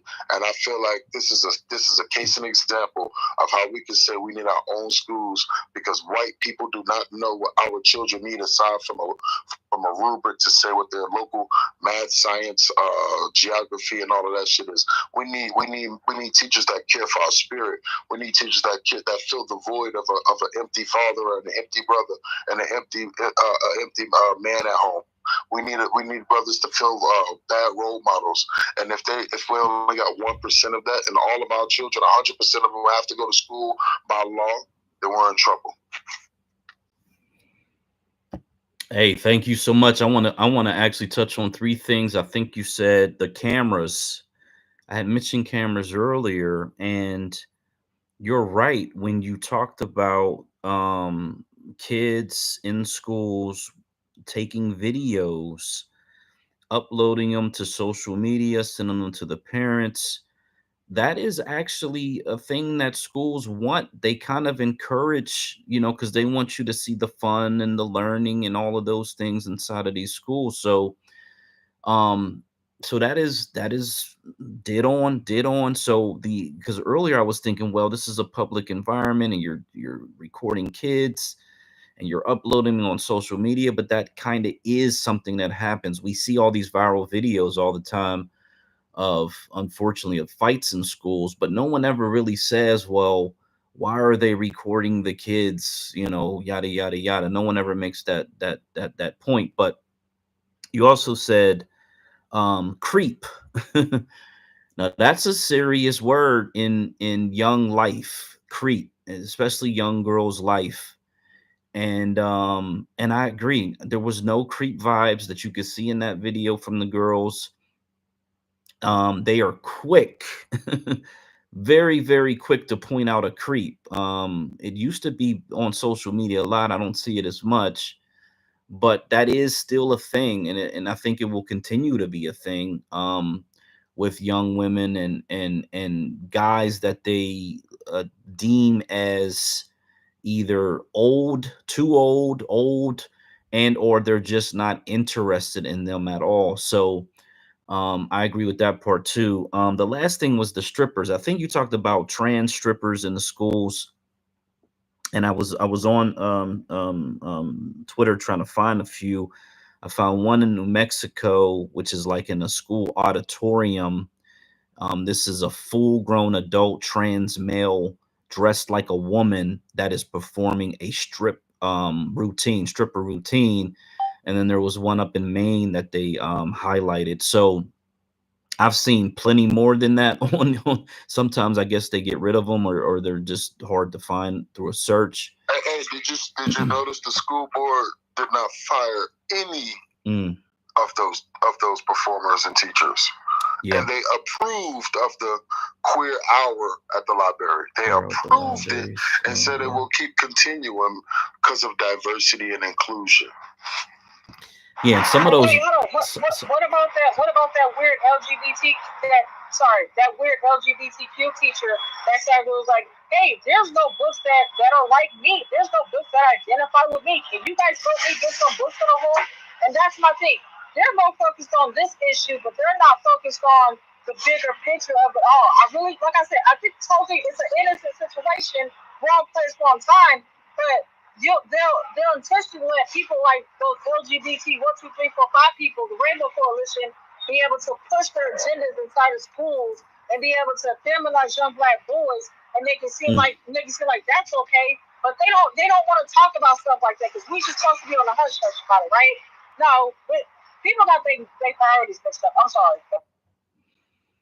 Yeah, the feminization of young black boys. If you got heterosexual black men that are in positions of authority in these schools and they see that pattern developing, they're likely to be the person who especially if there's a group of black male teachers in a school, they're likely to be the line that says, no, we're not okay with this, we're not comfortable with this, and potentially organize against it. So I was going to say that you talked about oh my God, the queer hour in the library. I've seen balls out. I've seen, oh my goodness, some of those pictures and images and videos, like literally, it's like, what the hell is going on here? And there's little kids in some of those situations. I mean, oh God. And aren't they recording the children interacting in Drag Queer Story Hour and uploading it to internet or internet platforms? And most of the time, they do not have the parents' consent. They figure if the parents brought them there, then consent was already given because it's a public place and you can record in that. And they open up the laws for that, but they don't even bring in the fact that these are children whose faces will be on the internet. But they make it seem though as though it's something good because it's inclusive. And see, this is the weird thing. They're using rights that our ancestors fought and worked for this inclusivity when our own people can't get the benefit of the same people that fought for it, like the other people who didn't, who's jumping on it saying we're anti-Semitic, we're queer, and then they get special privileges, they get their own class, they get story hour. We still don't have Negro story hour every week or every month, even during Black History Month, where the kids got to come to the library and have a Negro historian come to the school to read to them for an hour. We don't even have that. And they got queer story hour and this type of shit. They got books in schools now. Like, this shit's very totalitarian. Like, and our children are their tests for that. They focus more on our children because they don't want to have to deal with the old dog new tricks. They want to get our children perverted early. Even when my daughter's school right now, she's got some lady around there, they're Jewish and shit, right? So I don't even say nothing to them.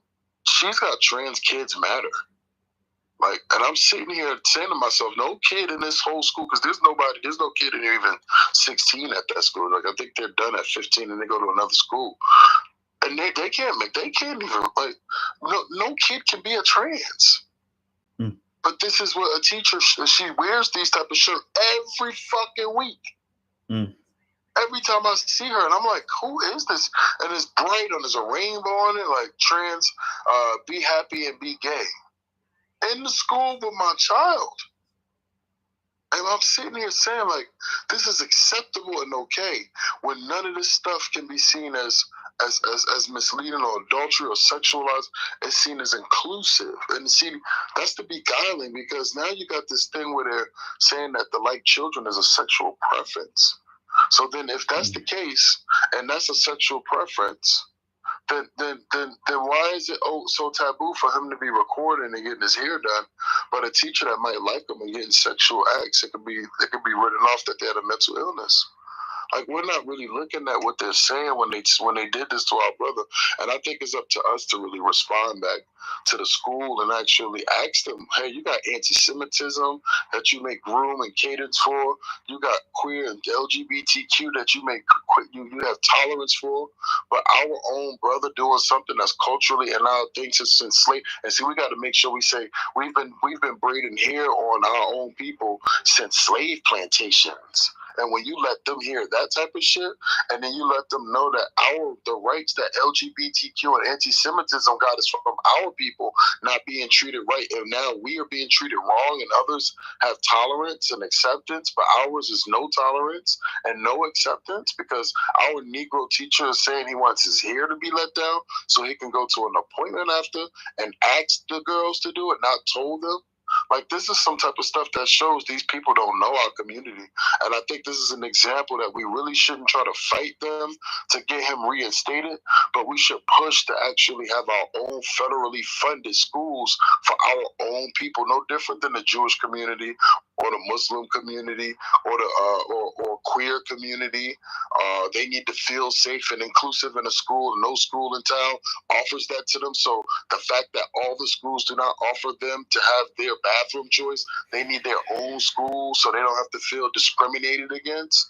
Yeah, we need to start using some of this type of language and be the world's biggest victim when it comes to that federal money for our separation from all these people. And I'm not talking about just separation just to go to school. I'm talking about a separation from them, from our children, interacting with them, a separate YMCA. If we got to call it something else, call it something else. A separate tech center. If we got to call it something else, call it a separate construction center, a separate trade center. We got Brother King Randall that be on here teaching our boys how to change oil, do light bulbs, do stucco. He could be an instructor. Let's get one of these folk who know how to run schools. Like, let's really start thinking about getting our children away from these people and all of their activities so they don't have none of their perversions and influences incorporating on them. No different than the Jewish people, no different than the Muslim people.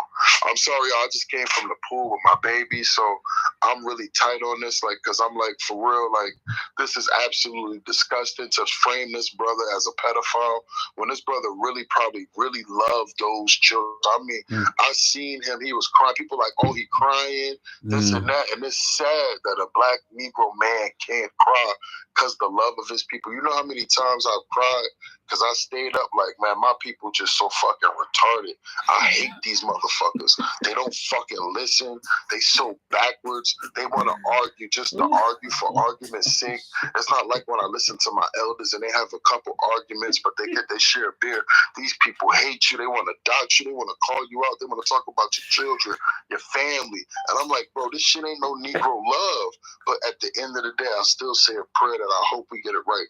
I still ask the Most High that, man, remove whatever voids is in my people's way, even if it's just showing them the stumbling block. I still pray. I still pray because you know what? I still love us. And some nights it's harder than others. But at the end of the day, to say a man crying for his love, for his children, for his people, and then that's able to be shamed on. Yeah, we need to close ranks. We need to start separating what people we interact with, so our children can be in healthy environments that can break some of these generational curses. Even though we didn't even get that reparations yet, we need to heal. We really need to heal. Like, and I'm dead ass serious, and I'm telling to y'all, like, as a very protective father, I'm not loose at all, in no way, shape, or form about my girls. I got 3 baby girls. My girl was crying one day. Nigga, we sat down and had an emergency PTA meeting with the teacher. I said, I need to know what happened in this day, why my daughter got a tear on her face and not a smile coming from this school. We could look at security cameras. We could talk to the principal. I have nothing but time. I could stay here till 8 o'clock. And we come to find out that my daughter just was upset about something, and instead of just getting angry, she just started crying, and that's just how she felt for the moment, because one of the kids in the hallway, when she wanted to play jacks with the jumping jacks, with the jack and the ball, they wanted to play something else. And she felt sad and she got an attitude. Instead of fighting and get mad, she started crying. And it rolled with her. And I'm like, why my baby ain't smiling? So she starts saying, look, it's okay for them to play what they want to play, because if they don't want to play with you, that don't mean you got to stop playing. And we figured it out and we left. But we was there for like 20 minutes. And I was just saying, I just need to know what happened. I left my child with you smiling and happy. I come pick her up and she's upset. Something happened. We just need to figure it out. I got the principal, Mr. Harry, Mr. Murray in there. We was sitting down just because my daughter had a bad day. I'm that type of parent. I'm that type of parent now. And the principal and vice principal are fans of mine. They love me. They're fans of mine. They say, yeah, man, we season ticket holders. We love you. We see you. I said, yeah, but having my daughter, I'm way different than you see me playing. I said, because with her, I don't play. I said, on the field, that was my game. That was fun. That was for money. This is my life. This is my bloodline. I said, let me just tell you, I hope she has a great day every day, and you'll see a great man picking her up. They see me every day. I drop her off. I pick her up. My wife don't pick her up. I pick her up. And when I don't want to, my wife might go on the end of the day if she want to go pick her up. But I pick her up. I'm hyper secure of my family. And I would not have a problem if my daughter, who would have already known how to do Negro men here, how to do girls here from her sisters, if her teacher, who I know and got videos and talk to, and when I go to class, I could talk to him and shoot the shit with him, share 2 or 3 minutes. He let me know how my daughter doing, let me know how the other students doing. I see him out there playing soccer with the boys on the field, and I ask him if he want a Gatorade. I go ahead and sit back and chill and watch him and see him interact with the boys, interact with the girls, and then all of a sudden, my daughter is taking his hair out one day because he had an appointment to go to, and I'm gonna ask my daughter, hey, did he try to mess with you? Did he try anything? Did you get the creep vibes from him? And she told me, no, Dad, that's Mr. Such and Such. He cool. He's cool. I don't got any vibes like that from him at all. Matter of fact, he got a beautiful wife. He talk about her all the time. I'm gonna say, okay, baby, cool. You sure? I asked her in about 10, 15 minutes. You sure you ain't get nothing? Not that any other girls like him, such and such like him, but yeah, he don't do anything like that. Like, you can't even talk to him. He's not one of them type of teachers that he's very cool. He's very respectable, and he's always talked about our grades, but he's very cool too. So, he's just one of them teachers that's cool. Or he could even be seen as an asshole, my daughter could tell me. But at the end of the day, she didn't get no vibes from him that was negative or anything that was good. She just wanted to take his hair out because she had a comb and had some time, and she was done with work, and her friend went, so she went with her, and she didn't feel that way, and I'm okay. And see, we got to get back to understanding that, hey, man, to be honest, the only person really should be talking about how they felt about this should be the fathers and the men. Because our women gonna see it and be like, oh hell no. You know what? Like my sister Kush just told you, she gonna feel whatever her husband would have felt on it. And I think that's the right feeling. And she's a wonderful wife. And she's my auntie, she's my sis. She's a wonderful woman. And my wife feels the same way I feel. Hey, babe, he good with our babies, or Max, our babies. If anything off, I'm going to go ahead and myself. Baby say he good, babe. I don't care what all these people are online saying. Our baby say he good. So that's why our mother made a video. I'm going to try to get it to you, Brother Black, so you can see the mom, actually, who one of her daughters in the video was one of the people doing it. And she said what's happening to this man is not only not right, that that man is a blessing in their community and at their school and to her daughter. So this is really you casting stones on a Jesus type dude. This dude don't have no pedophile history. He don't have no criminal history. He's not negative with any of these girls. But the whole world is looking at a black man not be queer or LGBTQ or sexual and actually have black girls touching him, and they say no, that's out of line. But again, LGBTQ story hour at the library. And I mean, you pick what's cool with them and what's cool with us. And that's why I don't even try to measure it with them, because this is how they see it. But to us doing cornrows in here, come on, man, we all know this, bro. Like, everybody in this room know, on the school bus, in the classroom. Come on, family. Like, we don't need to be accepted by them.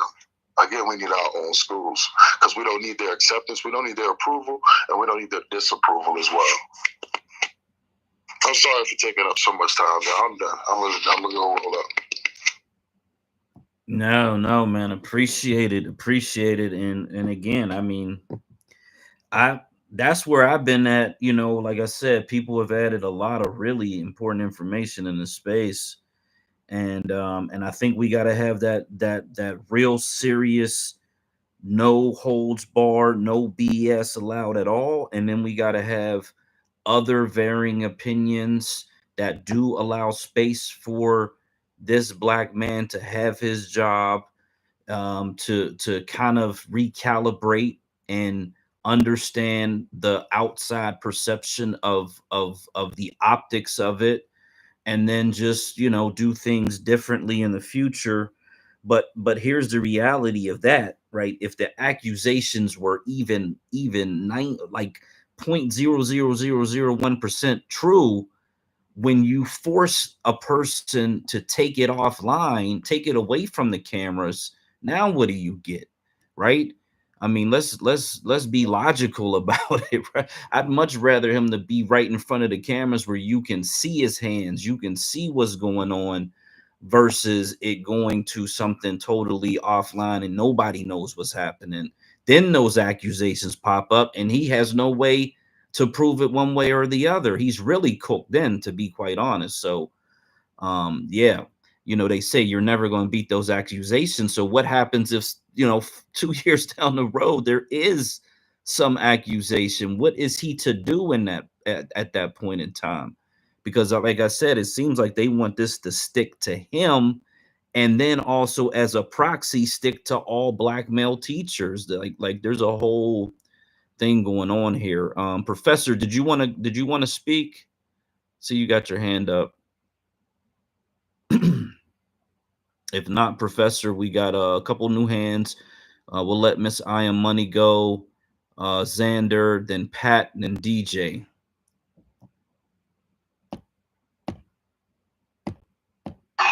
Yeah, thank you for allowing me to speak again. It's really hard to go after the farmer. He said a lot of the things that I wanted to say, but I just mainly wanted to touch on this. I hope it's not too far off topic, but as a godmom, I realized that most children aren't lacking a mother figure.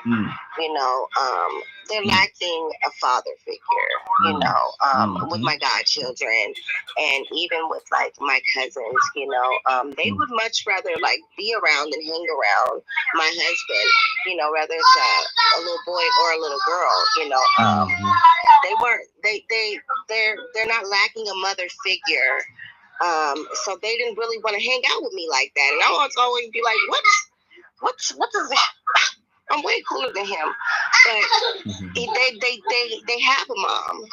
They have a mother. So You know, and so I just find it really unfortunate for us to be, like I said earlier, using our power against each other. We have the power to counsel people. Let's counsel some real people. Let's take some real people out the game. Like DJ Vlad, damn. Like, what are we doing? Can we get rid of DJ Vlad at least? I mean, it took 5 seconds to counsel this brother. So I'll end there. We can cancel DJ Vlad. It's the celebrities that keep running to his platforms that keep him going. Ain't that the fucking truth, man? Yeah, we need to start canceling them though too. You know what I mean? Like, man, if you go on there, it's over. It's a wrap. Goodness fucking gracious, bro. Okay, I think Xander, then Pat Turner. All right, can you hear me? Yep, we got you. Yeah. I was looking at this story and I kept trying to figure out what exactly did this man do wrong. People so mad. And I was trying to figure out whether he was at like is this an all-white school or is it majority black? Is it, I was trying to figure out exactly, the surrounding circumstances when it came to this man and the school. Well, see, the only conclusion I come to is this. It's because that man was not running around with a thong on with his ass cheeks clapping, and the kids could see it. That's the reason he got fired. That's it. Because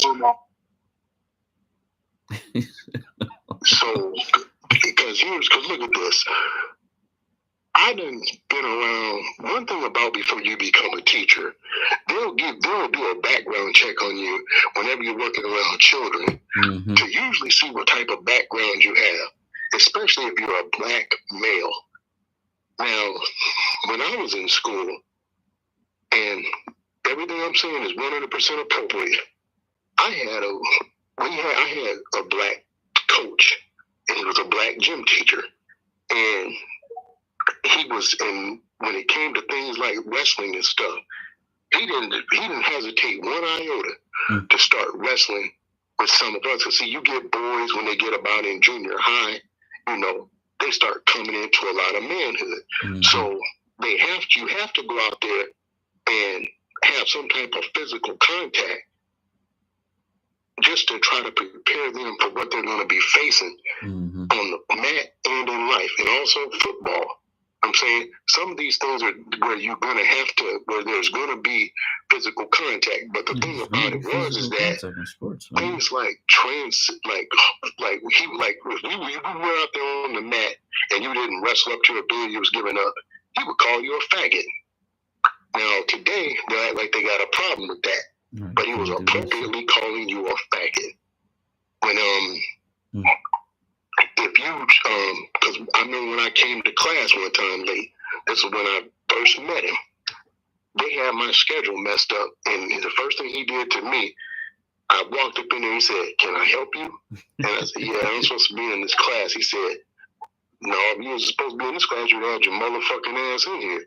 So I said, "Well, where do you want me to go, sir?" He said, "I don't give a fuck where you go, but you ain't bring your ass up in here." And I was in the 7th grade at that time. I said, "Okay."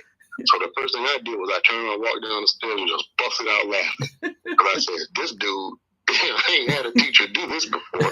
But the one thing it did was, he was preparing you to be a man. Now, when I saw how this black man, he's sitting in a classroom with other kids being filmed, and he's having these young girls, and see them girls taking out his hair, that being put on video, that could be showcasing some of these little girls' talents.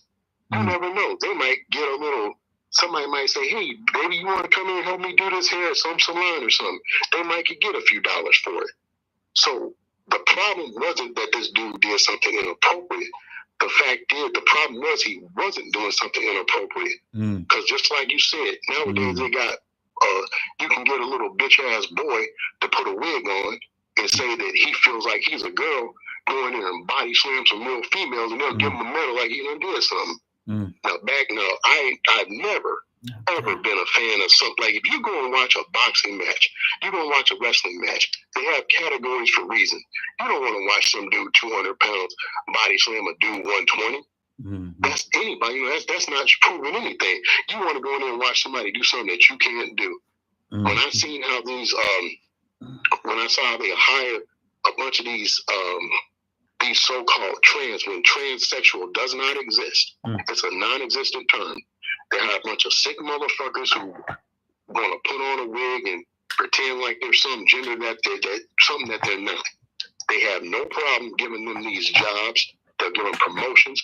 And then to top it all off, they'll try to make that the norm in society. But hell, by the time we got into junior high, into high school, you had people who may have been homosexual or gay, but they never made that an issue. But nowadays, it seems like if especially black males, if you're not one of those people that's going to try to turn your little boy like a Dwayne Wayne type father, they have a problem with you. So the problem isn't that he did something wrong. The problem is he was doing something right. Whew. Man. Thank you for that submission.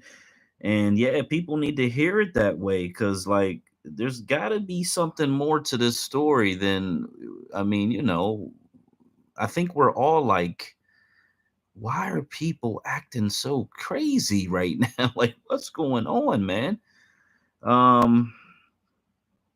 Yeah, because I'm doing searches trying to see if this is picked up on any type of ABC, NBC, or whatever like that. And it hasn't really picked up in mainstream media yet. But I'm just kind of curious how they're going to paint it, because one thing we haven't talked about when we're talking about black hair, someone did mention the Crown Act, but when I was doing my little bit of research, I would find stories of teachers that had cut black children's hair in school.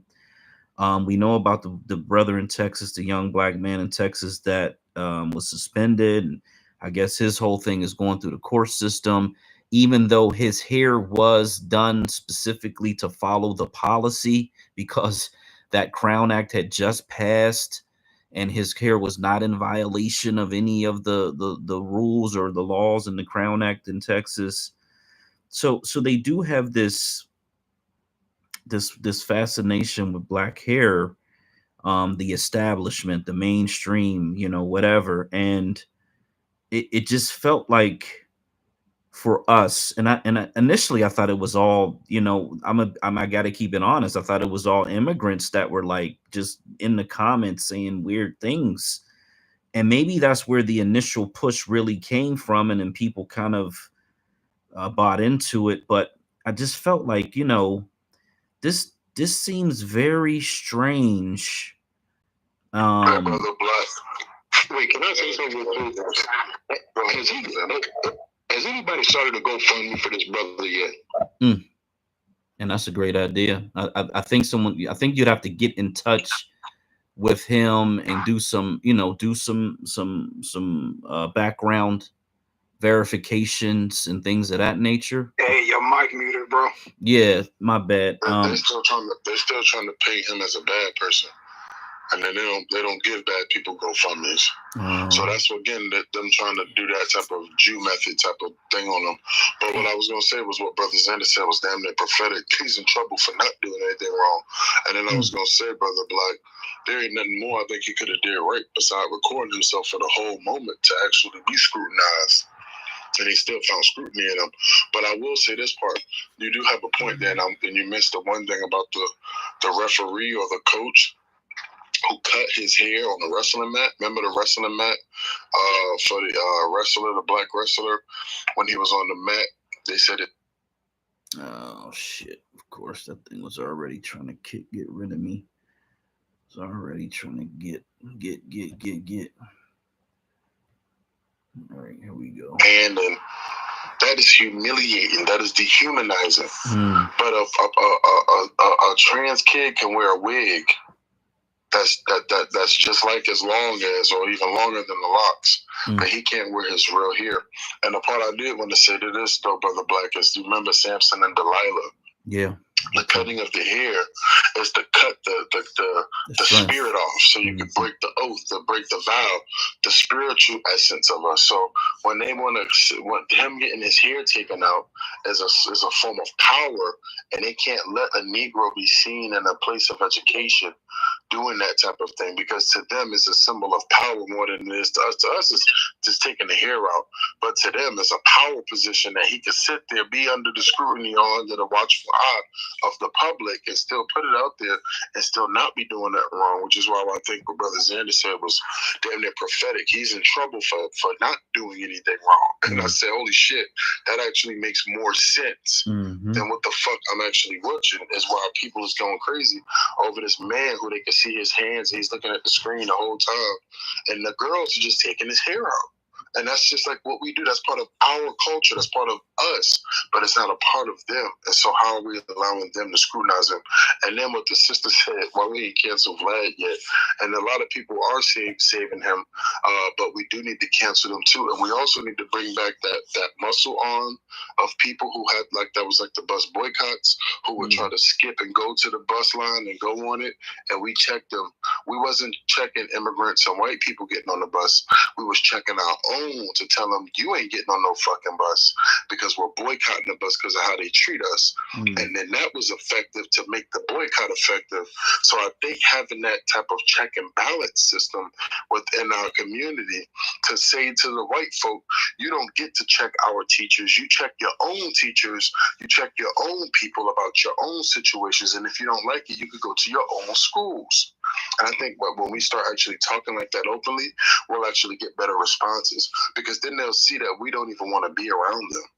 And I think that's something that they were showing us in the past that actually put them in a position of power. Because when they said, we don't want to go to school with Negroes, we don't want no niggers here with us. Okay, well, they start opening up private schools and all these other schools specifically for them, since the public schools was not the option that they wanted to stay away from us as. And I think we should explore those options as well. That's what they do. Black, you had asked if you said you was looking to see if there was any news outlets that was reporting on this story. You know, the only way that they're going to report on a story like this here, with a black man being fired from his job for simply having students taking the braids out of his hair, is if he identifies as they, them, we, us, and above.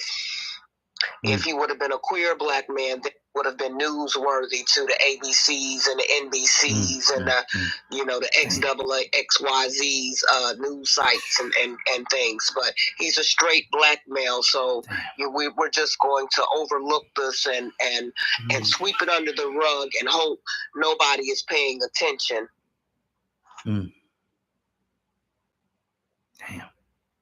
So to a certain degree, we as the black community, especially those of us online who are aware of the things that we're witnessing in our black world, we have to be the ABCs. We have to be the NBCs. We have to be the MSNBCs, the CNNs, and the Fox News stations, to get this information out and to make noise about it. Because if we don't, damn, nobody else is, literally. Yeah, damn. Okay. Oh man, yeah, that's depressing. Let me do a mic check with Professor. Mic check, Professor. Are you with us? I want to make sure you're not in the Matrix. Okay, Miss Rella, you got it. Drop brother down. He's still here. He's asleep. Hey, everybody. Hello. Hi. I was watching movies with my sibling, so they finally sleep. So the movie was watching them. I agree. I agree with MF Kush. I understand and I see the perspective of definitely the farmer. And I will say, especially as someone who is in the beauty and barber industry, and I understand there's this conversation around instructor student touching or relationship, and I get that. Like, I think I was having a conversation with another guy and even the kid's father in regards to like what they feel, and honestly, he should not have been fired, and I agree with that wholeheartedly. Now, was it wrong for him to record them? Probably, because of whatever the school policy is, but that's another part of our issue. And this is the one reason why I keep saying that I wish more of us realize that even if you had your own school, you still would need policy to run your school, and policy comes from the state.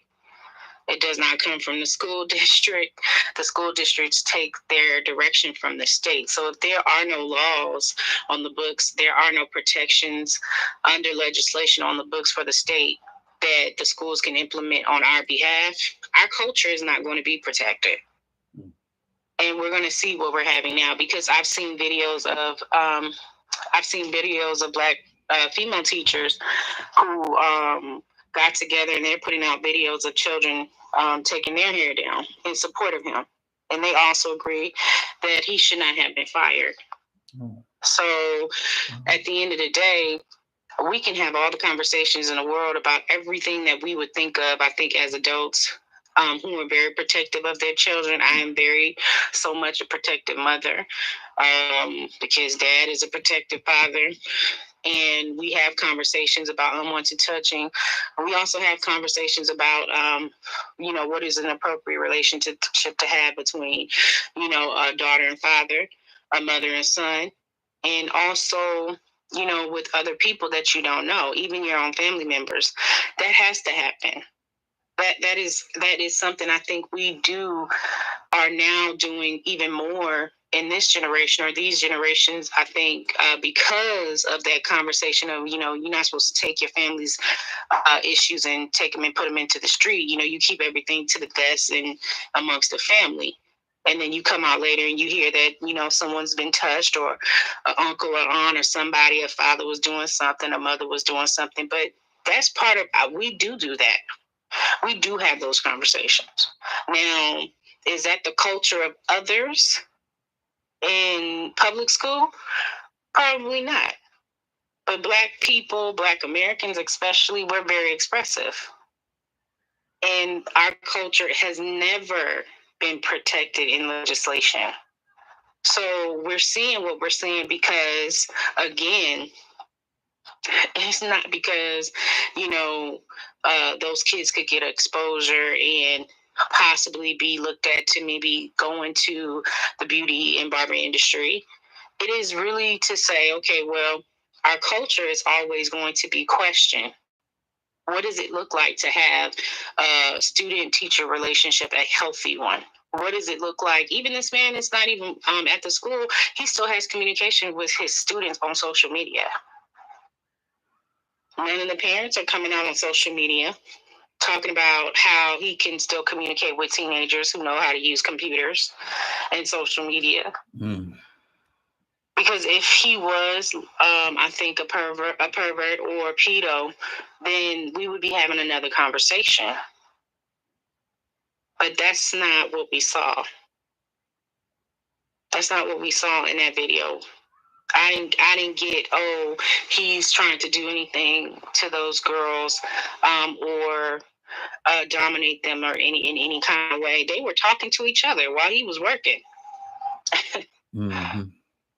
So now, what are we going to do about that? What are we going to do about protecting our culture and defining that? What does that look like in legislation, not just the Crown Act? The Crown Act is not even being implemented as it should be because you have people trying to repeal it.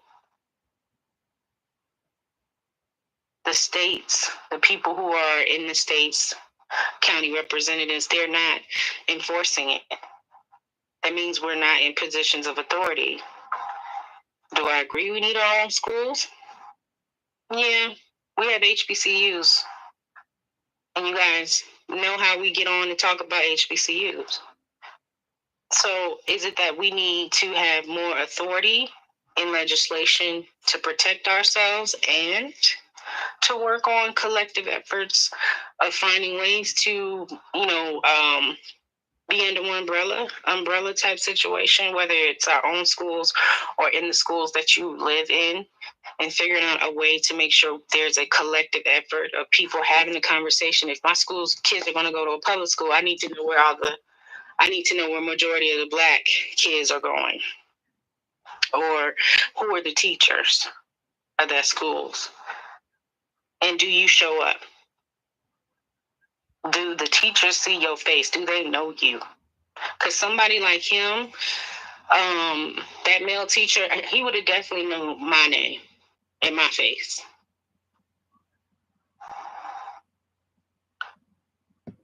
So I'm just wondering, because I don't hear that a lot. I don't hear how people are showing up at school board meetings or what it is that we really need and these agendas that we're calling for when we talk about legislation. I can tell you, one, protection. They want more resource officers in the schools. How is that going to protect us if we're not the resource officers or the people who they're there for? Because they're not there for none of the other kids. The only kids we see being thrown around the schools are teachers being attacked are Black. So I guess that's my question. Shout out to the space, shout out to the room. This has been a great discussion. I'm just listening. Shout out. I'm going down the Libs of TikTok timeline, and I'm it's like every other post is one of these people, and they're either a teacher or they got a drag presenter at an alphabet prom that they're having for those specific people, separate from everybody else, I guess. This one is a father who is looks like he's at a school board meeting in somewhere in Texas. And this teacher is a full-on drag performer that has his social media open up to his students. And there's a bunch of graphic sexual references on his social media. It's like every other post on this Libs of TikTok. And it's majority about these teachers in these schools and all of the demonic shit that they're doing inside of these schools. These schools are they have essentially decided that they run these schools, they own these schools, and they're going to indoctrinate these kids, period. And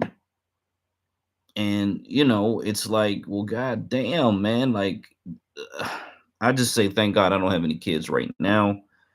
I would probably be really, really, really looking into charter or private schools or homeschooling, depending on the situation. I can't even imagine sending a kid to public school, with especially in a Democrat city, Democrat controlled area. No way. I think we really have got to, this situation is nothing.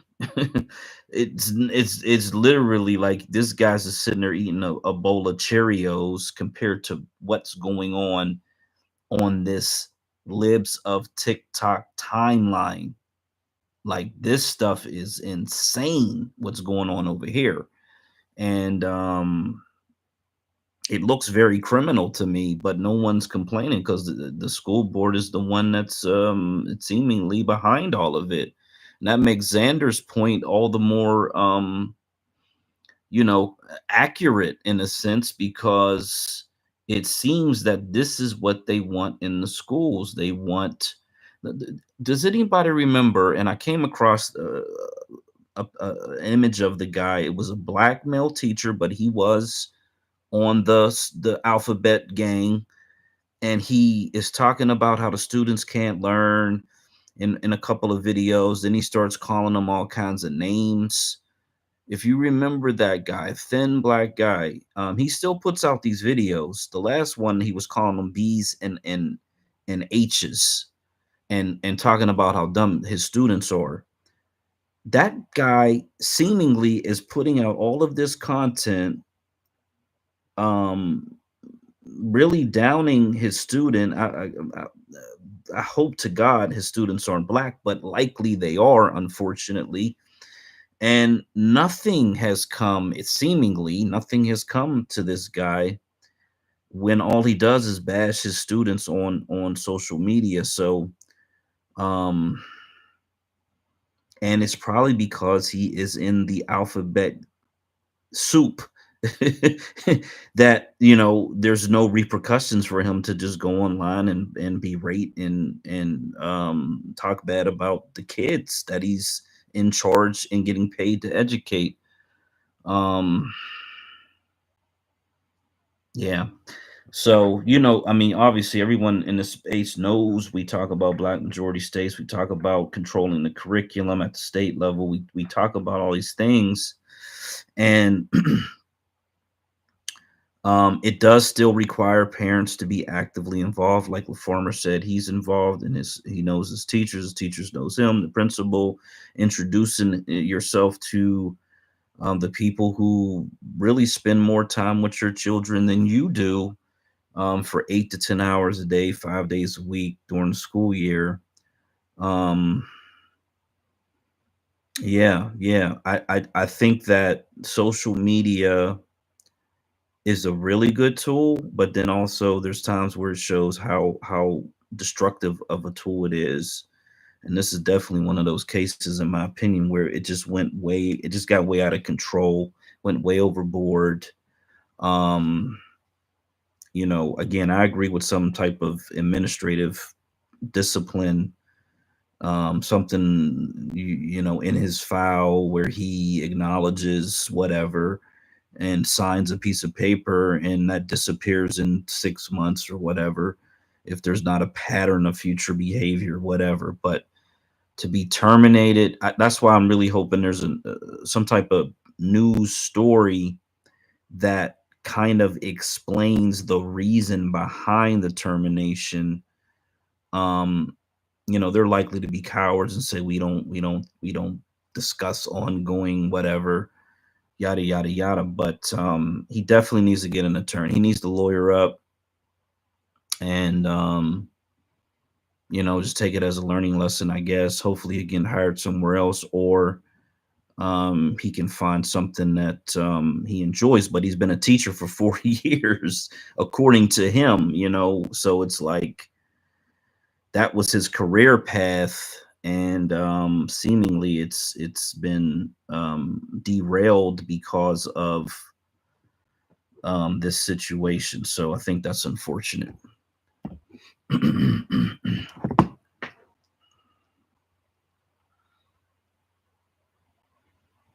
Yeah, this lives of TikTok is crazy. You with us, DJ? You up here? Oh shit! Oh shit! Oh damn, missing that. Okay, well, while we're waiting on him, I will play this one video. This is a parent blasting this whole school district, Lamar. Like I said, it's somewhere in Texas. Board afterwards discovered a teacher is also a drag queen and opened his socials for students, which contains graphic sexual references. The teacher also allegedly threatens students if they bring it up. He is violating Texas's administrative code for educators. How is this allowed? So let me get the volume up. This is in a public comment board of trustees at the Lamar school district. And there's all different races of parents, or these look like administrators, I'll say. Yeah, board of trustees. So there's 2, 4, 6, 8, 10, roughly 10 people at the desk, and then there's a group of people who are listening in the audience. So let's see what this guy's talking about here. Brought to my attention that there's a teacher at the middle school and junior high school level that is currently moonlighting and openly displaying himself as a crossdresser. This teacher I'm referring to is Sean Saunders, known as Jacqueline Dior when dressed as a woman. Currently teaching at Wardheimer and Briscoe. As you can see in the pictures that I brought, that I've obtained from his Instagram account, which is public and available for anyone to see, including children in his class. A few of these pictures on his Instagram and using inappropriate hashtags and inappropriate sexual hashtags. Some of these captions of these pictures are, sometimes I get to step out as a boy to perform. It's a fantasy tonight, dressed as a queen. You'll hit the right note with me. I found all the hotties while standing next to men dressed in nothing but a pair of underwear. Spaghetti and meatballs is on the menu, wearing a necklace in the shape of what I can assume is a reference to male genitalia. Just a light shopping, posing next to 2 pictures of men in underwear. Do I make you horny, baby? Dressed as a woman. Category is holiday sugar ball, peppermint for your breath, while wearing women's clothes covered in peppermint candy. Letting the girls hang out, referring to his breasts. Smart schoolgirl fantasy, dressed as a female school student. I hope to see you tonight, dressed as a woman cartoon character from a children's show. Serving gay Jafar for Halloween, dressed as a female version of a male cartoon character from a children's movie. My hips are here, now I have tits and ass while wearing women's undergarments. Some of my favorite shoots, some of my favorites from the shoot, which with his shirt unbuttoned in provocative poses. According to the Texas Administrative Code of Ethics, Title 19, Part 7, Chapter 247, Rule 247.2, Paragraph I, Standard 3.9, the educator shall refrain from inappropriate communication with a student or minor, including but not limited to electronic communication such as cell phone, text messaging, email, instant messaging, blogging, or other social network communication. Brought to my attention. Okay, so that is obviously one of them, one of those people. And again, this lives at TikTok. Every once in a while, they'll do something that is anti-black. Just a fair warning, for whatever reason. But 99% of it is really all about this LGBTQIA XYZ stuff, and it's pretty damning. It's pretty. It's very clear that the agenda in the schools is geared towards making it very, very tolerant and open towards this particular very small segment of the population. And at the same time, based on this video and based on the 1.3% of black teachers, and I think black female teachers was barely 4% as well.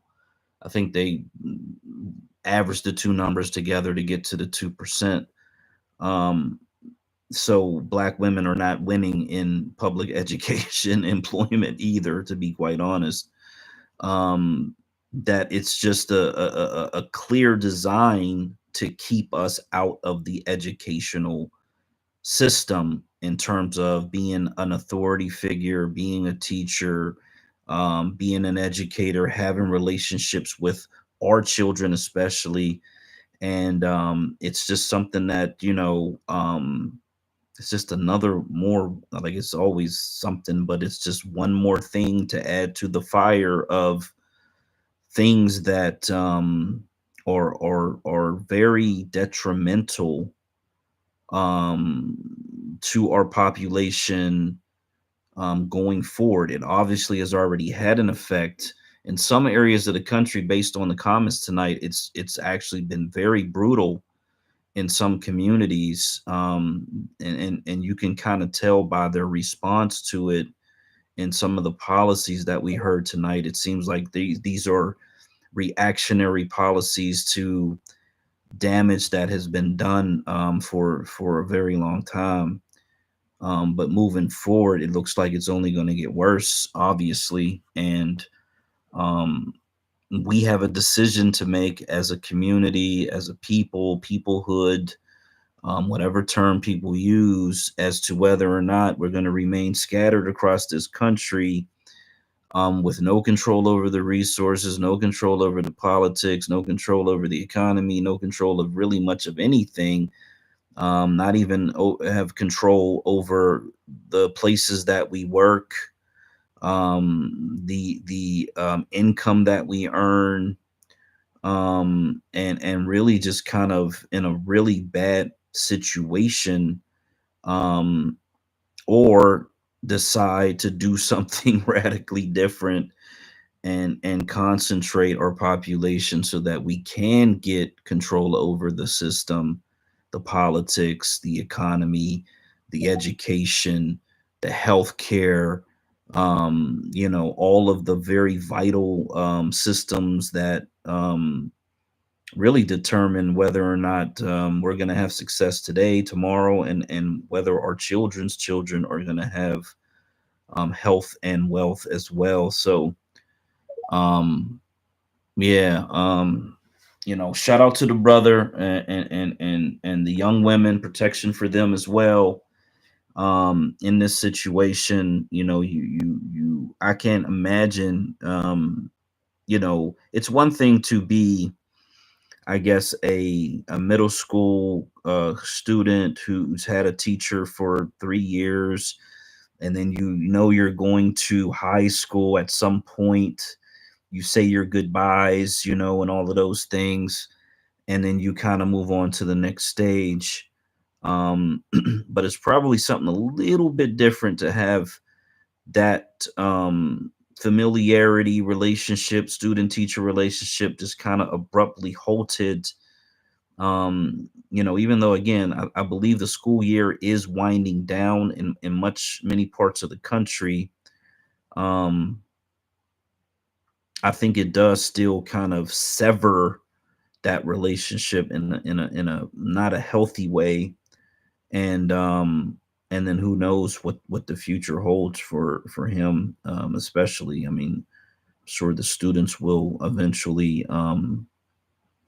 you know, be okay, but are they going to provide counseling? You know, is the school going to provide counseling one way or another for the students for this loss?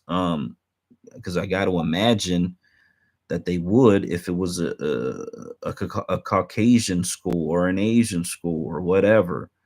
Um, so I do believe those young black girls do deserve some type of counseling if they want it, and some time to you know, heal um, from this situation one way or another. And they're probably traumatized more by the social media reaction and the fact that he's been terminated than anything else that occurred, you know, because it's like they're probably, now here's something, and this just popped into my head. They're probably, and I'm just imagining because I'm not a woman, and I've never had the feelings of a woman, but I'm just imagining the fact that he's fired.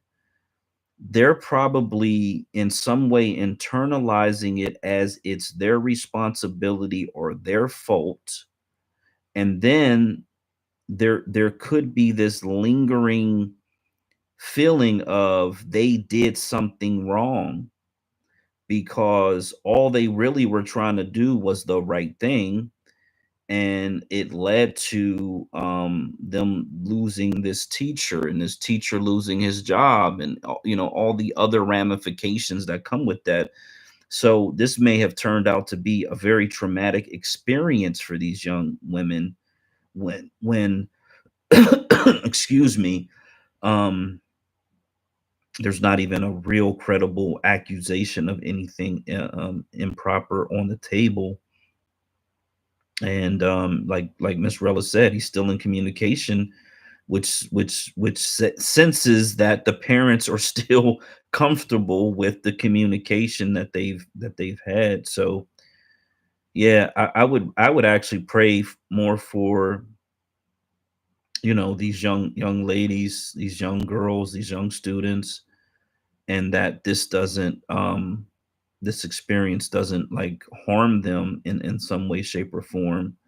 I mean, he's a man, and you know, hopefully he can bounce back, rebound, and get back on his feet and figure life out. But you know, any of us losing our job, you know, I was faced with this more times than I really would like to think about in this particular company, where you know shit happens, and you know, it's like, well, we got to do a retraining, or we got to do this. What's the policy? Blah blah blah. All this BS, and you know, you lose your ability to earn income, And again, you're at the end of the school season, so you probably ain't gonna find a job till like September, or at least try to line yourself up for a position in September.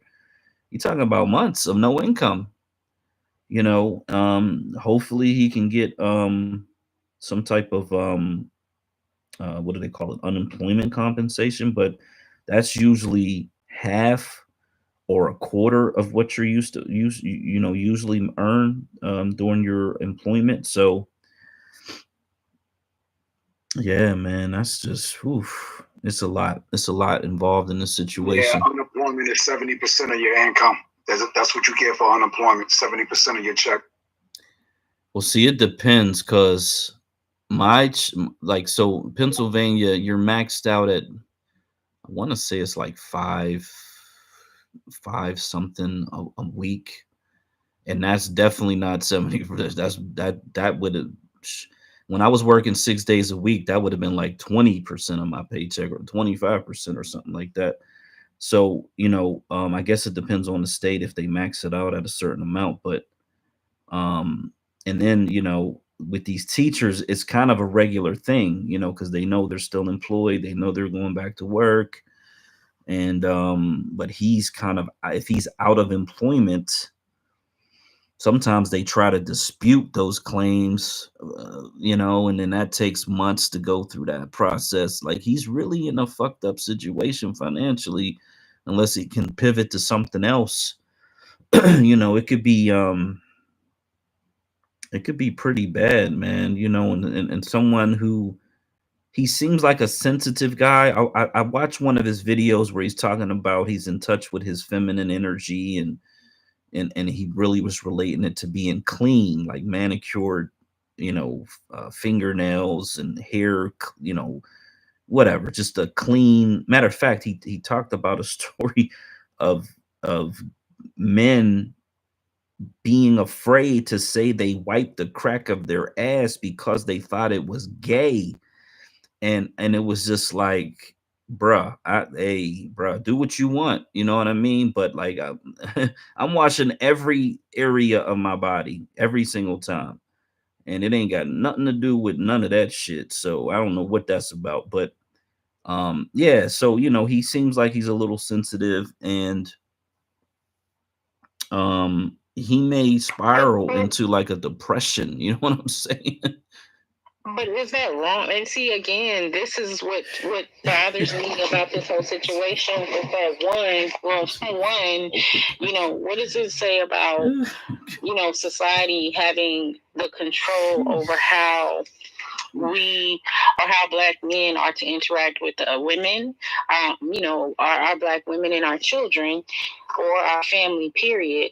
Right. And then the second thing is, like you said, even for the girls to now, what is the perception of them now when they interact with, men, whether it's their father or uncles, or, people that they meet that they're maybe their peers. And, how is that supposed, what is it supposed to be for them? And this is, to me, is one of those things where, again, we are at a crossroads where people are trying to control how we have interactions with each other, how we have healthy communication and interactions with each other, that it either has to be sexualized or else. Because for some reason it can't be nothing pure. It can't be anything, strictly just, an adult having a true interaction and relationship with young people in their language in the moment. That scares. That is very scary. It's scary to know that literally is being fucked up, man. It's being stripped from us. Shit is fucked in that up, way, man. Yeah, it does set the premise to say, are we really free? Right. No. And to what level of freedom is it? To some other person's comfort of freedom? Not free. Or is it actually to be free indeed? Because to be honest, though, I remember, I forgot what it was about, a dad disciplining his son or something like that. that was recently on the video, and people was like, "Is this abuse? Is this too harsh, or is this love?" And then I was like, this is discipline, and this is what love. And even if it wasn't, we don't allow or accept criticisms from others outside of our own community. So it lets them know whether they agree with it or not, that their opinion on our community has no bearing, has no metric. And what that does is it sets you up to be kind of like the Jewish people. Doesn't matter but they think that we don't know. We don't know the limits of discipline, and we don't know the limits of punishment and, correction, because they don't have any. I mean, the dad that murdered his son. Remember the guy that had the boy running on the treadmill, that video? And he literally killed his son. He killed his son, and they were and the mom is like, she knew something was wrong. But I'm thinking, you knew something was wrong prior to that. She didn't call no cops. Right. Think about calling police and nothing on her dad. She would have thought that this was his way of raising him. But this is the part that I was even going to say, like, what they're trying to do is control our behavior and movement patterns. It's not, the sheep can't tell a lion how to fucking deal with his lion children. Like the fucking hyenas don't get told what to do by the lions and their packs, right? Everybody control their own circles. You control your own avenues. Like the fact that somebody else from some other community or from some group of people think that they could then tell us what the fuck's acceptable when you got fucking Jewish people out here biting the foreskin off of their fucking children's penis as infants, and they call it a whole fucking ceremony, and they're passing herpes and genetic and venereal diseases to these children, but no one's allowed to scrutinize it. And mind you, no one's allowed to scrutinize it. That's a religious practice. Well, circumcision is not a religious practice. I'm not Jewish, and I circumcised my child. My child. When you say Jewish, we're not talking about religion. When I circumcised my child, there was no religious aspiration nor affiliation to it. When we circumcised our children in plantations, we didn't have no doctors coming to do it. We still were getting circumcised on plantations. There was no religious connotation to it. We did it because we understood that this was our practice from time immemorial. So it was not religious. And they give you education now. Like, and we have to think about it too. Like, the way that they're actually practicing circumcision by way of using their teeth and saliva and transferring fluids and cutting into baby's skin that's thin, and you're talking about bacteria transferring. There's a lot happening there. When I had my sons done in the hospital, there wasn't any religion behind that either. It was literally based off of the education you go through when you're going through your classes for your birthing classes or whatever, and they talk about the science and why it's important for bacterial reasons for the sun. Like, I'm thinking about everything well-being for my sons as they are going to grow up as young boys into men, and I'm thinking, how are they going to have experiences for themselves? That's no different than what I had with my daughters. So when you look at that, to me, and what the farmer's talking about, that what they were doing and passing on diseases, if that's their religious practice, how is that healthy? How can you sit and say, regardless if it's a religious practice, that is healthy for society? I mean, I don't think. And again, I don't know what the purpose of that part was, but to say this part, I will say, regardless of if it is religion or not, you're not allowed to scrutinize it. And I think that was the bigger part that I was getting to, was the part that you're not allowed to scrutinize it. And that's what I was more or less using as a barometric to say that we need to set up our institutions to where we don't care about scrutiny from other groups, because they're not allowed. And that's why I gave the example of when there was a child, when a father was disciplining his son about the gangs and going ahead and telling them, I ain't raised no gang member, and I didn't not go in jail to go ahead and see my son go to jail and get killed from being in the gang. Then what I was saying was just that nobody can literally try to tell me, how to raise my children, and we don't allow outsiders to tell us how to raise our children. So I used that example first. Then I went to using the foreskin, the mitzvah or whatever they call that shit. When the priest bites the foreskin off of a child's penis, and I say that I don't care about the practice. I'm not talking about the practice. I'm talking about the inability of others to look at it and say that that's not right. That's dehumanizing. That you're passing generic diseases. It doesn't matter what you think about it. It doesn't matter if they're passing genetic diseases. It doesn't matter whether you think that that's humane or taboo. You're not allowed to scrutinize it, and that's the essence of what I was getting at. Now, do you find any disagreement in that for that example being used? Because the religion had no bearing on it. No, I was getting to the fact that Epstein's Island still hasn't released that list. The president's a pedo. Let's just be real, right? And there's going to be motherfuckers still voting for that pedo. So, like, are we a pro-pedo country? That's what, because we're in Mexico, these motherfuckers will be slaughtered in the water. Like, let's just be real. And people would eat dinner and forget about them the next day. But our country doesn't run like that. Hence, we have a pedo president. So I'm just trying to set our expectations to some kind of realism, because I've been seeing this and been seeing this as a problem, but I get pushback every time I call that out. Okay, and that's a good segue for this. And this is a Texas. I don't know what it is. I don't know what the hell is going on in Texas. This is another Texas school district, Fort Bend School District. This is a father reading a book called Push, which is in these schools. Now, for those who are sensitive, you might want to turn away for like 3 minutes, turn the volume down. It's very graphic.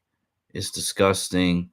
But this guy is reading this at a school board meeting. There are, looks like 20 people at least in this room, 20 adults. Okay, so this is what's going on in the schools in Texas. 103. You ever fuck you? I say shoot. Oh yeah, I say, but not like the faggots in my ass and all. So I know. Carl fucks me. That's her dad, by the way.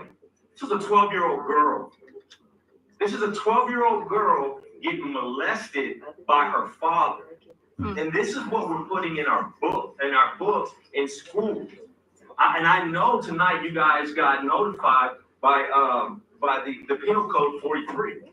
Let me go on. He says he puts his balls in my face, and then her mother comes into the scene and says she fingers me, picking apart my pussy. This is in our high school. This is in for our children to have access to.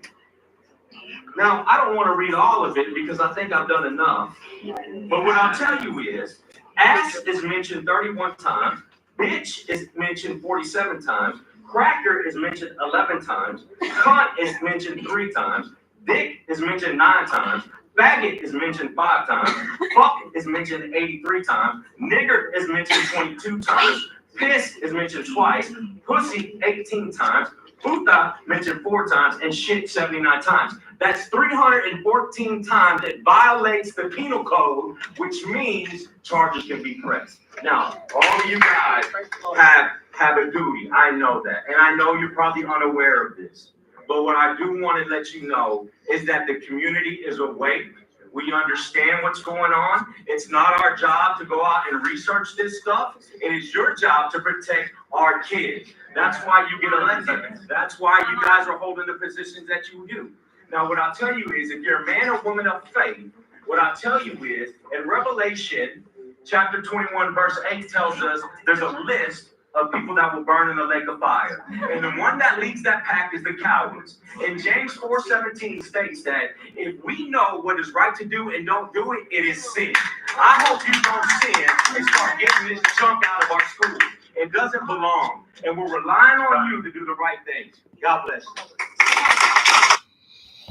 Yeah, so dear God, I mean, this is what is this. So how many times he said 301? 370, I believe. These different words are in this one book called Push, and this book is in It was a not whatever. I'm gonna start posting from this Libs of TikTok a little more frequently because we need to really kind of understand what is going on in these schools. Now, I looked at the school Twitter account, and there are Black male educators, at least 4 that I could see, elders that are in this teacher, administrative, whatever.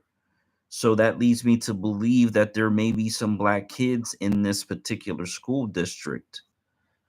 That's just one book. The lady that was in there earlier talked about how they go through Amazon to get around, and these organizations are using Amazon as a workaround to get these books in these schools. Yeah, it's so much worse than people can possibly imagine. I look. I think that you can imagine it. That Maxwell person, she's literally locked up for selling kids to nobody, and people just let that go. Like, there's no way either A, she shouldn't be locked up, or B, they need to release that list. That should be the ultimatum. But people just let it go, which means 2 things. Not only did they not release the list, they can lock you up for literally, I don't know, selling drugs to nobody or selling anything to nobody, because that's why she's locked up, because they will not release the list. You see the catch-22 there? Like, and people don't think. That shit's crazy to me.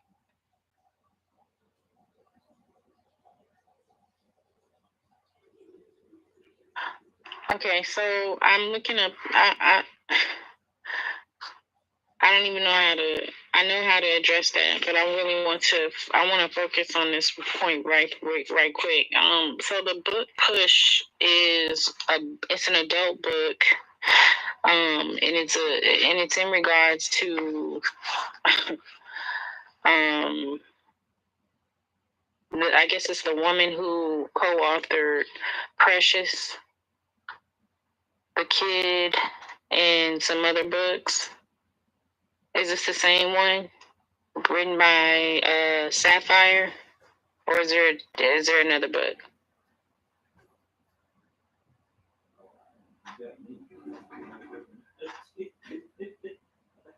All I'm saying is I'm getting my kid. I'm going to contact the school libraries at my kid's school on Monday and ask for the book list. That's all I'm saying. I'm trying to figure out how are they like the other, I think, person that was in the room, and she was saying that people are actually bypassing, having books approved, and they're actually using Amazon to get these books in schools. And I mean, this is really some sick stuff. Are these books being taught in the classrooms, or are they just in the library? I don't know, because from what the other lady was saying earlier, she said that they're getting them into the library. Now, I remember when the county that we just moved from, the librarian, when I talked to her, she told me if there are any books that I wanted as far as, Black history or history and period, that I want to have the library to have in the bookstore, to just send her a message, and she'll look up the books, and then she'll get them into the library. So if there's no regulations around it, and that's what's happening, I mean. So it sounds like these books are being brought into the library, but they're not necessarily being taught in the classroom. And so should our focus be more on teaching our children what books is acceptable to read? Because I remember, and I don't know if they still do this, but in our libraries back home, now I did grow up in Kansas, so that's a different school system. There were certain sections in our school libraries where you had to have, our libraries were age regulated. So if I'm in the 5th grade or the 6th grade, 5th grade or whatever, I can only go for the books that are in my 5th grade level and below.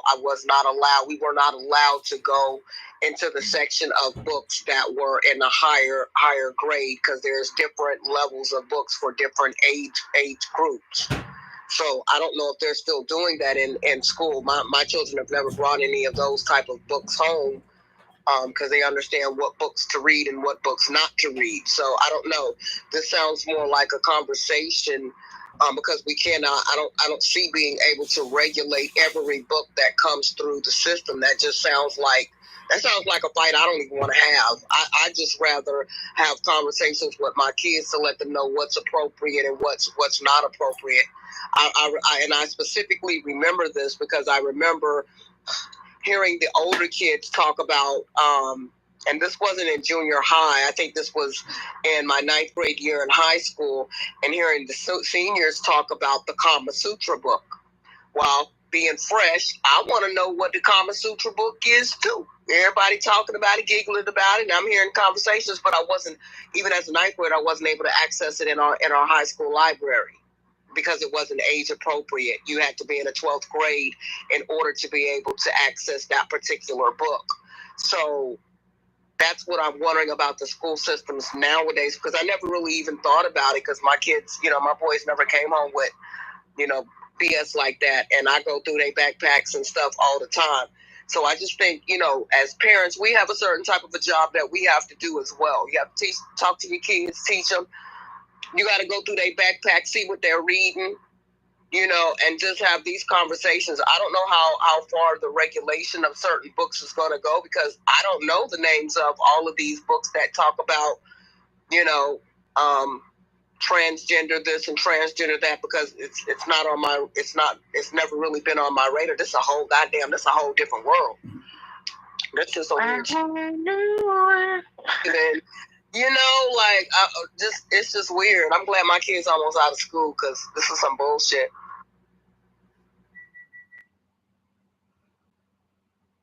Well, it sounds like we definitely need to have, and I'm gonna say for especially for parents who, because he said this was high school, so then that means that book is probably put in the high schools. But I'm trying to understand, like you said, if there's no regulations or the parents aren't involved to know, or even to know what books to even be looking out for, how does the books get into the schools? So that's probably a question that does need to be had even at the PTA meetings with the school librarian, asking for, because the lady was saying that we need to ask for a list, because they do catalog the books and have lists of the books that are in there in the libraries. But I'm thinking if you at an elementary school and your elementary school goes from kindergarten to 5th grade or 6th grade, what are the books that they should be having? That's age appropriate for those grades. And then from high school, middle school, and then high school, the same thing. It just boils down to all of us getting more involved. Right, but by the time your kids get in high school, they should already, have a certain level of sense about them and be able to figure out what it is that they as, students want to read. I'm more for regulating, I guess, maybe what's in the elementaries and middle school. But when you talk about asking the school for a school list, the library has thousands of books. So you're going to give me a list with thousands of books on it, but because I don't know the names of these individual books that are Tawdry talking about the LBGT, is there like a list of books that are specifically geared towards LBGT? Is that the only subject that we're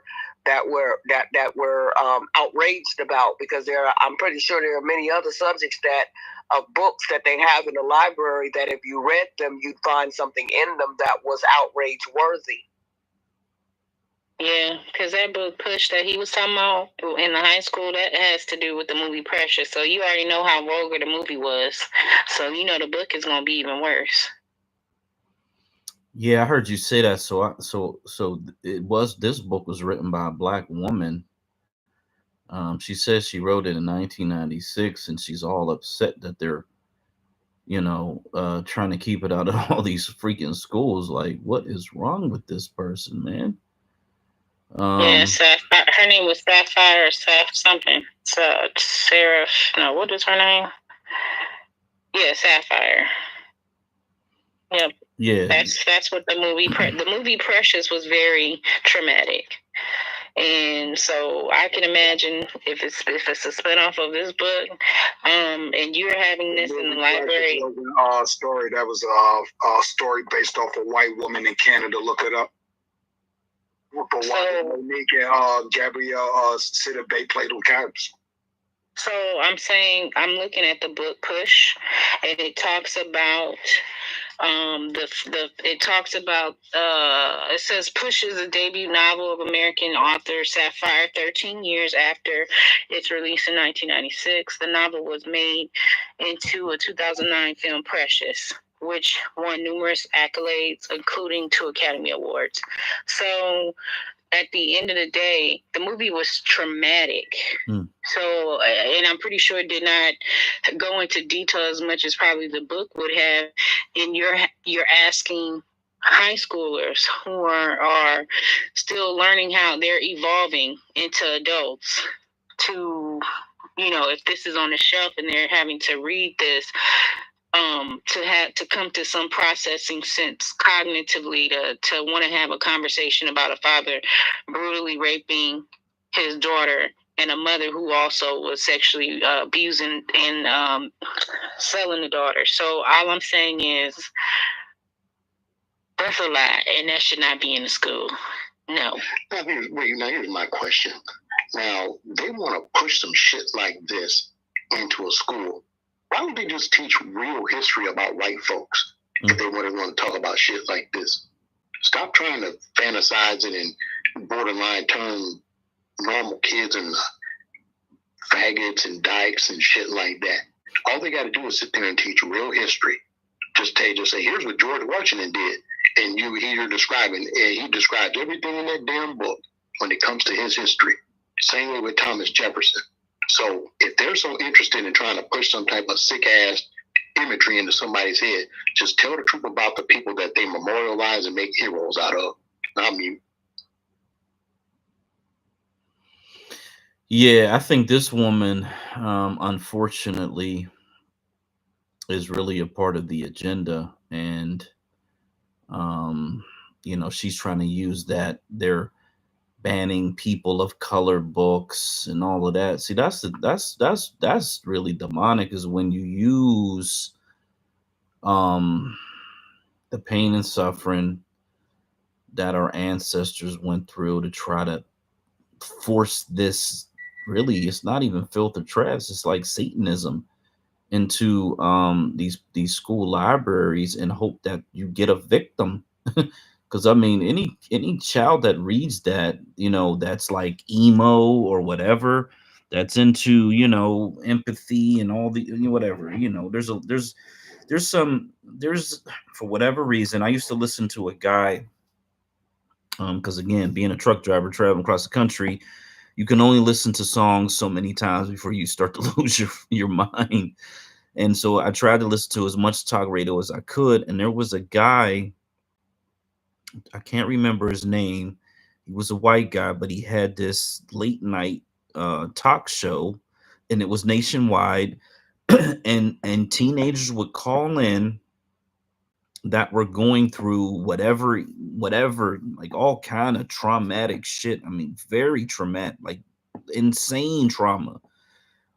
Things again that you probably can't even imagine. And this was like a regular late night show.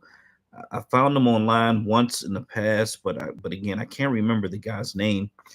But at any rate, it would just be teenager after teenager after teenager calling in, telling the worst shit that you can't, like, just dark, inhumane treatment that they're suffering under. And he would pray with them on the phone. If they wanted to get help, he would offer them assistance with getting in touch with some services to help them. And McAllister, that's his name, I believe. I'm gonna try to look him up, McAllister. But like, it was like, wow, because it part of it was man, this guy's doing a really good thing, but also, is it that you're feeding this thing at the same time? Like, if you understand what I'm saying, like her putting out this book, she's thinking, because she was some counselor and she basically combined all these stories from some of the most traumatic events that have occurred to the people she's counseling.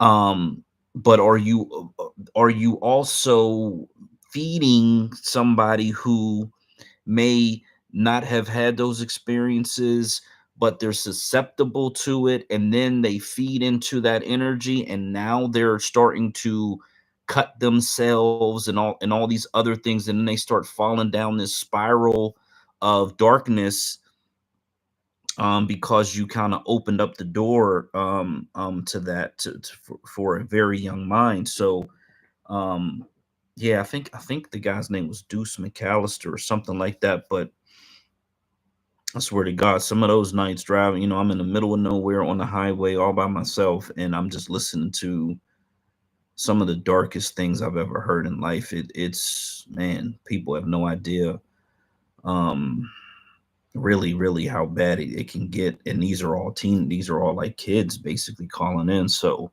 some people were really on the edge of committed suicide on these phone calls. There was a suicide hotline. It's crazy, man. What color were these people, would you say? Most of them were white. I mean, no question about. Because I'm in the middle of nowhere, like in the middle of flyover country, and so most of them were white. There's no doubt about it. Because when I hear these stories about, like, with this black man right here, all they're doing is criminalizing black men, period. Because these little girls are going to grow up and they're just going to think that whatever a black man does paints predator, paints criminal. Because, damn it, that's a football. If you think about how, like, I remember when I was in school, there were times when students would put, like, makeup on teachers, like paint their face for Halloween. They would shave a teacher's head. There was always stuff like that with these whites. So if you're going to tell a young black girl that a black man doing something like this, you unbraiding his hair in front of a camera in the middle of class, that's how you start a bunch of these future chicken head movements, where they just want to criminalize everything that a black male does. And then they want to put a gay white man up there with a damn T-bar on, showing his ass to these kids, and they want you to accept it. I'm you. Absolutely. So the space started with a title. We kind of really went off of that really quickly. I was going to play a few videos. And actually, so this will actually give us this will be a good time to put some positive energy into the space. So, but yes, you can. Before you go ahead, did you hear about Mayweather being locked up in Dubai? Yeah, likely because of his attachment to the small hats, and he's kind of playing in both pools and putting himself in conflict in foreign countries. To be quite honest, I don't understand why Black Americans keep wanting to be involved in these foreign countries and whatever they got going on. I think we should really leave that alone. Yes, and I don't know why would he go over there with other people, because I'm assuming the guy who stole the jewelry, that went missing, the guy who stole it was a white man. I don't know if he was, from Dubai or where he was from, but the guy stole the jewelry, dipped out, and then, disconnected his contact from Mayweather, but Mayweather ended up paying the money for the jewelry. Excuse me. And another guy was saying that, well, they're adding on fines and something about they're pretty much. I just really think that they're literally about to just they're about to take him for pretty much not all that he's worth, but a whole lot. Because, like, to me, that's some rich slave type shit. Like, you literally got all that money. You decided to go over to Dubai with some people that were not like you. The guy steals, and all of a sudden, you are trapped in damn Dubai like a prisoner. They don't even care how much money you got. Didn't they say they wanted the actual jewel, or whatever it was that he stole? They wanted that back. He paid the money for it, but now they're like, yeah, you paid the money for it, but we want the actual product back, and the dude that they wanted the product back from is gone. But to a certain degree, I feel like it's got to be a little bit more than whoever that YouTuber, whatever that was, that YouTuber came online and said. I just feel like it's more to the story that's not being told. He just put that little piece out, so I'm kind of leery of information that comes, from certain folks, and it hasn't been actually verified. If none of that information has really been verified, and Mayweather ain't said nothing yet. The people of Dubai, they haven't said anything yet. And the United States government, they haven't said anything yet. So the only person that's saying something is this YouTuber.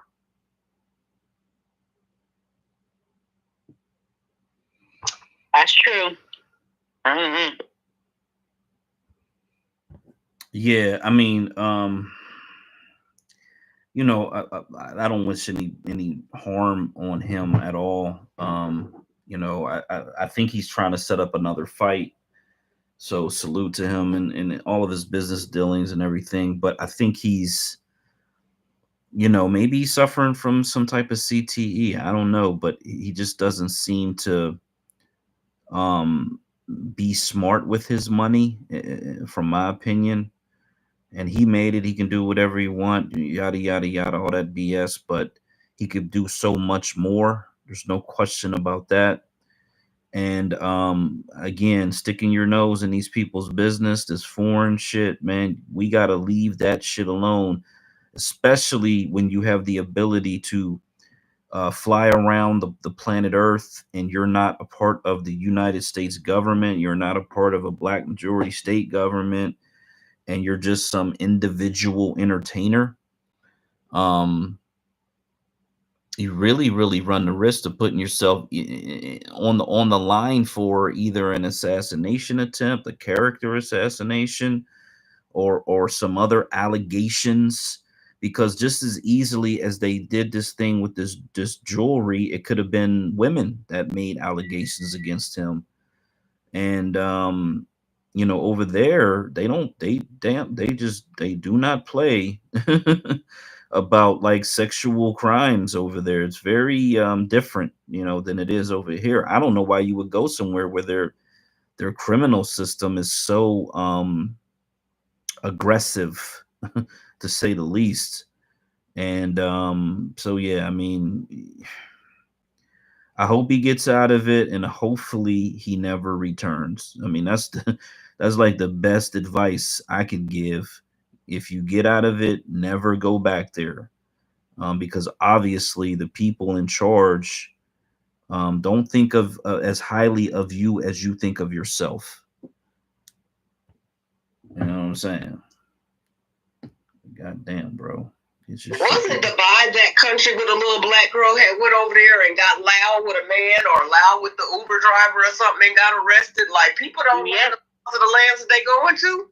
Okay, that was the one where the Uber driver, I don't know if it was the Uber driver or was a guy, he had did something to her, and she responded, but she got loud, and they arrested her.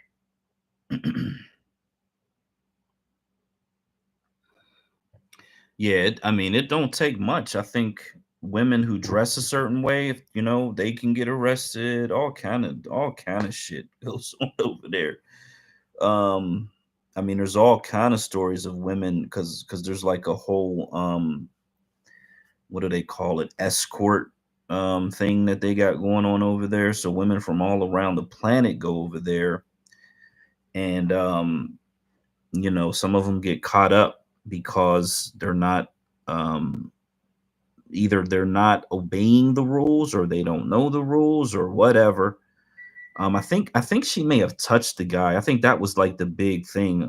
The arguments and all that's one thing, but I think she may have touched the guy, and that was like the big thing. But they've kicked out Nigerians over, like they've done, they just like there's a lot of shit that goes on over there.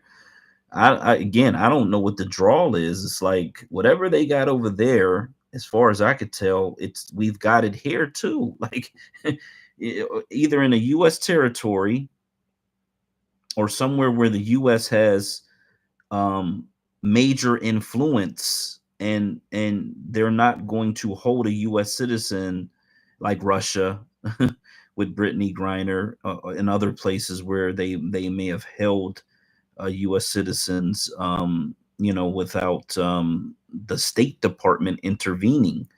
I mean, because he's at that point, it's seemingly he's at the point where he needs the State Department to intervene on his behalf. It's pretty crazy.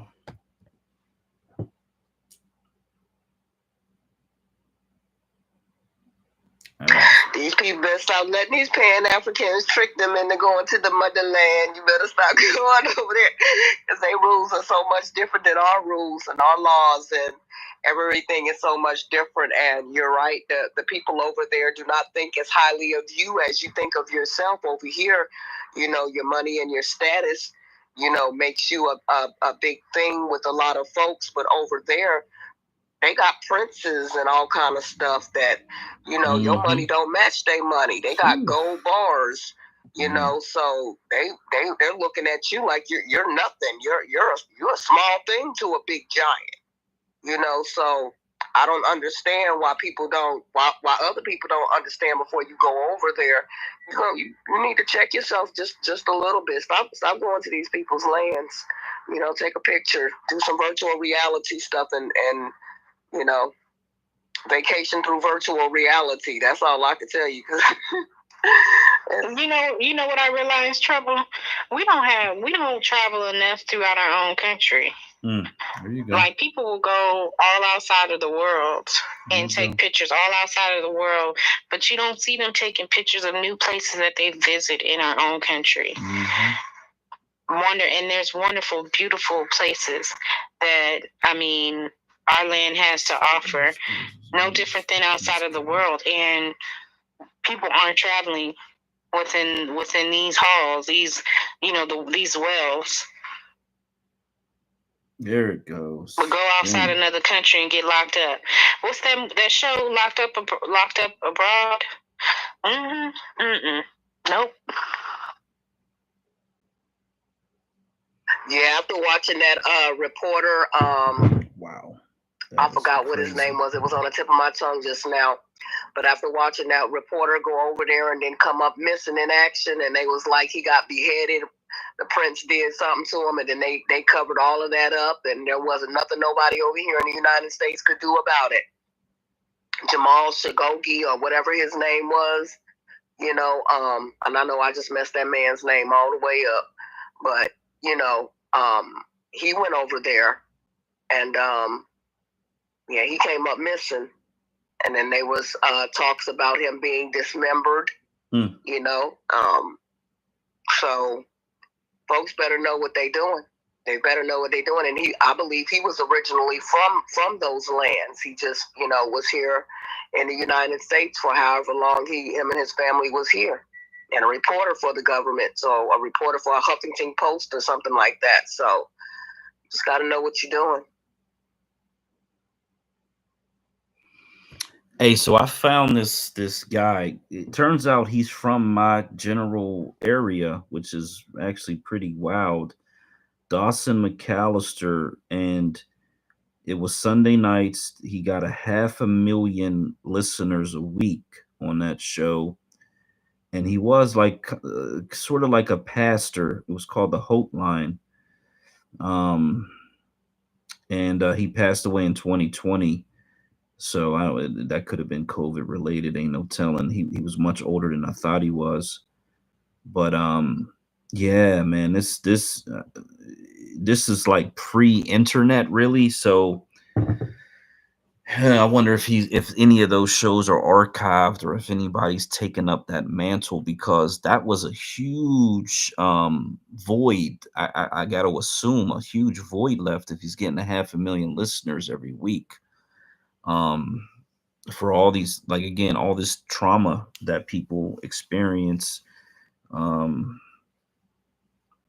to Floyd Mayweather's situation, and really just the foreign country Dubai, and first they got the religion, and the religion is strict. There's no gray areas in it, like, period. And then you're black, like, just period, point blank. You're a Black American on top of that. So um now I'm not sure if that's the country. It probably isn't, because I think that was Saudi Arabia where they chopped up that reporter. But it's not like the people over there think that much differently from each other, to be quite honest. They may practice a different, slightly different version of the religion, but they all kind of think the same, to be quite honest. And I just think he would be better served to not travel to these places. First of all, he sent his jet, from what I understand, to the small hat land very recently. He's in videos. He's got on the Star of David hat and he's dancing around, and it's just like, you're doing too much, as far as I could tell. And I don't know what makes these people think that these people really like you because you're famous, because you have a little bit of money, because in their minds, you're like, to put it in perspective, when Elon Musk bought Twitter, he went over to those kings in Saudi Arabia to essentially get money to loan in order to make the purchase. Like, it's a whole different thing. You know what I'm saying?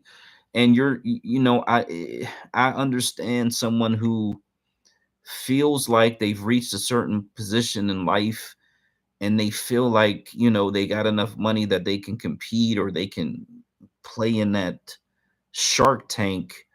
But you really can't. You're like a little goldfish, to be quite honest. And they have all the authority. It's their country. Like, that's another thing we really got to hopefully appreciate at some point, is authority is very, very real. If you either have it or you don't. And if there was a black majority state and he was on good terms, we could probably be intervening on his behalf through the State Department. But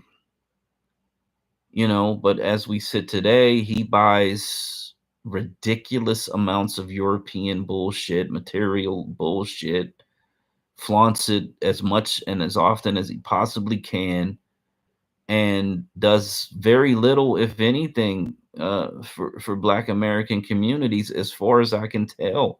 If you find something, please let me know. That's why I want to play this video, because this is a superstar athlete who recently, a week or so ago, I was questioning, what has this person done? And then people were in the comments saying, oh yeah, he's done this, he's done that. I'm saying, oh, well, congratulations. Thank God. It's good to know. Thanks for letting me know.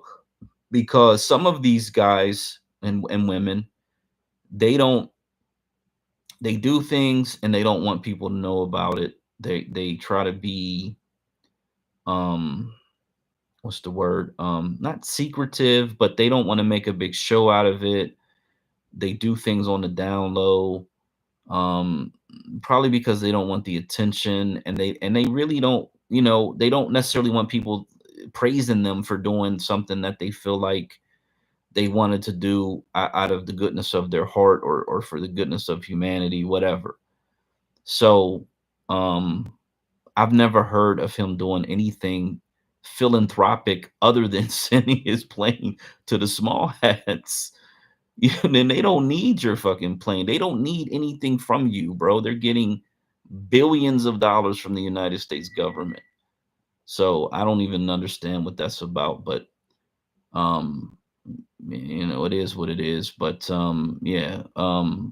I think I heard, was I in a space? Maybe it was one of DJ spaces where he was playing the more recent coverage on that story. But yeah, I mean, I wish him nothing but the best. You know what I'm saying? That's all I can do. But I wanted to flip over to Michael Jordan, MJ 23, because I remember what the post was. He was picking up this white, blue-eyed, blonde-haired boy, and it just seemed so odd. It was just like, why is he picking up this little white kid? It turns out that was the son of the race car driver that had just won a race under his race car, you know, because he owns a race car.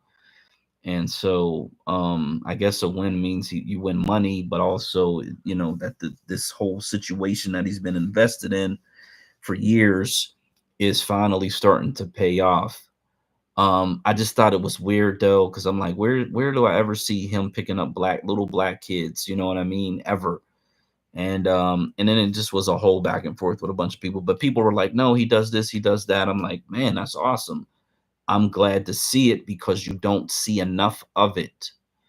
So these first two clips are from 2019. And I think this was during the pandemic. They had asked him on his feelings on NBA players being activists or their activism. It also says that he sat down for a discussion about the opening of 2 medical clinics. And that is exactly what the next 2 videos are going to be about. So this is Michael Jordan and some of the more positive things that we don't really get to hear, especially when it comes to these black celebrities and what they do or what they're doing in their communities. Michael Jordan reinvented basketball. His unparalleled grace, athleticism, and determination cementing him as the greatest. A Hall of Famer with a lasting legacy he's only added to off the court. Mr. Jordan. We joined Jordan to get a look at the first of 2 medical clinics he's fully funded in Charlotte, North Carolina, to help provide access to underserved communities in the area. Its opening bringing the sports great to tears. As you can see, it's a very emotional thing for me. The Michael Jordan Family Medical Clinic. What do you think?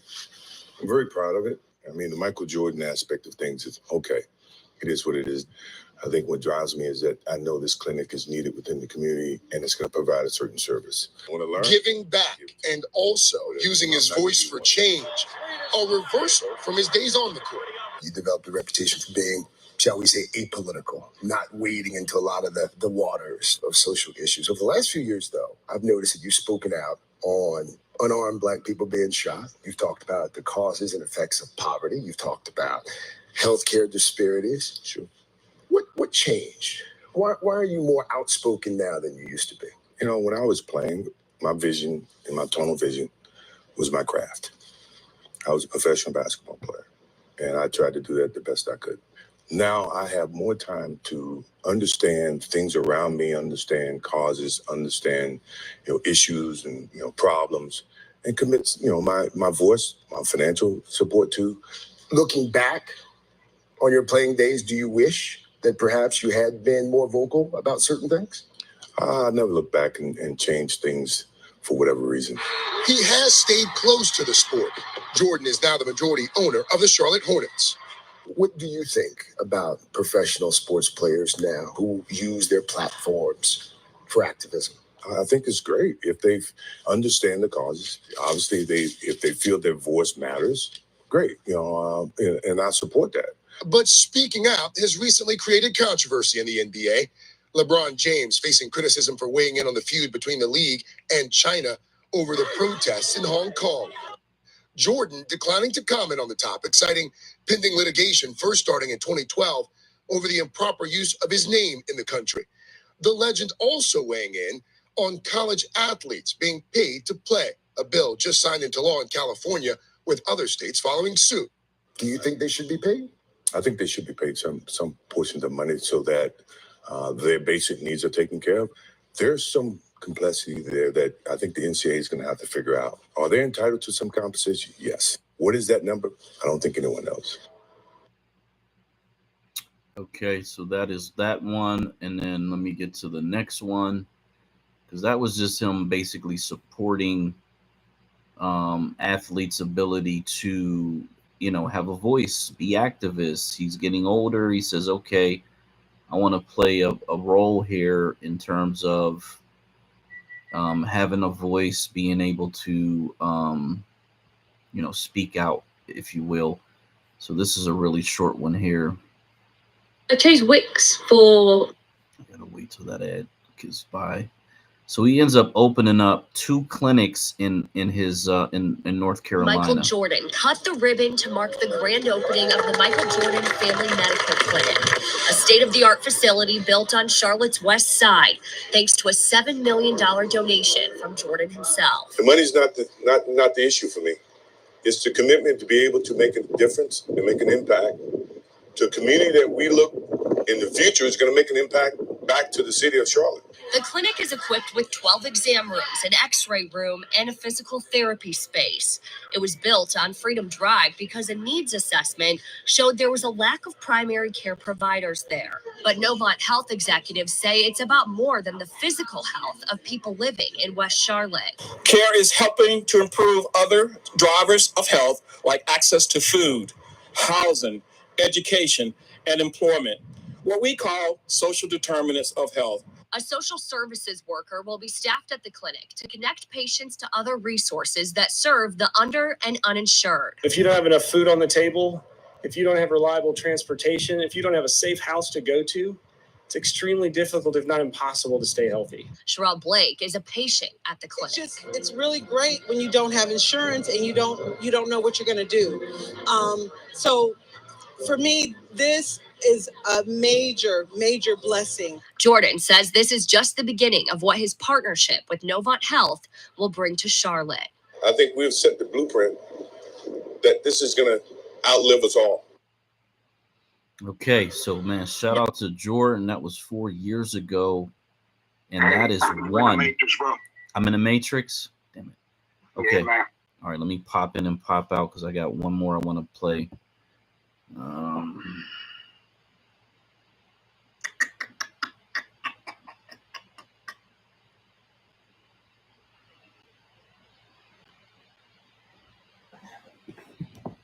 Black State YouTube, go over to Black State Majority YouTube, and we only 40 people away from reaching 300 subscribers.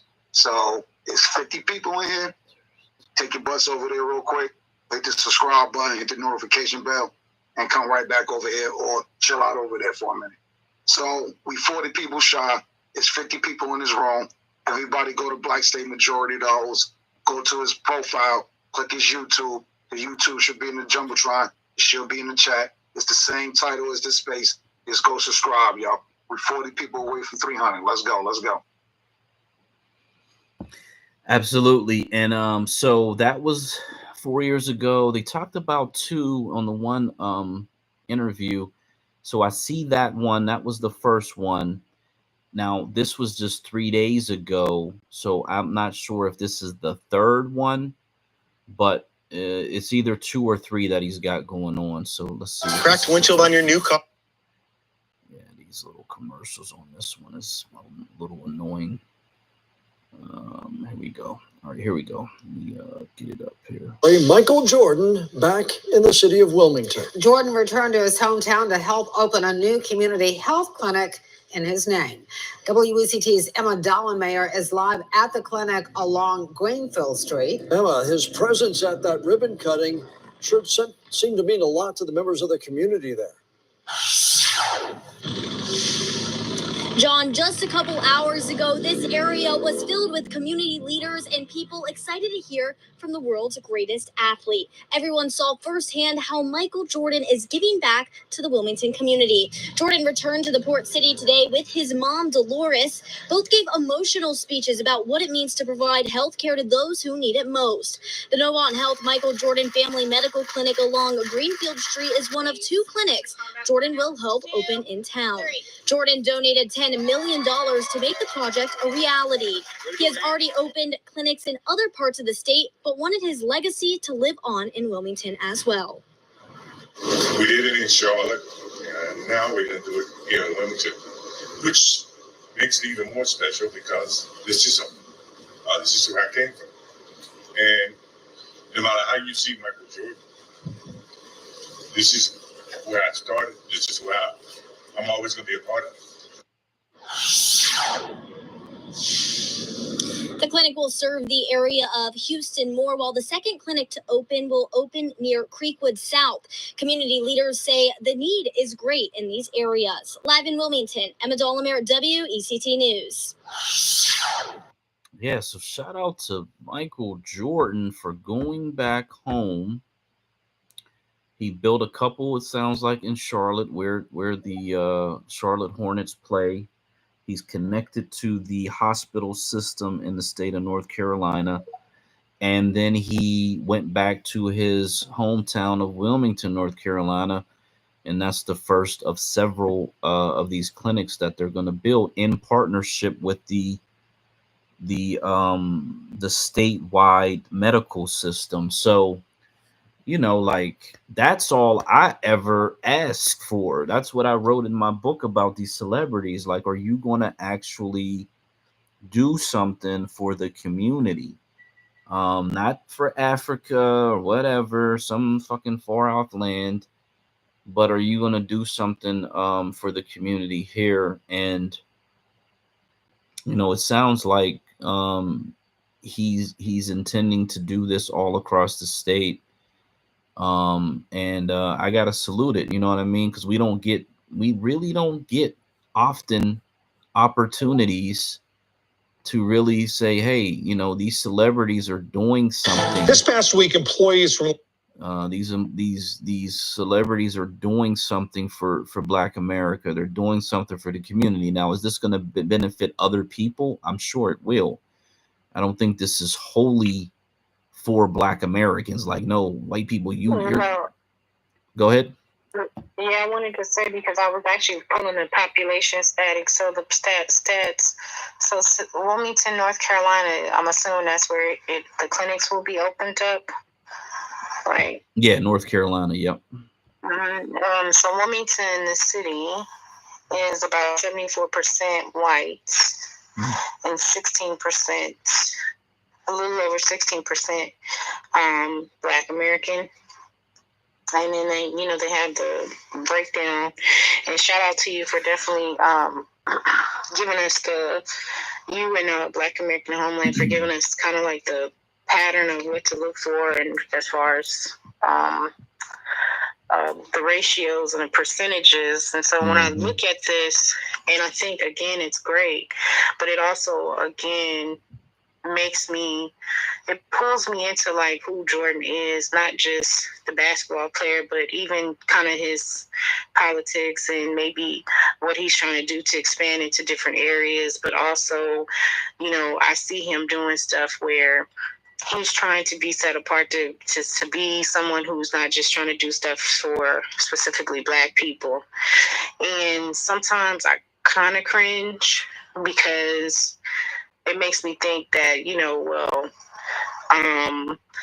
what if he's just trying to be the spook that's set by the door, and that this is his way of kind of getting into these different places, you know, and playing the game? Or is he really trying to open the door and set the precedent yet again, you know, as he always did, you know, as an athlete, you know, and a great athlete, and, you know, a Black man in America, or a descendant, you know, because his family is from the South. So it just makes me kind of have a different thought process about him overall. But what I don't get is, to me, he's just a voter, right? So why would I expect him to treat anything different than the average voter treats politics, right? Like, you know, when you vote for this party, it's going to help white people, right? What's the difference? I'm not following you, bro. I was trying to follow you a little bit there. Let me say this part, and then we can come back to that. So he brought his mother to this one. Now, you know, happy Mother's Day again to all the mothers in the space. I think that this was, you know, and I don't know him personally, so I can't sit around and say, but maybe it was, this is like a early Mother's Day present for his mother in a sense, and or that he's had this I'm not going to say a change of heart, because he said he was just focused on being the best basketball player while he was playing, but obviously something has sparked the desire to help people in the community, and not to simply buy $10 million homes or $10 million cars and just a bunch of BS. You know, in other words, to use his money in a way that he said will be a legacy that outlives him even. And so I think, you know, he has a different way of looking at life in his current state than he may have had 10 years ago, 20 years ago, whatever the case may be. And so I'm just saying, I gotta salute this guy, because here's the thing: most of Black wealth is in the entertainment industry. Period. I don't know what the percentage is. I would guess it's somewhere in like the 70 percentages, because outside of real estate and farmers, which I technically put that in the real estate category, we know about the few contractors that have produced, you know, good money with the federal government, because we did that whole list of the top Black businesses, but there was only like 10 or 15, if I remember correctly, on that list. So, you know, we don't really have a whole lot of wealth generation outside of the entertainment industry. And so for me, it's incumbent upon these entertainers to take their wealth and steer it towards things like this: schools, hospitals, farms, infrastructure inside the community that we could benefit from. And to create this legacy, I don't know if he's got other family members that are on a board or have some other responsibility where they could kind of carry on the torch once he passes on. Excuse me. So it's not just a name. But you know, he's a very intelligent businessman, and you just hope that those things are being taken care of in the paperwork and in the back channels and all of those things. But I think that if you have enormous wealth, and he does, you have a greater responsibility than just one vote in this system, especially Black Americans who come out of the mud, who come out of the soil, and who literally have the ability to not necessarily take care of, but shepherd and guide and provide to the community. I just think there is this, and that's why we had the space called pocket watching, because I think that people have distorted that term to the point where you can't hold someone like Floyd Mayweather responsible when you see him on a ski slope, which I saw the video a few months ago. He's in a full-length mink winter coat with Louis Vuitton bags. I got to assume a suitcase full of money. He's probably wearing, you know, $500,000 in jewelry and furs and everything else, and it just looks clownish. It just looks clownish to me at some point. And I think he should be doing better things with that wealth, because if he's someone who can put together a fight once a year and make $300 million pretty much at the drop of a hat, he should be funneling that money into a grocery store chain, in some of these Black American food deserts or something of that nature. So if Jordan's doing hospitals and he's doing, farm to grocery chains, and then somebody else is doing something else like education or tutoring or some other beneficial thing for the community, then it starts to look like, well, maybe there is light at the end of this tunnel. But it's been decades, man. It's been my whole life, to be quite honest, of all of this Black entertainment wealth, but no infrastructure coming out of it at all, not even a little bit. And the only things we saw were them building schools in foreign lands or something of that nature, helping those people.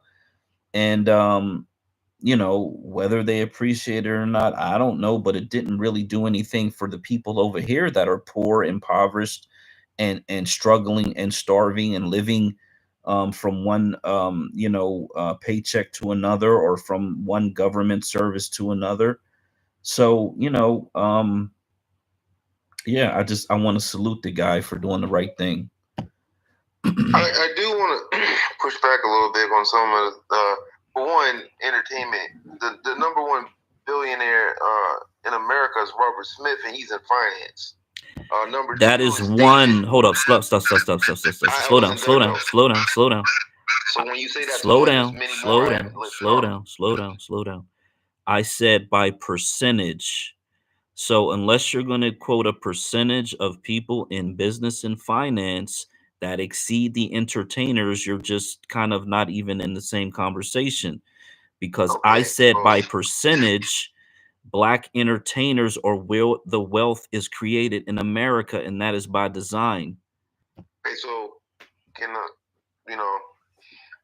just Robert and David alone have more than the next top 20. So we should equate that too. So if one person in finance is a Jay-Z, a Tyler Perry, a Oprah Winfrey, and a Michael Jordan, I think that makes a difference. So and also, but it doesn't, because I really want to go through this conversation with you. You have thousands, literally thousands of Black entertainers in each sport over the last 4 decades.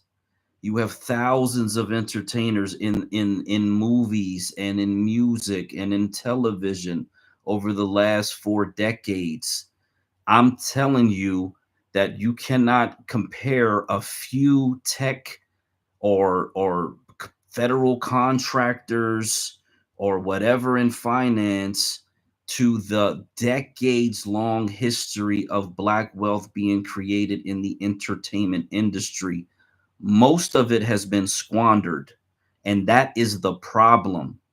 Most of it has been squandered, and there are many examples that I don't have to take the time to point out. The problem is that it's incomparable, and that's the point that I really want to get across. So I hope we don't get stuck on that, because it's incomparable when you take thousands of entertainers in sports and music and television and movies, and you add up all of their wealth accumulated over 40 years plus, compared to a few who have made it in business and finance. It's not comparable. Goodness gracious, God damn it. I think this vast mistake of generalizing our own people is going to become major problems. And what I was going to say is that instead of trying to hit a Michael Jordan up for, I don't know, community services, why not hit a dude that's in finance and knows how to get funding, which would make more sense. But we don't want to talk to Robert Smith because we're concerned about a dude who can play basketball well. I don't. So I actually do talk to Robert Smith, because Robert Smith is on LinkedIn, and he actually had his messages open to a group of people who are in conversation, and he talks about different avenues of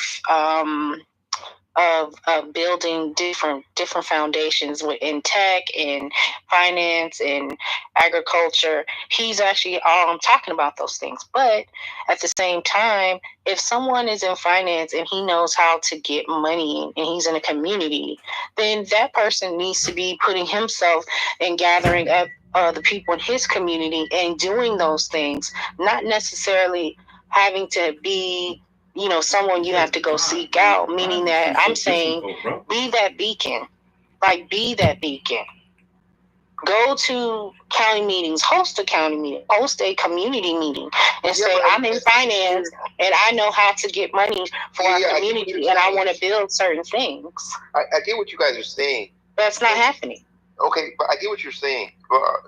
But I've been in IT for quite a bit of time and talked to enough CIOs and black people that are in technological positions, and while I wouldn't call them revolutionaries, they are revolutionaries in their field.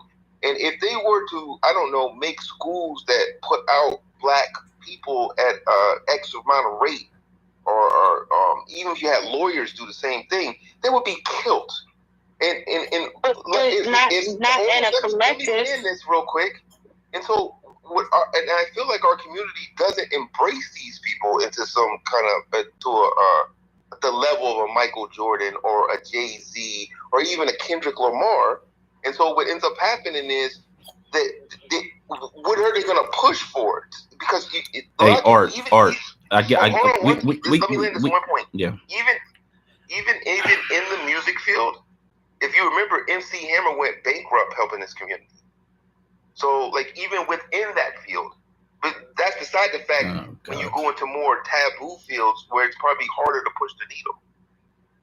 Okay, so I'm glad you got that shot in at MC Hammer. Shout out to MC Hammer, man, for holding down his community.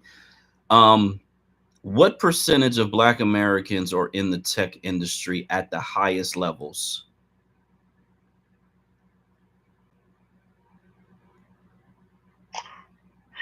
Probably about 11%, give or take, plus or minus. It's 4% according to the New York Times, and I would wager that it's much less than that, because we're only 13% of the entire labor force. The reason when they said the highest positions, what did they equate that as? Because I'm equating it as in AI. They're talking about the top. They're talking about the top earners. The top earners, they're saying, is 4% for Black people. And they're saying that technology is actually exacerbating the wealth gap for Black America, between Black Americans and white Americans. And the point that I wanted to make is the reason that we don't see this funneling, when we had a whole space about this teacher who's being just lambasted and accused up and down all over the, like, damn, man, they're dragging this man all over the fucking planet. And because you have systems in place that will funnel our children into sports, and music, okay, we all understand that, and will actually keep us out of competing against them in tech and in the health industries and all these other industries, and in the law industry and in engineering, quite literally, so that we're not competing with them for these really top positions. So who's responsible for that? It's the Black Americans that have made it through. They are responsible to create the pipelines in order to bring more Black Americans into those industries. So the conversation that you should be having is, why aren't the top tech people that you can name in finance, in tech, why aren't they creating pipelines to bring more Black Americans into their industry? I've been on this app and I've given out 2,000 hours of free time that I didn't charge people for. It is hard as fuck to get the Black community into tech. Open data is a $3 trillion market in the next 10 years. AI is a $4.4 trillion dollar market. Like, if that isn't enough to get you in tech, and I remember all these tech firms like Google and Facebook, they waived the education restriction in order to get a job. So it's just like, dude, I can literally have you sit down and do a tutorial for 20 minutes a day. It might for the next 6 months, and you'd be ready to go. How many people are going to do that, though? That's the problem. But the thing is, you should do it anyway, because regardless of how many people are going to do it, we're at a point where it's not necessarily you being concerned about how many people will do it. It's the people who will come are the ones that you are doing it for. I think our job is really to build it. And we've said this before. DJ had talked about it in his space. You have to build a thing. If God gave it to you and put it on your mind, it's something that is bothering you and it's weighing on you. It is a job you are supposed to be doing. And it's something that you're supposed to be gathering the people who want to do those things with you and build it. Not to worry about the people who are going to come. That's not your job to worry about that. Just build it. If I was to just build it right now, and it could be for the Black community, most of my team would be Indian and Chinese. Because they're more interested in the tech parts of creating something for the Black community than the actual Black community. That's a fact. Okay, but you're the one heading it, and you're Black. So then the interest of your people will come from you, and the delegation of what our people need will come from you. So if you have to work with others to get the job done, who have the skill set to build it, do what you have to do so that you can create a viable solution and that is actionable and tangible, and stop worrying about who's going to come, because the people who will come will come. Let's go ahead and move over to the Only Male Crew. She's had her hand up for a while. Hey, Mel. Sorry. Hey, no, what's going on? Great conversation. Shout out to the room. I think like when you guys were talking about Michael Jordan, which, that's my guy. I like him. I'm interested to see what the employees are going to look like in these new clinics that he's building, because that is going to tell the entire story. If you really care about your community and you want to ensure that, what's missing is now going to be filled because you put your foot in it. And then we know the disparity between or among Black Americans and practitioners who don't look like us, and how horrible it is. And then you're doing all of this. Okay, so what does the staff look like? That is going to speak volumes. So if the staff does not look like the community they're there to serve, then who gave you this advice, Michael Jordan? Did someone tell you, hey, do this and that? This is for, is it ego driven, or is it passionate from your heart? So, I can't wait to see it. That's what I'm going to do. I'm waiting for DJ to go, choo, choo, choo, choo. It'll be all right. Hey. I'll probably sleep or out there shooting, but hoops. But my point is that, that's to me is going to really bring it full circle into, how well thought out this plan was. Hey, I agree with you. I agree with you, Miss Mel. But he was not only did he bring his mother to this event, he was tearing up. Like, he's a grown ass man, and his eyes were full of tears in this most recent one. Now, this is after he already has 2 already built in Charlotte. So I think this is more of an emotional thing. He's not trotting it out like, I'm the big bad man and none of that ego-ness. You can tell he's being extremely humble in this situation. And I think it's probably, for whatever reason, I don't know what he's done in his life, but he's probably heard a lot of stories of people who he's helped, right? Because it's open and available to people who have insurance and people who don't have insurance.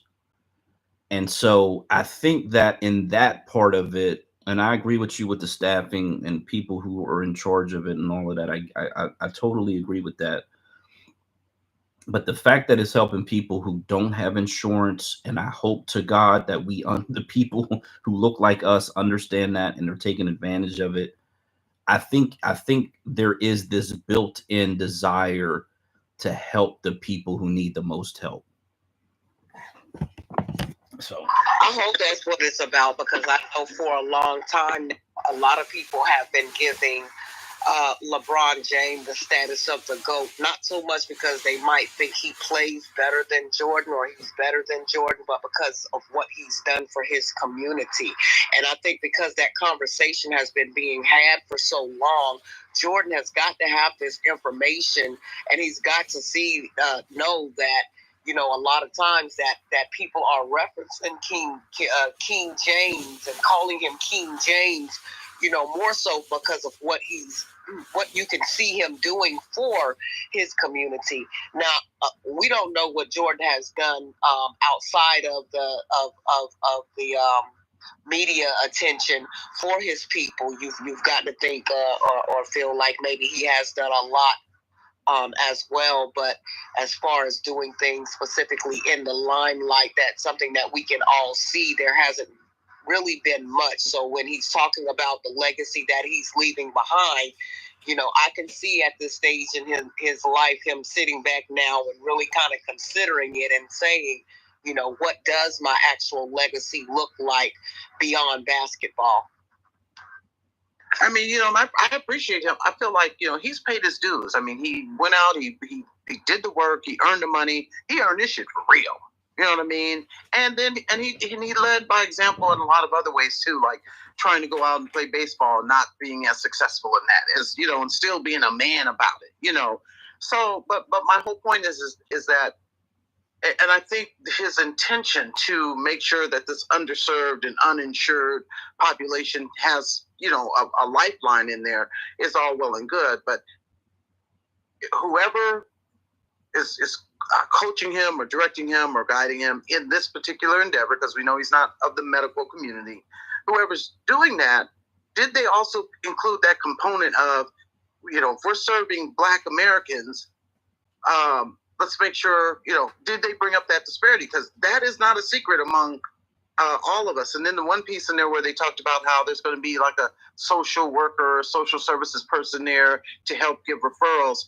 You know, that is so discretionary in, you know, that particular role. Well, you be all right. You don't need nobody. Just go home. You know.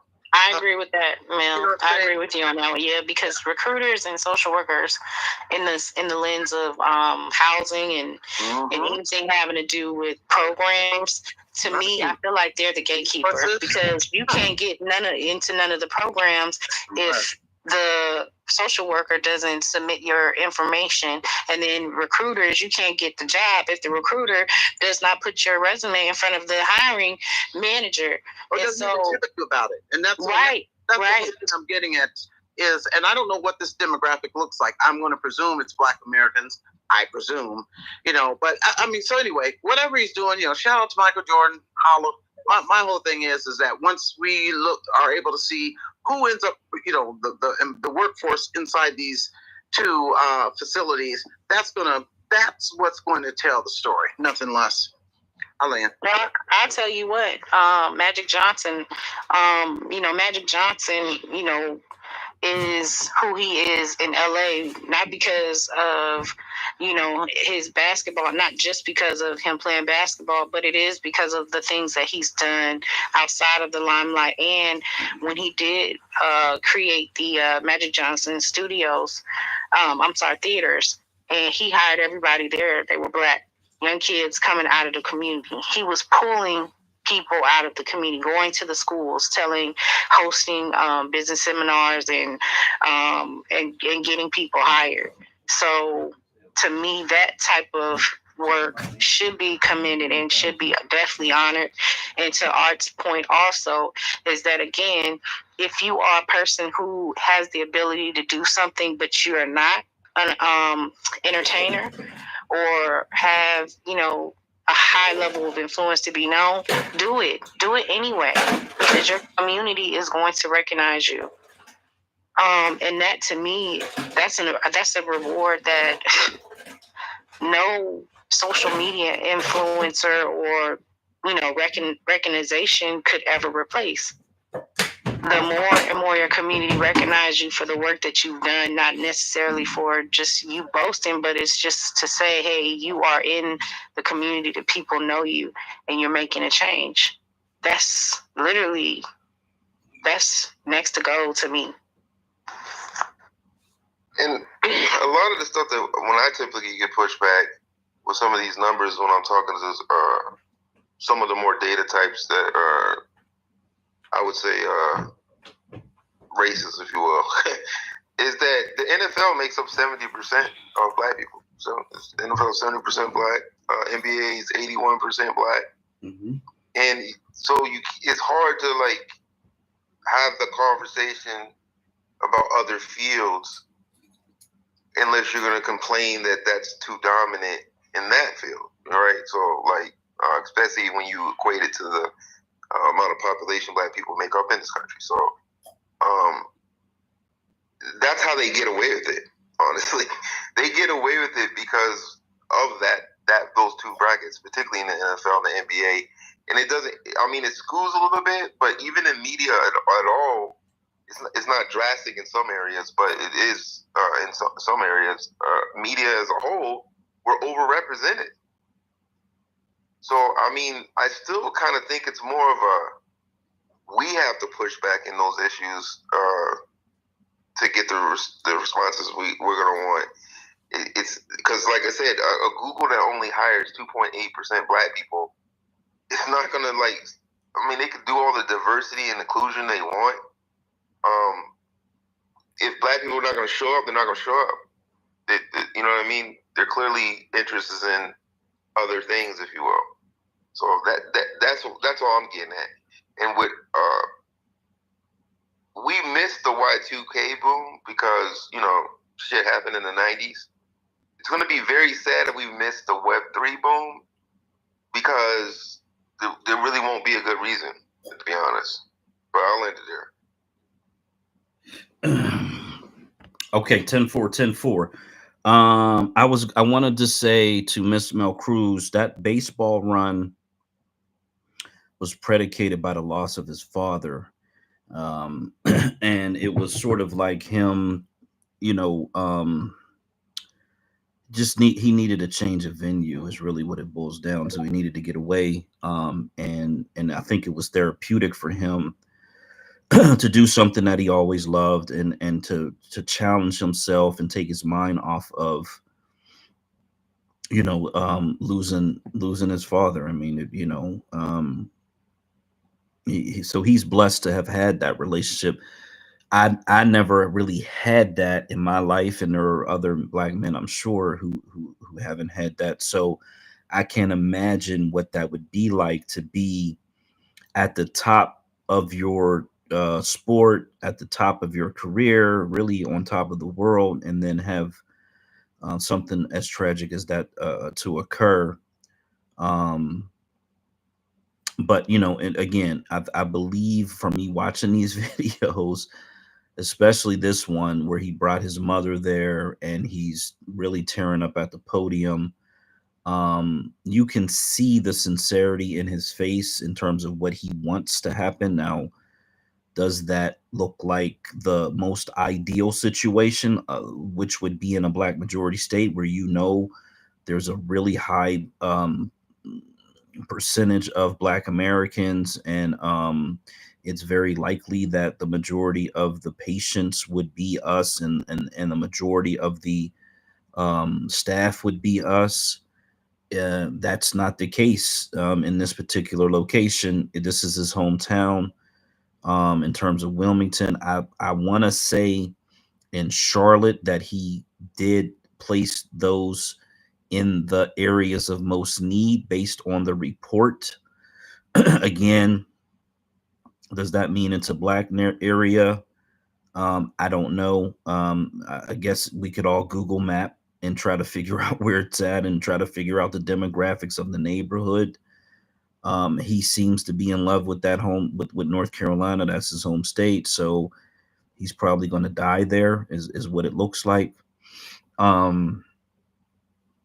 But you know, the fact that he's making these moves, and even if it is a competition between him and LeBron and him and Magic and him and 1,000 other athletes, I would welcome that as well, because I'd much rather them be competing to improve the community than competing on who has the fanciest jet or the most expensive car or whatever other shit that they compete on. I just think that it's a very welcome, healthy situation, and hopefully it encourages others to follow suit. The Shaquille O'Neals of the world and others. So that's kind of where I would stand on it. We got these black athletes that are getting into the quarterback position that are going to make $300 million on their first contract. You know, it's like it's time for us to have um, these athletes and entertainers doing more for the community across the board. And these tech and finance people, you know, God bless them, they figured it out. They also need to do more. I'm looking at this YouTube list of the only 10 black billionaires in America. Every time I look at this list, it's the same. There are more entertainers on this list than there are business people. The top two, Robert Smith, which what is he? And he's a finance guy. David Stewart, he's a tech guy. Number 3 is Oprah on this list, entertainer. Number 4 is Jay-Z, entertainer. Number 5 is Michael Jordan, entertainer. Number 6, this guy looks Jewish. I don't know who this is. They're saying he's a tech guy. So that's 3 for the tech finance world. This guy, number 7, is an African. What does he do? He's a Nigerian. I don't understand why he's on this list. It looks like he's in tech. Tiger Woods, entertainer. LeBron James, entertainer, and Tyler Perry, entertainer. I believe that's 4 out of 10, so that's 60% entertainers. Even in the billionaire class. So we need these entertainers to step up and do more for the Black American community.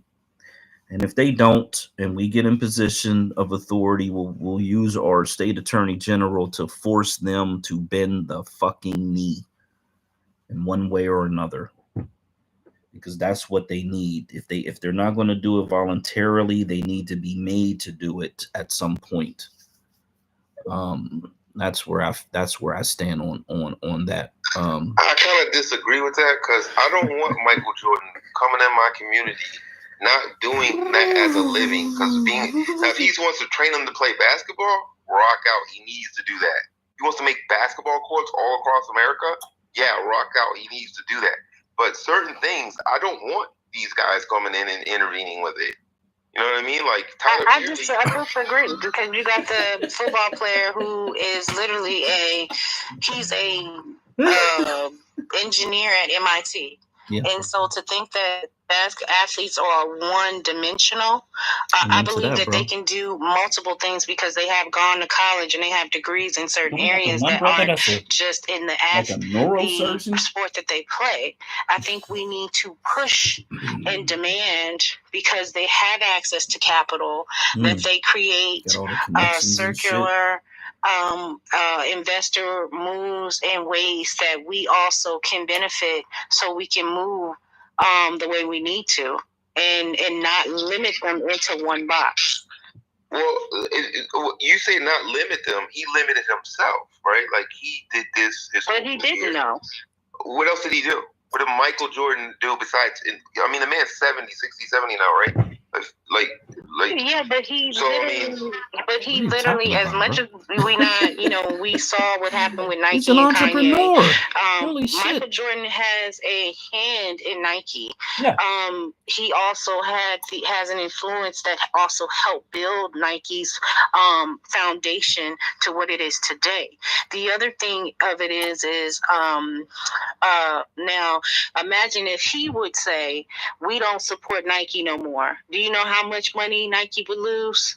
So again, that's putting them into a box because we don't know their entire profile, because again, people aren't invested in that way to actually deal with entertainers in that way. I think we look at them as all they are entertainers. They're just supposed to play the music and do whatever, but not knowing that they vote. They come from communities that literally are in dire need of them giving back, even as much so as people who went to college and played at a high level and coming back and giving back to the community. So all I'm saying to you is there are more ways to find out what a person has done, and maybe things that we don't know about them just from research.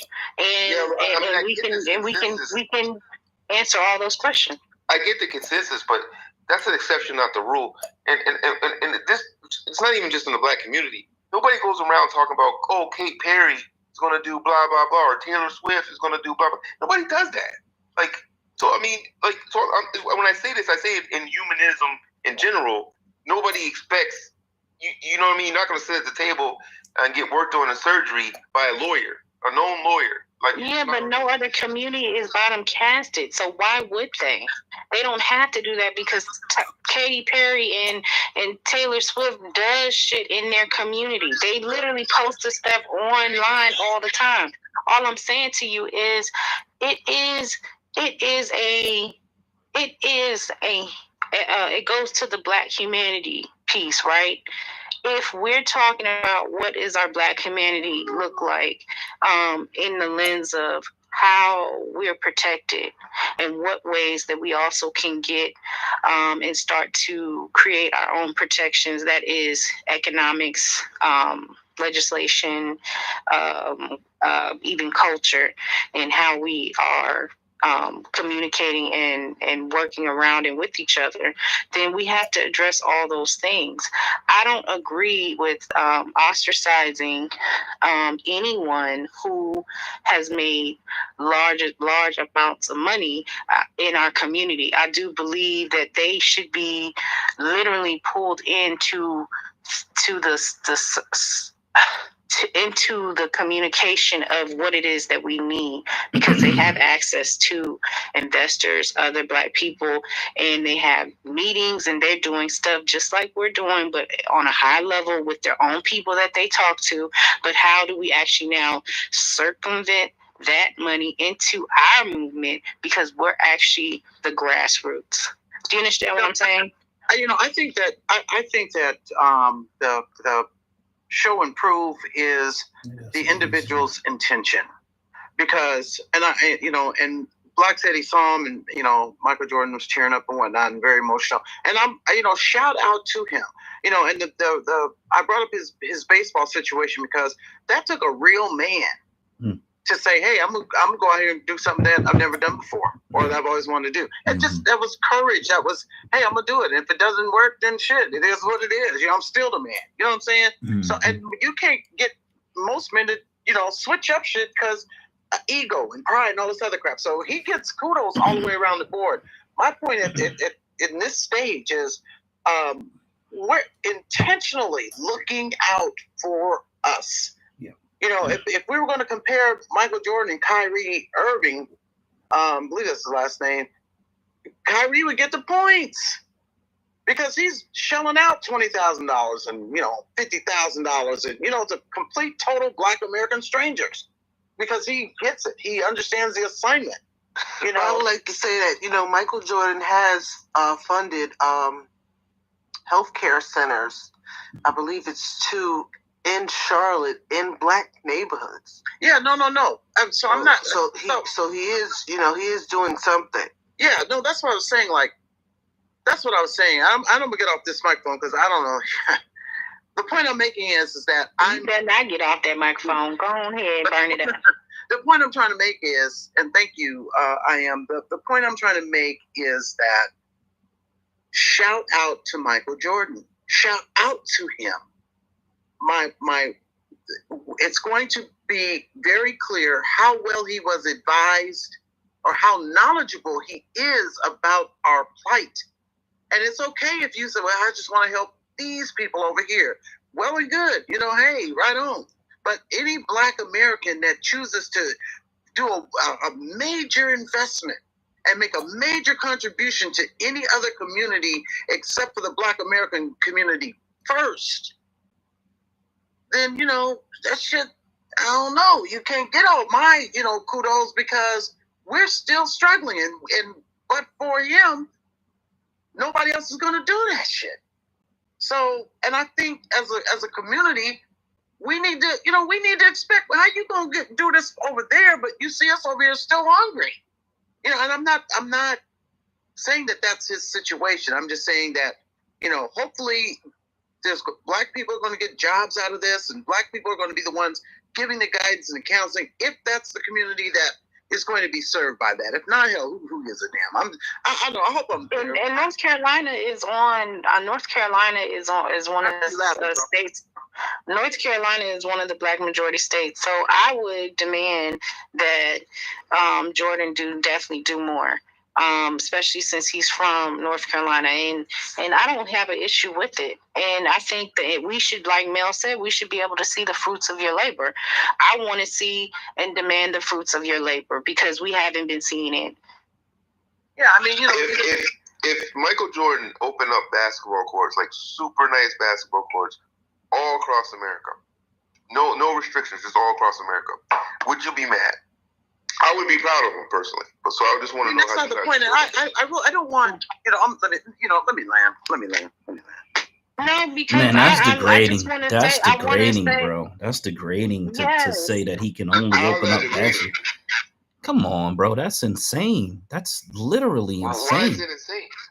Because you think that that's the only thing that he should be able to do. What I said is that I say I think anything. I asked a particular question. You said, will we be mad? No, of course we wouldn't be mad, but that's limiting him. Because what if he didn't open up basketball courts and he's opening up clinics like he's doing now? Why would we be mad? This is what I'm saying. In one breath, we want to limit him to just helping Black people. So you're limiting him there. He has the potential to help millions of people. If you want to say that he shouldn't be limiting, then let's go that way all the way around.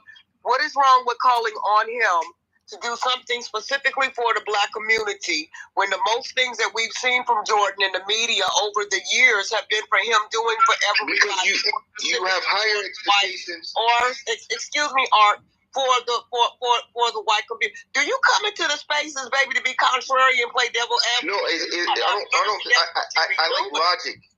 I like logic too much. I'm sorry. No, that's when not. I get on this app, what you're doing is not logical. I'm gonna tell you where the logic comes in.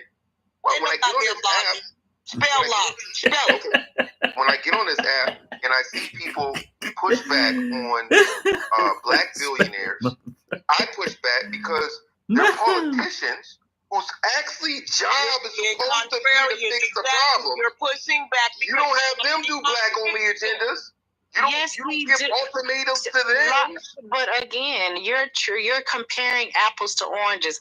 All the politicians that make up Congress and House and Senate, they come from different states that have different population people who voted for them in office. We're not all. No, because see, I've worked with someone like you, and I'm really about to put you where I want to put you. Those politicians are representatives of the country, not of where I live, where you live, Trouble, Mel, and Black, and everybody else live, okay? Jordan came from North Carolina. So in this conversation about Jordan, about Jordan and the population of the people that he's supporting, they're not majority Black. I just put stats out because I looked it up, and he's also helping those people and others. All I'm saying is we understand that Jordan has He has done stuff for other people. He got into race car. You don't see him propping up no black race car professional on his team as of yet. I don't know of one. The guy who is on his team that won that race is white. Let me see. The woman he with and had a baby with, she white or whatever she is, right? So the legacy of his money gonna be split with his son and the mixed baby. So then you see how he also Cash Millionaire talked about how when he met Jordan, his experience with Jordan and what it was like, and why Cash Millionaire said that was the reason why he went into what's that, the place in Cali, oh shit. Who the hell is Cash Millionaire? You know who I'm saying. You know who I'm talking about. Right? What's his name, yo? Just like that brother. That's not his name, isn't it? Cash Millionaire. Chameleonaire. I'm sorry, my bad. Chameleonaire. Okay. Well, whoever Cash Millionaire is, I named you. Just remember you got your name from me. But anyway, all I'm saying is bars. All I'm saying is, when you look at the dynamics of Jordan, we can pinpoint areas of where people have had concerns because you did not see him showing up after the stuff happened with his dad, you know, his career and all this other stuff. But today, watching and seeing him doing stuff behind the scenes, he's creating things like the clinics where people don't have to have insurance to go and get medical help. That is going to be a tremendous help. And I wanted to see him do more of that. And I'm very proud of him and his legacy, regardless of whatever people think. And so with that being said, more of the people who have access to capital, large amounts of capital, like Robert Smith, like all the other tech guys that people don't know who are also billionaires, they need to be putting their investments to the grassroots, to Black majority states, and people who are developing for us in our communities. Because if they can't do it, they can create avenues for us to. And we should be able to demand that. That's nepotism to me. And it should be okay because other groups do it. Look, man, all I'm going to say is this. I wish people would share that same energy for their politicians. We probably would make moves if they did. Art, you know what, Art, I feel like Art, what you're doing, you're moving the goalposts, Art. You're moving the goalposts. And that's very telling. I'm just pointing out the facts. I know, but you're still moving the goalposts because and you know, I don't even want to disparage you because I think you're very intellectual and I like you. But you're moving the goalposts in this conversation. The point is that it should be Michael Jordan. And here's the statement. I hope Michael Jordan is being intentional about ensuring Black Americans get good quality health care, period. Nothing more, nothing less, no comparisons, no this or that. If that's not Michael Jordan's intention, that's not his calling to look out for Black Americans, hey, it is what it is. I still ain't mad at him. You know, you gotta live with how, you know, with what you do, your own conviction. So I'm not even judging the man. I'm just hoping that, you know, this epiphany that he's had and all these things he's trying to do, that somewhere, somehow, Black Americans get to benefit from it. If not, what the hell I'm going to do? I can't meet him nowhere. I ain't got that kind of loot. But I hope that, you know, it should be okay for a Black American to say, well, damn, you're overlooking us. Why do we always have to be the ones positioned to say, well, I ain't going to say nothing. Maybe next time you come around and see me. And we can fucking say how we feel about shit. And it doesn't have to be compared and measured and all this. You don't have to do all that. So we don't got to move the goalposts. It's a statement, period. Into that statement and on to the next, you know, the next comment or whatever the hell. So now it's a real land. Maybe that nigga know that he just want to be anti. Let me jump in there real quick, family. Hey, Art, check your DM and your tags, bro. I sent you something. Let me know what you think of that post I put up there. So with that being said, again, hold up a minute. Let me come back over here real quick. There's 49 people in this room. I asked folks to go over here to the Jumbotron. Hopefully it's in there because I can't see shit. To subscribe to Black State YouTube, right? 2 people, yo, signed up. Thank you. You know what I'm saying? Appreciate you. So, Art, you kind of right in a way. Our folks kind of don't care, but I think really what it is, you know what I'm saying? Remember, we're ostracized. So Kamala Harris said, I'm not going to specifically do anything for black people. No. Let me know if I did a good impression. You know what I mean? So, but she got her peoples in here on them H-1 visas now. So when you look at who controlling the Googles, the Microsofts, the Apples, the whatever it is, it's all Indian actors. So this is why you say, hey, you go get an Indian actor. But if you just had the money of a Robert Smith, who I don't really think cared too much either, to be honest with you, you know what I mean? And yeah, really, if you ain't on LinkedIn or liking him, yeah, you should go over there, start listening to your opinion. Did you say like it in? No, I used to be liking it post, if you know what I'm talking about. You know what I'm saying? That app was fire back in the day too. So yeah, shout out to LinkedIn, you know what I'm saying? AKA liking it, you know what I mean? So get over there, Art, and go talk to Robert Smith, Byron Allen over there. All the big dogs is over there, you know what I'm saying? So if you're trying to do some business or whatever, yeah, go on over there. But I don't think they really care about the peasants down in the room. You know what I'm saying? I'm just being honest with the shit, you know what I mean? Because I see it for what it is, you know what I mean? But at the end of the day, hey, we need folks to come up on social, you know what I'm saying? So with that being said, time to pay some more bills. Go on Black Majority avatar right here. All right, it's right 5 in the morning. I didn't realize it was this late. Man. I was chilling. Right okay, there, it's a little late. We're going to sign off.